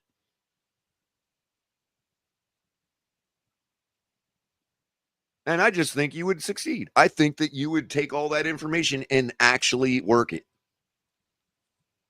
And I know exactly what Mudbone is talking about. But there's prop firms, Pete. Yeah, I know, but swing trading, like how Mudbone just said, you would need like 20 grand. Like, Not for really. example, you put 20 grand in a trade. No, you need 1 to 5. No. You need 1 to 5 because they have micro contracts now for futures, which means you have to have $50 of margin in your account to have one contract. $50 you have to maintain in your account. Yeah, you can start off very small. To trade one micro contract of the S&P 500. Yeah, that's all you need. Most people now that's only the day margin though. So you can't hold overnight and stuff like that. If you wanted to do like regular trading where you're holding stuff for a couple days, then yeah, you need that kind of margin. You need like 20 grand in your account for like a regular broker. You know what I mean? Well, that's only if you want to do day margin. Do pattern. You can be in a position for one day and you only have to hold, the 25K is only for pattern day trading. On what security it is. The swing trade, you don't have to have 25K. Pattern day traders need it or to do it. No, I'm talking about swing trading futures contracts exclusively, crypto, because in order to hold them overnight, they're all settled overnight daily. So in order to hold them overnight, you have to be able to take the slippage. To have that. Because they settle the contract and then reopen the next one and automatically enter you into that position. That's technically what holding overnight is. So if there's a difference in price, that's your slippage, and you have to be able to withstand that. Plus, yeah, but you can have long-term futures contracts, right? And what the broker is saying, in order to hold this more than a day, you have to secure more than the margin requirement for the day, which is $50 on the S&P. You have to secure like more because you're holding it, and the price could change so drastically overnight that they want to make sure you've got a couple G's in your account. Yeah, but options on futures contract don't work that way. You can hold them overnight. Futures do. Yeah, I'm talking about options on futures contracts. Futures options. Correct. Right. Because you can get deeper down the inception if you want to think of it like that and do actual options contracts on futures contracts. Yeah. Then you can bypass the whole 25K thing requirement. But yeah, I'm not talking about the PDT rule. I'm talking about the margin requirements to hold that contract. Yeah. If you're that's what I'm saying. You're only holding it for the day, the brokers that offer day margin levels only make you hold that amount that's required for the day. But if you're holding it overnight, you have to have the regular amount of margin that a regular broker would want you to have to open a futures contract. Yeah, but some of them with Schwab, that's $25,000. No, I'm just saying with Schwab, it happens to also be 25,000 like the PDT rule. It just happens to be the same number for Schwab. Like Schwab will not let you trade futures without 25 grand in your account. Right. That's crazy. Well, just regular futures, not options. Yeah, even if you're only doing one trade a day, crypto, it's not the PDT rule. It's the margin requirements. Yeah, I know that. I'm talking about a different type of setup with options. I got you. I'm well aware. I got you. Yeah. If you, in general, you have to have 25,000 to be able to do more than 3 trades in a rolling 5-day period of any instrument, including stocks. Yeah, that's if you trade on margin. Yes. Yeah, because basically you have to open a cash account to trade stocks so you can do more than 3 trades a day, and you won't be able to short sell because in order to short sell, you have to have margin. Yeah. So you're limited to one strategy. You're limited to one direction if you're trading on a cash account, and that's bullish. That's up. You can't short sell. Yeah, that's why I don't. That's why I just do options, because you can go in both directions. Right. Well, that's the way you can get around that is trade. Buy a put. So you're actually buying something and not trading on margin, but it's actually a short position. That's a short position, right? Longer put is basically the same as short. Just like selling a call is a long position, even though you're selling. This is the crypto hour. We hit the 4 o'clock hour. This is the crypto hour. Now the reason crypto, but Pete, the reason you hear things that you do about crypto is because it's still an infant new exchange in technology, so it's highly volatile, dude. Like you can. Its swings are ridiculously large sometimes. Yeah, large percentages in 1 hour versus a whole day. You don't even do so right. So you want to really have a lot of money to trade crypto, because any one day you could be down like thousands of dollars, and even though it's going to be back up tomorrow, you still got to withstand that. Yeah, you got to have a crazy stomach. You have a cast iron stomach. Crazy stomach and the bankroll to back it up. Yeah. You want to hold for another 30 days to recover that 80% loss. The funny thing is it's actually slowed down the Forex market. The Forex market used to be that volatile, and now that there's crypto, it's not near as volatile as it used to be. Yeah, you can sell a bunch of Forex is just trading currency pairs. You're just trading like dollar against the yen and stuff like that. Other foreign currencies, and also foreign exchange too. Like you might be getting soybean oil from the Chinese market or whatever. Yeah. Right. Exactly. The ones that trade over. I don't think True Talk understands that color has a voice that will succeed in any department. Crypto, trader talking, football talking. True Talk. It's like when they tailor the look, when you're watching a football game, True Talk, did they give you advertisements for tampons? This is a football channel, so when it gets off topic, we're trying to talk. We would try to keep it to things that at least people in the football community are into, like finances and stuff like that. So it's not like it's not like we're giving you a commercial about tampons. You know what I mean? Yeah. Mudbone is interested. He said, "Learn to read a couple patterns, and you'll be good in day trading." Yeah.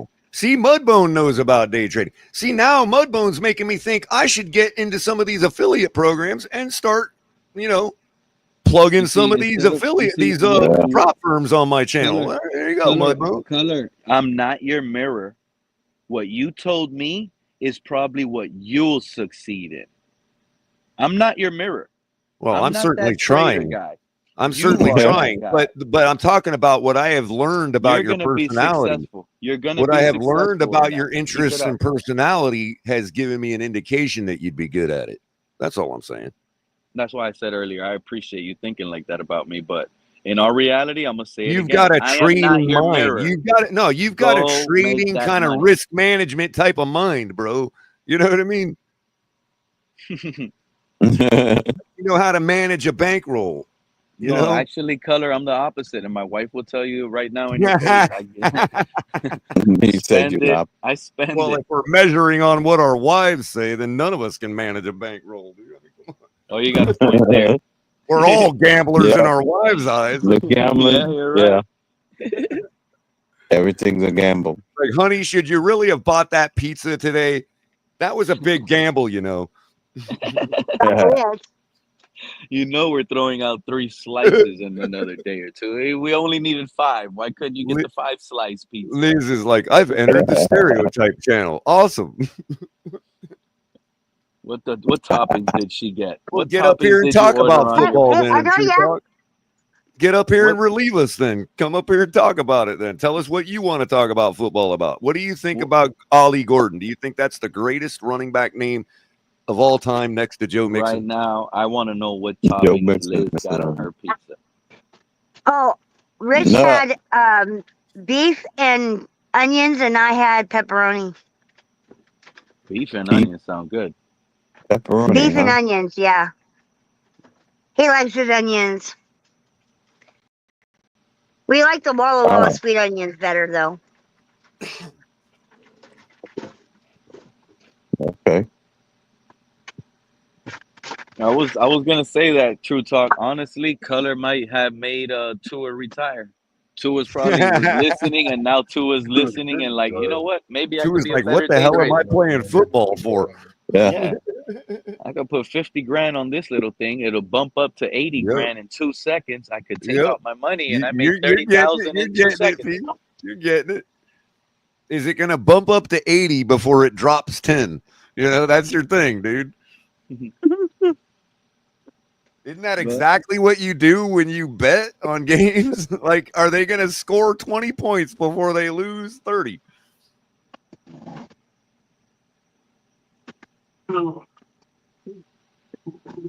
show him the money.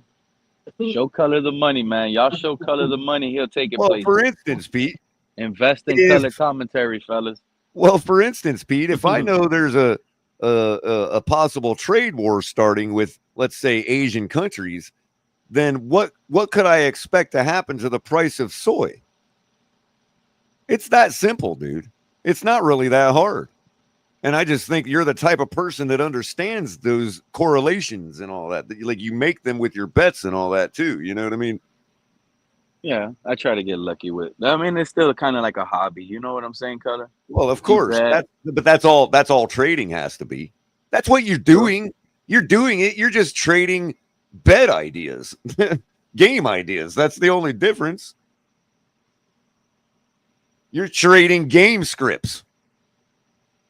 That's Is this exactly game it. script going to Well, play no. out, or is this one going to play out? Tua's going to get benched this week, so I'm going to place a put option on Tua's downward spiral out of the Dolphins franchise.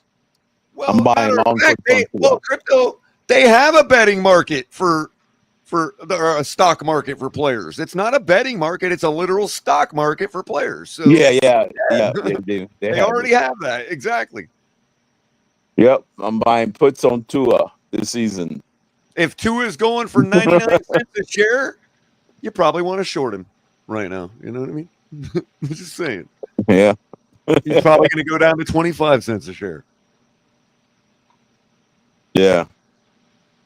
Short them all the way to zero. You remember what the site is? TD was at one of their affiliates for a while. I can't remember what the site is, dude. I think it's still Bet US, I think. Is it on Bet? No, it's not on Bet US. It's on no, he does Bet No, US. But no. I'm talking about the site that has the players They did, stock market. yeah. Well, you have what is it? Look at True What Talk. is- yeah. Pete, pull up True Talk's last comment. This is great. He actually just earned my respect as a comedian. Come up here, True Talk. Let them know how you really feel. Remind us when True color Talk was knows a how little two-year. respect I have for him in the first place, but that earned him a little respect right there. That was good. That's a good one. Man. I remember when True Talk was a 2 in here too. I That's why actually he's said it on deflecting. That's why he's Color. deflecting. He don't think I remember. No, Color, he's if you the listening, color, he if has you all the listening, footage of him in high school running a 4.27. That's right. That's right. color, if you listening to like a recent live stream, it must have been like 2 or 3 live streams ago. And I mentioned your name. I mentioned your name, Color. I was like, y'all remember when Color was a 2 in here riding high? Yo, Yeah. man, True Talk's the one that turned you against me. He's the one that perpetrated that shit. I was never a 2 in here. But I I was was using simply talking about how we can win. And I warned you all that that's what I was going to do throughout the season, and you still accused me of being a 2-and-ear. Yeah, but that's fine. You made your bed. You got to lie on it, color. I But didn't this is make the my reason. bed nothing. I told you what he was doing good, and I told you what he was doing bad. And But in the long run, I used in you the as an long run, example. in the long run, I arrived at the same point I've always been. We can't do nothing with him. I kind of used you as a small example.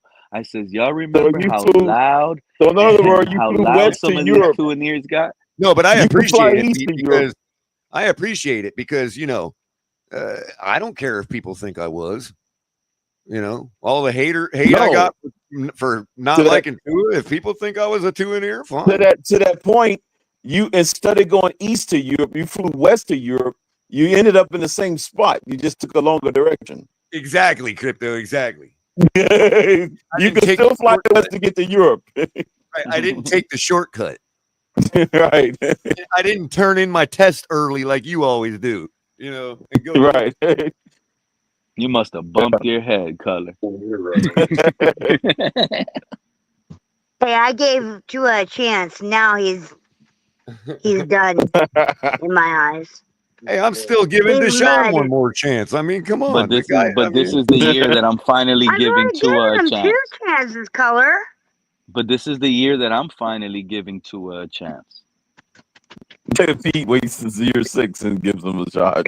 You're wasting your He breath. didn't give him a shot the Pete. first 5 years, but So I'd am give him a I, shot. Pete. in 6 So am years. I. I'm just not buying season tickets to do it. That's the only difference from this year to last Right. year. There's still no gonna way wait you're and see what he a does. starter and you're I'm gonna still going to fall wait to out of see the if he map. progresses any. I mean, I'll Yeah. even root for him. I'll even root for him to progress some because if he progresses, we win. It's that simple. Right. Right. It's a win-win situation.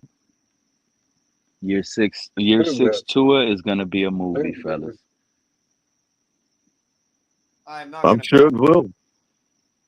I will not bet you on that one. Unless you want to offset the $50 Jaden Daniels bet with that.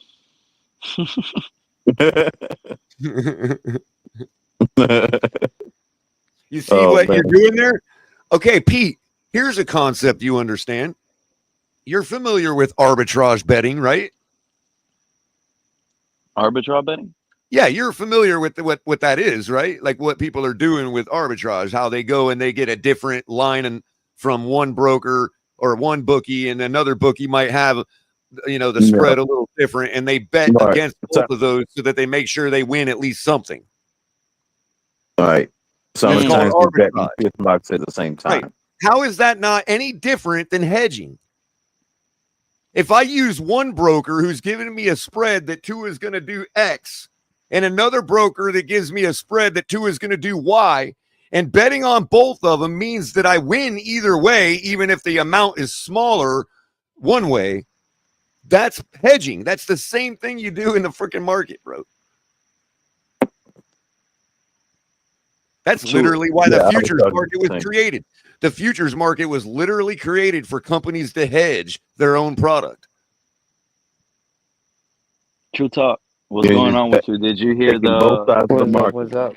Did you What's hear up? What's the up? phone call between Mike McDaniel and Quinn Ewers? I did not. When did that drop?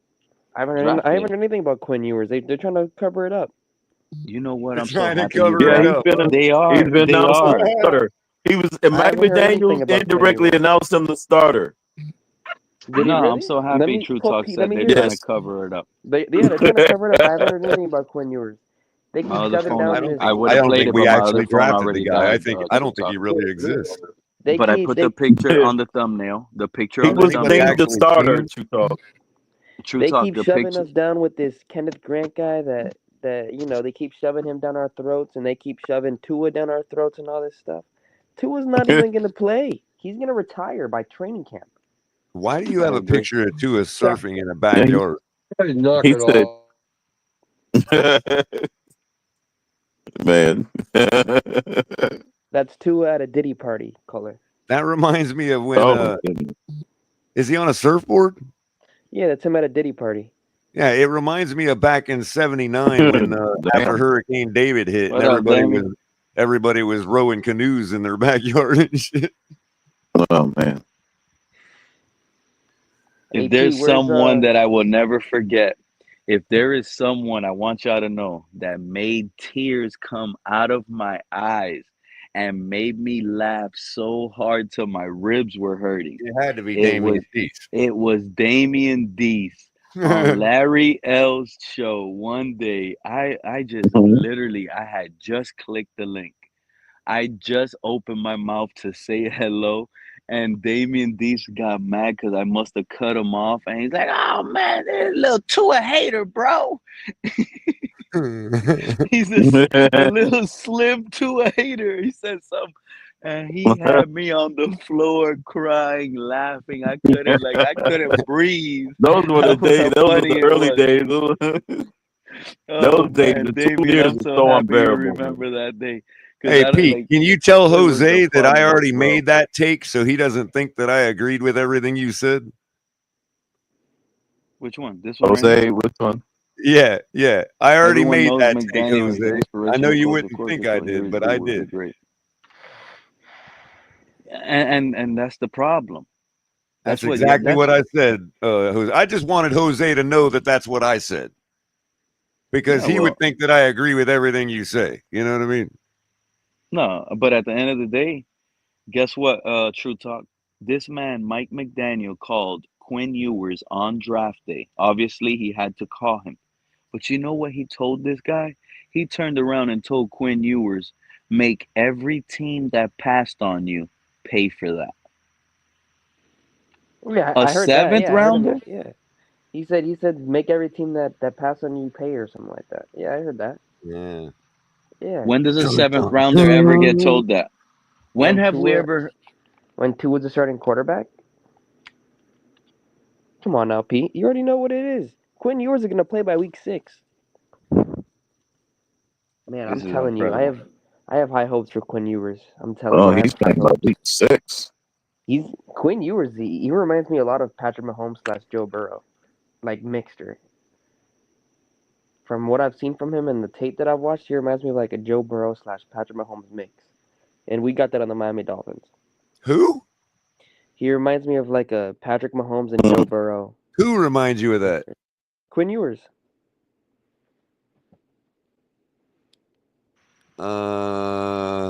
Okay. I But guess. true talk.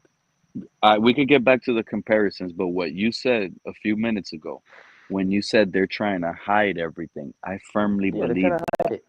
You know why I believe that? I already saw Daniel Jones throwing the football. I saw Cal McCord as an Eagle already. I already seen his clips as a Philadelphia Eagle get thrown on the internet. Daniel Jones, Anthony Richardson, like all these other. I saw Jaden Daniels. A lot of these. We saw Tua. Yeah, we saw Tua. We saw Yeah. Tua, bro. I can't even leave out Tua. We saw Tua. But you think we saw Quinn Ewers? We didn't even see Zach Wilson throw the ball. I hate that they're hiding it all over again. Yeah, we haven't. And that's We what they're did see Zach doing. Wilson. Zach Wilson was in a workout video, but he was in the back. He wasn't throwing the ball. We don't have clips of he him was in the throwing the back. ball to our guys. We have Tua throwing to a running back though on a slant. We got that. Oh yeah, Devon A-Chain. Yeah, we got him throwing on a slant, something that they shouldn't have to practice. Did you see how Teron Armstead retweeted that girl, Brittany? What? Brittany ended up tweeting out something like, "Oh, we need Devon A-Chain to make more carries and less catches." It was something, and remember, I had to see like somebody posted it because I'm blocked by Teron Armstead. If So I'm being somebody honest, posted it, and Teron Armstead said, "No, we don't. We need to let like Devon A-Chain catch if more our passes." players are on Twitter, we need to get rid of them if they're on Twitter. Because at the end of the day, we need players that are locked in. And if you have social media, you're not locked in. And it's that simple. If any player has any type of social media, they should get traded off the team. In my Does opinion. Damn, you Tyreek trying to Hill put get a a bunch pass? of nuns? You might as well hire a bunch of nuns to play football. I'd rather that. We have a bunch of nuns playing football. Crypto. What the hell? Have you seen how soft they are? Come on now. It's unbelievable. Or we get rid of his social media account, they will become nuns. You know how many flicks and clips I saw today of them at F1? Are we kidding? Are we really like They're a losing team, and they're going to Patrick F1. They Mahomes shouldn't be throwing allowed. footballs in our stadium further They than shouldn't, Tua. Crypto. I They shouldn't guarantee be you, allowed to go to those type of things crypto. You until they don't think win. like Joe Montana, Steve Young, shoot, Dan Marino, and like all those quarterbacks that didn't have social media. You don't think they look at it now and are like, "Thank God, I didn't have to go through these Exactly. times as a They wasn't quarterback." distracted. They would have Yeah, been distracted. yeah, they were thankful. They had the other stuff to distract them. Those strip joints in Oh, the Dan 70s. Marino especially, bro, because he would have just went off on everybody, man. Well, Yeah, think about it like this, He'd went though. off yeah, he on all his would. players. What do you think he would have done to the fans on Twitter? Shit. Here, think about Yeah, it. Think about it like this, though, right? These players right The, now, the old these school players don't know what these new school these players got to players, go through. these Dolphins players lost, right? They had a horrible season last year, and they went to F1 today. I was You know how talking about that disrespectful that earlier. is? True That's talk. I super was talking disrespectful. about that earlier. You know, Tua was in that race car, drifting Yeah, I with that saw that. driver. Yeah, You know how dang he got whiplash. I wouldn't want my quarterback in that, bro. Well, good thing Tua's not our quarterback. Stephen Ross was there with Tua, letting him ride in that car. Stephen Ross allowed all that crap. That's the problem. You think they allowed That Quinn is Ewers F in the race car? F1 is a problem to us, bro. I know what I'm telling y'all. This is voluntary training, and instead of these Tua being a leader and taking everybody out and saying, "Forget the races, we need to race ourselves to the playoffs and get a playoff victory. Yep. Let's go to Instead, work." he's saying, Yeah, let's go watch some F1." no, he's watching F1, hanging out there with This is celebrities. Pete. This is just like Disney It's on a Ice. disaster, bro. This is It's a just like the Disney disaster on over Ice here. situation. Partying. I don't like the Chevy F1. Chua. It's I the don't like the Disney on Ice F1 no more. situation all over again. That's what it is. Disney on Ice all Total over again. disrespect. Total disrespectful. Oh, Why you Pete, feel like that? where's Snorty at today? He's been trying to get in for the longest. He just hasn't figured it out. What do you mean he hasn't figured it out? He was trying all like most of the show. He's been trying, and he was in backstage private chat saying he's trying. It's not working, so he was going through something. I don't know what he's going through internet wise. Oh man. Well, hopefully Snorty can find a way to get in here.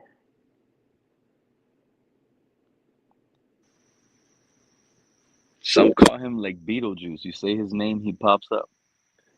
Is he in here? That's what he was called. No, he's not in here.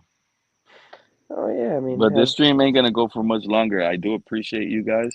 Probably got like another 10 minutes into the stream. It went longer than anticipated. Color slid through. Crypto came through. Liz, appreciate you for the first time coming through. True Talk, you made it happen.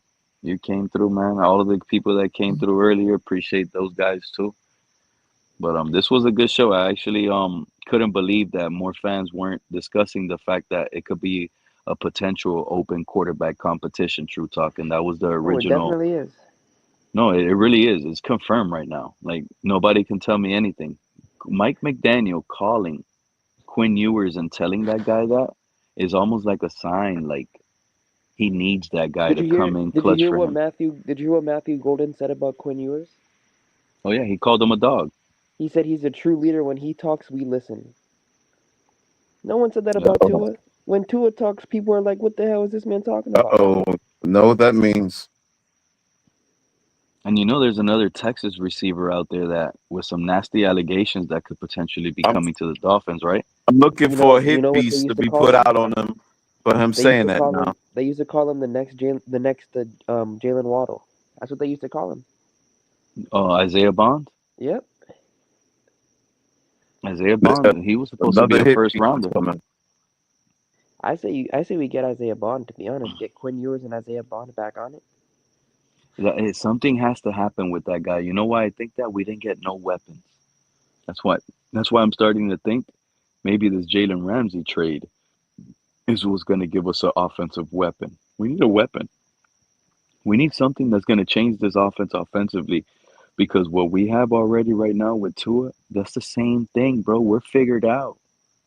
We're figured out. We really need something else. We need like We really needed like a Mason Taylor. We needed that. A big body tight end that's going to bring receiver threat and like a Mike Gesicki. We need that. So We don't Nick have that. Westbrook isn't doing it for you, Pete? He's an upgrade over Odell Beckham, but he's not doing he's not We could have got a Tyler Warren. mismatch nightmare. We had Tyler Warren on the board. That's who should have been the pick, man. That's who should have been the pick. And if you I ask agree. me, we actually should have traded back. Think about this, True Talk. We declined the trade in the first round at 13, only to go in the second round, trade up, and get rid of all our rest of our draft capital to get an offensive lineman, where you could have traded back in the first, got way more talent, and never had to lose all your draft capital. You would have just loaded up on talent. You could have took a flyer on Jack Sawyer. You could have looked to replace Jalen Jack Waddle Sawyer, late yeah. in the draft with Jimmy Horn Jr. You see what I'm saying? Like they could have selected 2 quarterbacks. They would have traded back, had a boatload of picks. They could have sat back and said, we're getting Shadur Sanders. Oh, Quinn Ewers, you're still there in the 7. We're getting you too. Well, I'm fine with Quinn Ewers. I think that guy is the next Mahomes/Joe Burrow. So I'm fine with Quinn Ewers. That's how I feel about Zach Wilson, True Talk. So at least we both feel something about our backup quarterbacks. You It's a know good what? I sign. used to feel that about Zach Wilson until we drafted Quinn Ewers. Zach Wilson, to me, is more talented than Quinn Ewers, but I wouldn't be shocked if they give the Quinn Ewers the Quinn nod. Ewers was a former 5-star recruit. Okay, So was Zach. was Zach Wilson a former 5-star recruit? Yeah. Oh shoot! All right, never mind then. Oh, you mean coming out of college? No, I don't know if Zach Wilson. I mean, coming out of high school. Yeah, Coming no, out of no, high no. school, Quinn Ewers was a No, 5-star Quinn Ewers recruit. was. Yep. But I don't know about Zach. Mm, I think Zach was a 3-star. I'm gonna have to look that up. If I had Either my other way, phone, I would have. Zach Wilson and Quinn Ewers are the 2 best quarterbacks on the team. That's why I'm not mad at this regime right now. I'm not mad at all. I'm intrigued. I You know, can't wait for the season because I'm already like you think injury is what's going to take Tua out of the picture. I'm trying to tell this community and fan base right now that Mike McDaniel slipped and he's basically let the world know this is open quarterback competition, and that top flight backup quarterback that they went after in Zach Wilson, oh, that's who's going to end up winning the job week 1 with Quinn Ewers backing him up. Because once Zach Wilson take that job, I just can't see Tua just being okay on the bench as a number 2. I don't think he has trade capital. You can't trade him to no other team. He's just gonna make up an injury excuse. That's what's gonna end up happening. It's gonna be an excuse made up by Tua and this team saying, "Hey, it's up to you. Whatever you want to do. We know you want to quit." Like Liz said earlier, this guy does not have no football. Like he's not a football fanatic, and you can see it in him. He's not. He's only doing what he was told to do. He probably hates football with a passion. This is a guy that probably hates it and is only doing it because he was forced to do it. And then now he realized how big he got. And now it's like, well, it actually worked out. So I can't be as bad as everybody thinks I am. He's under pressure. From his parents, 100%. Yep. He has a mother that's telling him to retire. He has a father that's telling him you better get better with your left arm. Don't throw that ball with your right, buddy.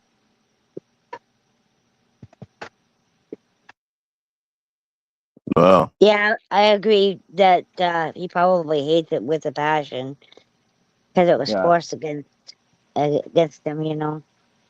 100%. He probably does.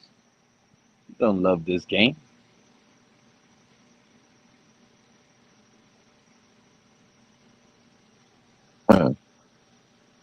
We need players that love the game and passionate about the game, not after the money. If Tua becomes the next Brady Mudbone, you're probably going to hear me saying the next quarterback is going to take Tua's name for the next 14, 15 years. Tua's probably one of the guys listening right now, like, you goddamn bastards, you never give me credit, Pete. You never give me credit, Color. Oh, Color did. Crypto, you Tua hater? I catch you at the Hard Rock Crypto. Oh, I'm gonna send them some of them guys at your way. Tua, but Tua. Everybody's funny. I know what like. It's a weird feeling I get, but there's something about the Dolphins I get this year that is gonna surprise everybody. And to me, I want to feel like it's Zach Wilson, but I do get a little small feeling that Tua is gonna actually surprise a lot of people this season, and it's weird. It's weird based on what McDaniel said. Ever since I heard McDaniel say that at the end of the year presser, the new league year whatever presser, when he was talking about Tua and how he's gonna get better, how he's always gotten better, that has stuck. I'm like, so is he putting pressure, or is he changing something up? Does he know Tua's gonna be better, or what? Like it's just the craziest season because I keep telling people this is a 6-year Tua. Those weak arm Tua conversations were his rookie year, his sophomore year when he looked like a noodle. Throughout the years when people been saying, oh, his arm's gotten stronger, it really did. They weren't lying. We're not saying he has the strongest arm in the NFL, but Tua, from his standpoint, his arm has gotten stronger throughout the years. And this is a guy that's only 26. If he keeps getting stronger, his ball will get harder. That's all I'm saying. This is a year 6 Tua. It's crazy. It's crazy. Yeah, we definitely need his balls to get harder. Both of them. We need his balls downstairs and his footballs to get harder. We need both of them, Color. You spot on. Both of them. Damn. Or how about this, Pete? That the surprise is they put Quinn in, and he does really well. I wouldn't be shocked. I actually expect Quinn Ewers to do really well when he comes in because he's such a perfect scheme fit. Even Des Bryant pointed it out that this is the perfect scheme for him. This is like a marriage for Quinn Ewers. And it's true. It's true. This is almost a similar offense he ran over there. The difference is he has more talented guys to throw to now. When you come to Miami, you got two of the best receivers in the NFL to throw the ball to.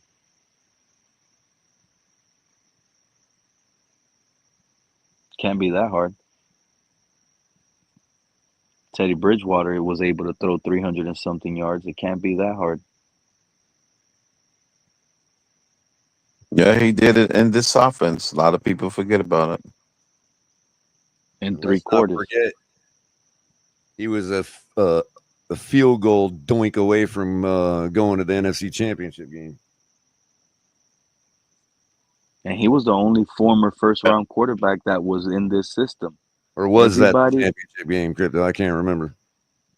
He was Yeah, it was Teddy Bridgewater was the only former when he was in first-round Minnesota. quarterback. Yeah, He was the only former first-round quarterback that was under this regime. And when he came in, he looked good. Zach Wilson is a number 2 overall pick. Quinn Ewers, he's a 7th rounder, but everybody knows something weird happened this draft. This man he's the 13th quarterback selected. Can y'all believe that? He was the 13th quarterback selected in the draft. That has to be like a number hit. That has to be like a sign. 13th rookie. Out of 13 quarterbacks, you're the I thought 13th. 13 was unlucky, Pete. Well, that must be a lucky number for us if he's the 13th rookie selected as the quarterbacks. 12 of them went before him. Curtis Rourke went to the 49ers before Quinn Ewers. Starting to think these NFL owners low-key talk to the other owners, tell them don't draft this guy. This is my guy. I'm going to take him in the 7th. This is my, and they do little favors. Hey, I want to take Quinn Ewers in the 7th. I think Quinn Ewers should wear number 18. 18? Yeah. Because he's the only adult in the room. There you go. That's funny. Wow. Damn. The QB room. That is the statement I would make. Zach Wilson's got to go to 19.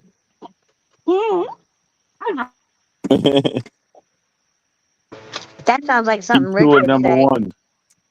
Who was the last number 18 we had? Brock Osweiler? Was it him? Yeah. I want to say, yeah. I want to say Osweiler. Yeah, there was. What he wore the same number in Houston. What about was it Cutler? Albert Wilson? What number did Cutler wear? 7? No, Wilson was. Oh no, Preston Williams was 18, right? Yeah. What number did what's his name wear? Jay Cutler. 6. Number 6. What about Steve DeBerg when he was in Miami? He was 17. In Miami too? I don't know if he was at Miami though. That's a good question. I'm looking right now. now. He was 17 for a long time. I'm looking right now.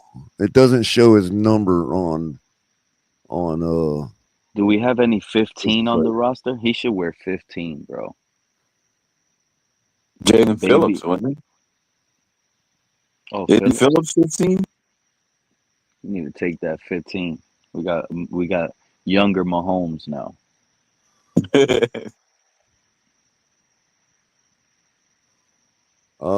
Steve DeBerg.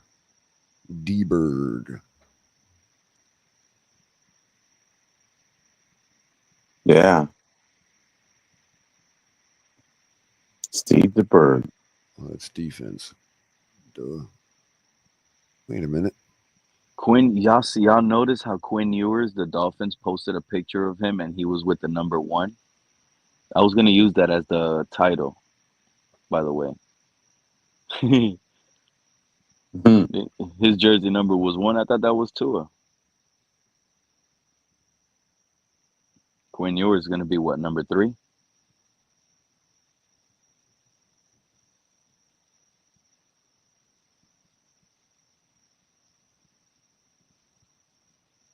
Well, he should be number 13. Des Bryant already says he's Dan Marino 2.0. Marino needs to retire his jersey. Unretire his jersey. I think Ewers should be number 13. I'm going to lead the charge. Can that be 18? Tyler Huntley has 18. Tyler Huntley's gone. It's Oh, gone, is he? man. Oh. I just looked it up on Google. That's why I said that.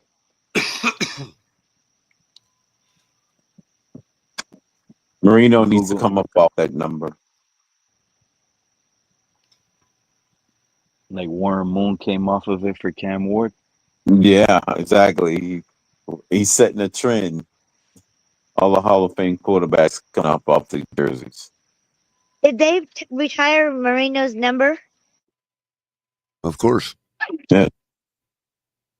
So nobody else will ever wear it, right? Unless you give him permission. Nobody in Miami could wear 12, 13. They can't wear.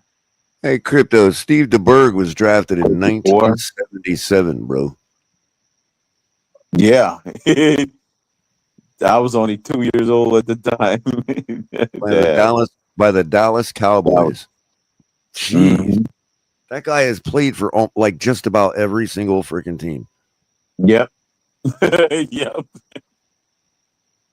Yeah, he played literally for everybody. He's a true journeyman. Ryan Fitzpatrick. Yeah. He's the Ryan Fitzpatrick. Yeah, except Steve DeBerg took the Chiefs to the playoffs, man. Yeah. Ryan Fitzpatrick never made it to the playoffs in his career, guys. That guy was a playoff omen. Pete, the Chiefs were, I think, Steve DeBerg's 5th stop, I think, and he took them to the playoffs. Yep. Ryan Fitzpatrick, every team he played on, it was already a curse. You can't make the playoffs. I'd say the closest player to Steve DeBerg still playing today would be Joe Flacco. Steve DeBerg won a Super Bowl? No, but he was consistently, like, even in his 5th, 6th team, he was still getting teams to playoffs. You know what I mean? Oh, no matter what team he went to, he was taking. Yeah, he played. By the time he came to us, dude, he had already played for like 7 teams, dude. Wow. Up to and including the Tampa Bay Buccaneers, the San Francisco 49ers, the Dallas Cowboys, who he was drafted by, the Kansas City Chiefs. These are off the top of my head. I don't even have a list up, bro. Yeah.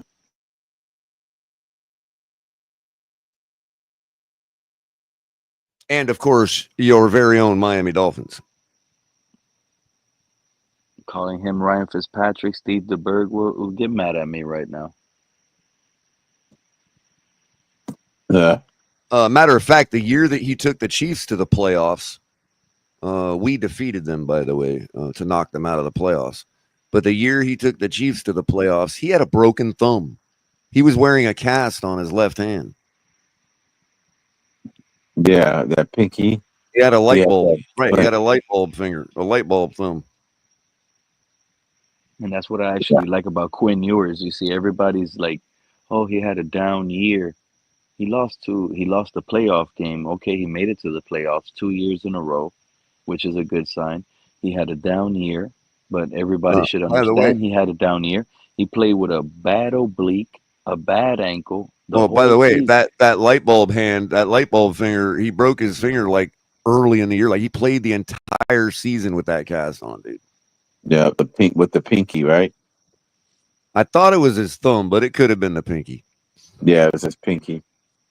He had it splintered up. I remember because, Yeah, they had like a big light bulb, like a big bandage, big old. It was all bandaged up, looked like a big light bulb on his hand. Yeah, the whole season. Made it to the playoffs. Yeah. Well, that was the power of Christian Okoye, backed up by Barry Word. Yep. Remember, Barry Word wasn't much smaller than him, dude. So they would follow him up on third down with Barry Word. It's like you could not stop their running game, dude. See, Christian Okoye was the running back's version of the tush push. Oh yeah, well he was Derrick Henry without the he was Derrick Henry without the actual football acumen. Yeah, that's what Christian Okoye was. If you can imagine a football smart Christian Okoye, that's Derrick Henry. Yeah.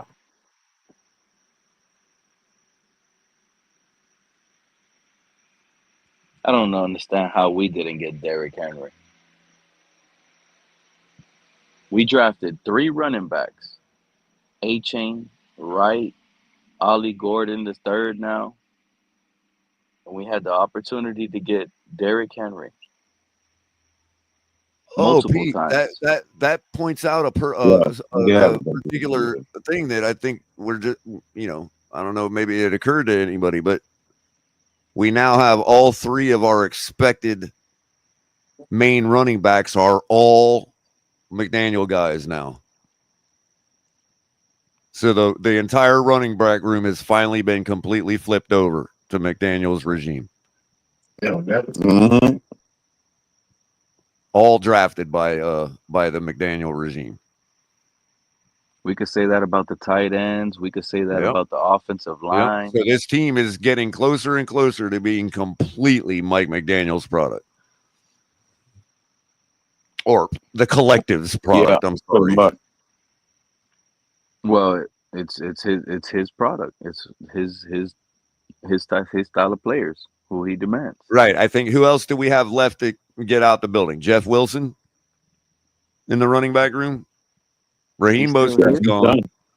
Raheem Mostert's gone. What happened to Jeff? Raheem Mostert's really Mike McDaniel's anyways. He brought him in. Right. Well, true, but I mean, like, as far as new guys completely fresh in Miami, Mike McDaniel.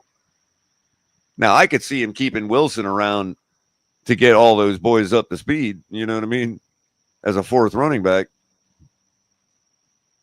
But I don't know if we already did something with him. Yeah. That's what I'm asking. I don't know what the status is on everybody else, but I know Raheem's gone. But, I mean, who else does that leave? Alec Ingold, fullback, not technically in the same room.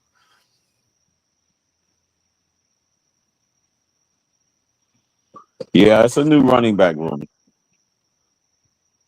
It's a new running back room, but you got guys like They call that a Greg. complete overhaul, Crypto.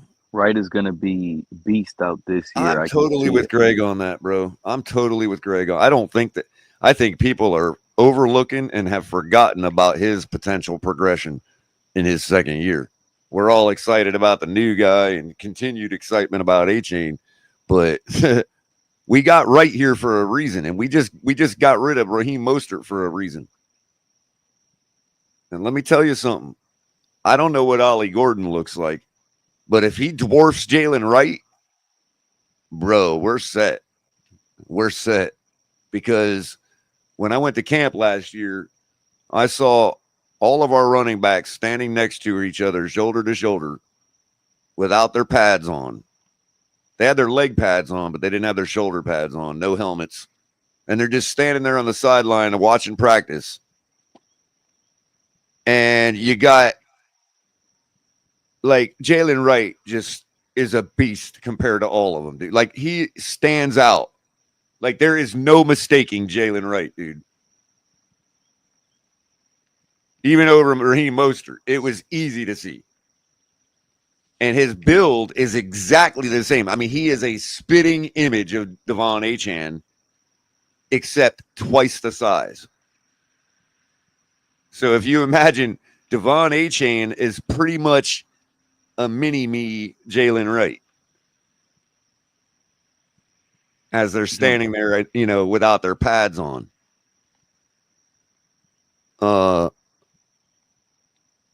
Now, this guy, Ollie Gordon, is supposed to have a build like Jordan Howard. He's going to dwarf Jalen Wright.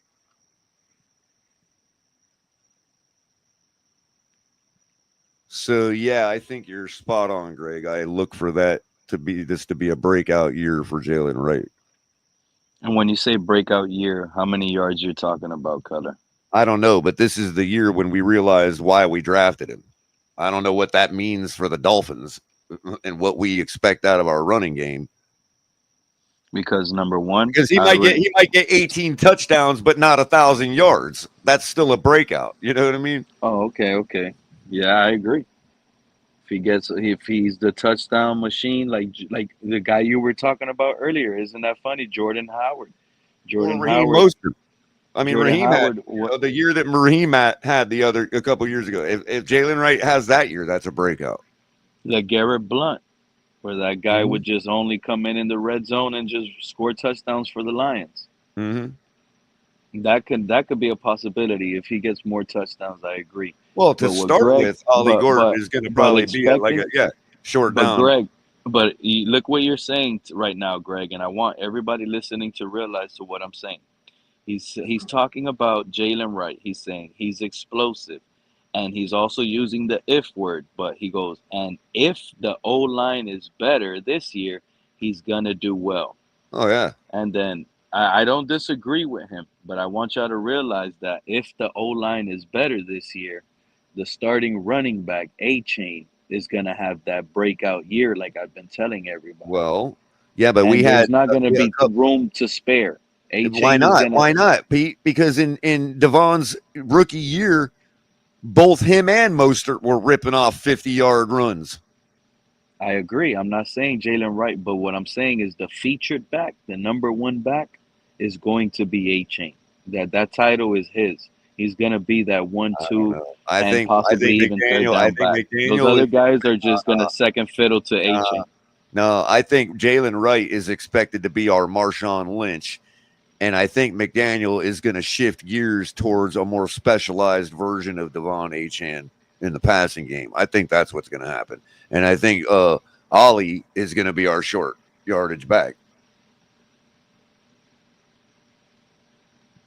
that simple. Why beat up your little guy? You know what I mean? Jalen Wright has the same exact abilities, build, qualities, style of running as Devon Achane. He's just twice the size, dude. He doesn't have the same style. Not him and Jalen Wright. They're not the same guy. Then side to side, they don't move lateral. Well, like because that. he's bigger, Quickness. it's not going to Exactly. look the same. It's not but the same. I mean, I don't know, bro. He's dangerous in this scheme. Achane is a really explosive, dangerous piece I in this get scheme it, but that I don't think they're going to take out. And if I the get line it. got better, But you they're know going to what, bro? overutilize You know it. what, bro, Pete? Look, when In something order is for you working, and I, McDaniel's not going to stop. Pete, here's the thing that is kind of encouraging. In order to find out which one of you or me is right, they're going to have to both run for a lot of freaking yards, man. That's right. But I'm just So going there we based go. on McDaniel's track record. When something is working, he doesn't stop. I know, So you and Achane is the home run hitter. Achane's the home run hitter. He could go. He could take the field at any time. But hear me out, Color. This is where you and Greg could be spot on, though, because if Jalen Wright comes out hot, he is going to ride the hot back. That's just the way this system is meant to be. Whatever running back is causing the most damage, that's who they're going to hand that ball off to, because it's a run first scheme, play action pass. Right. So if Jalen Wright, if Achane gets the first carry, -2 yards. Second carry, -1 yard. Jalen Wright comes on the second series. Boom, he gets 12 yards the first carry. 6, then another 12.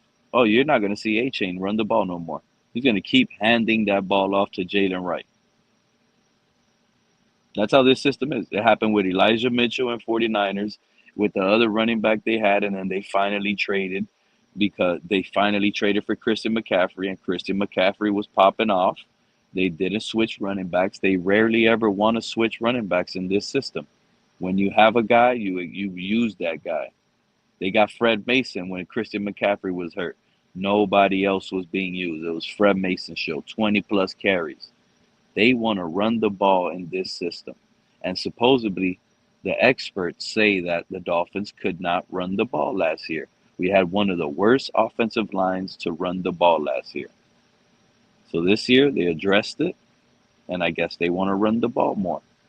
I just don't see us having a rotational back like that. But I do agree to some extent, Cutter, that you guys could be right. I just don't feel like it's going to pop off that way. If you ask me, Achane is going to be the featured back. He's going to be the guy with Pete, over 1,000. Again, Pete, these are first world problems, though. These are good problems. You know what I mean? For our running back room. They're really not, because I think the other running backs are being overhyped. The only running back that should be hyped in Miami right now is Achane. Okay, fine, for our part, but I'm talking about what we're trying to do. We've got a really stacked running back room, dude. Like, really. We really don't. Wright has improved himself, and Ollie Gordon regressed. I don't know how you say that, bro. He had a critical first down last year that helped us win a ball game. Why didn't they run that guy late in the season? That's not him. He's not making that decision. So it was a poor coaching decision. Or I don't know, because I don't know what they consider to be a reason not to play him anymore. Color, I got 2% and my other phone is already off. Me and you are going to get to this debate on Wednesday. We'll finish this off. All right, Color?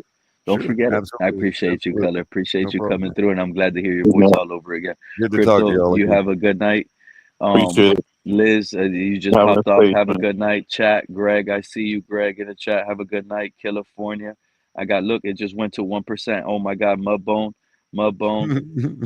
Jose, Damien, all of you guys, good night. Later, good night. Chat. Appreciate you. You guys have a blessed one. Catch you guys possibly Wednesday. Good night. All right.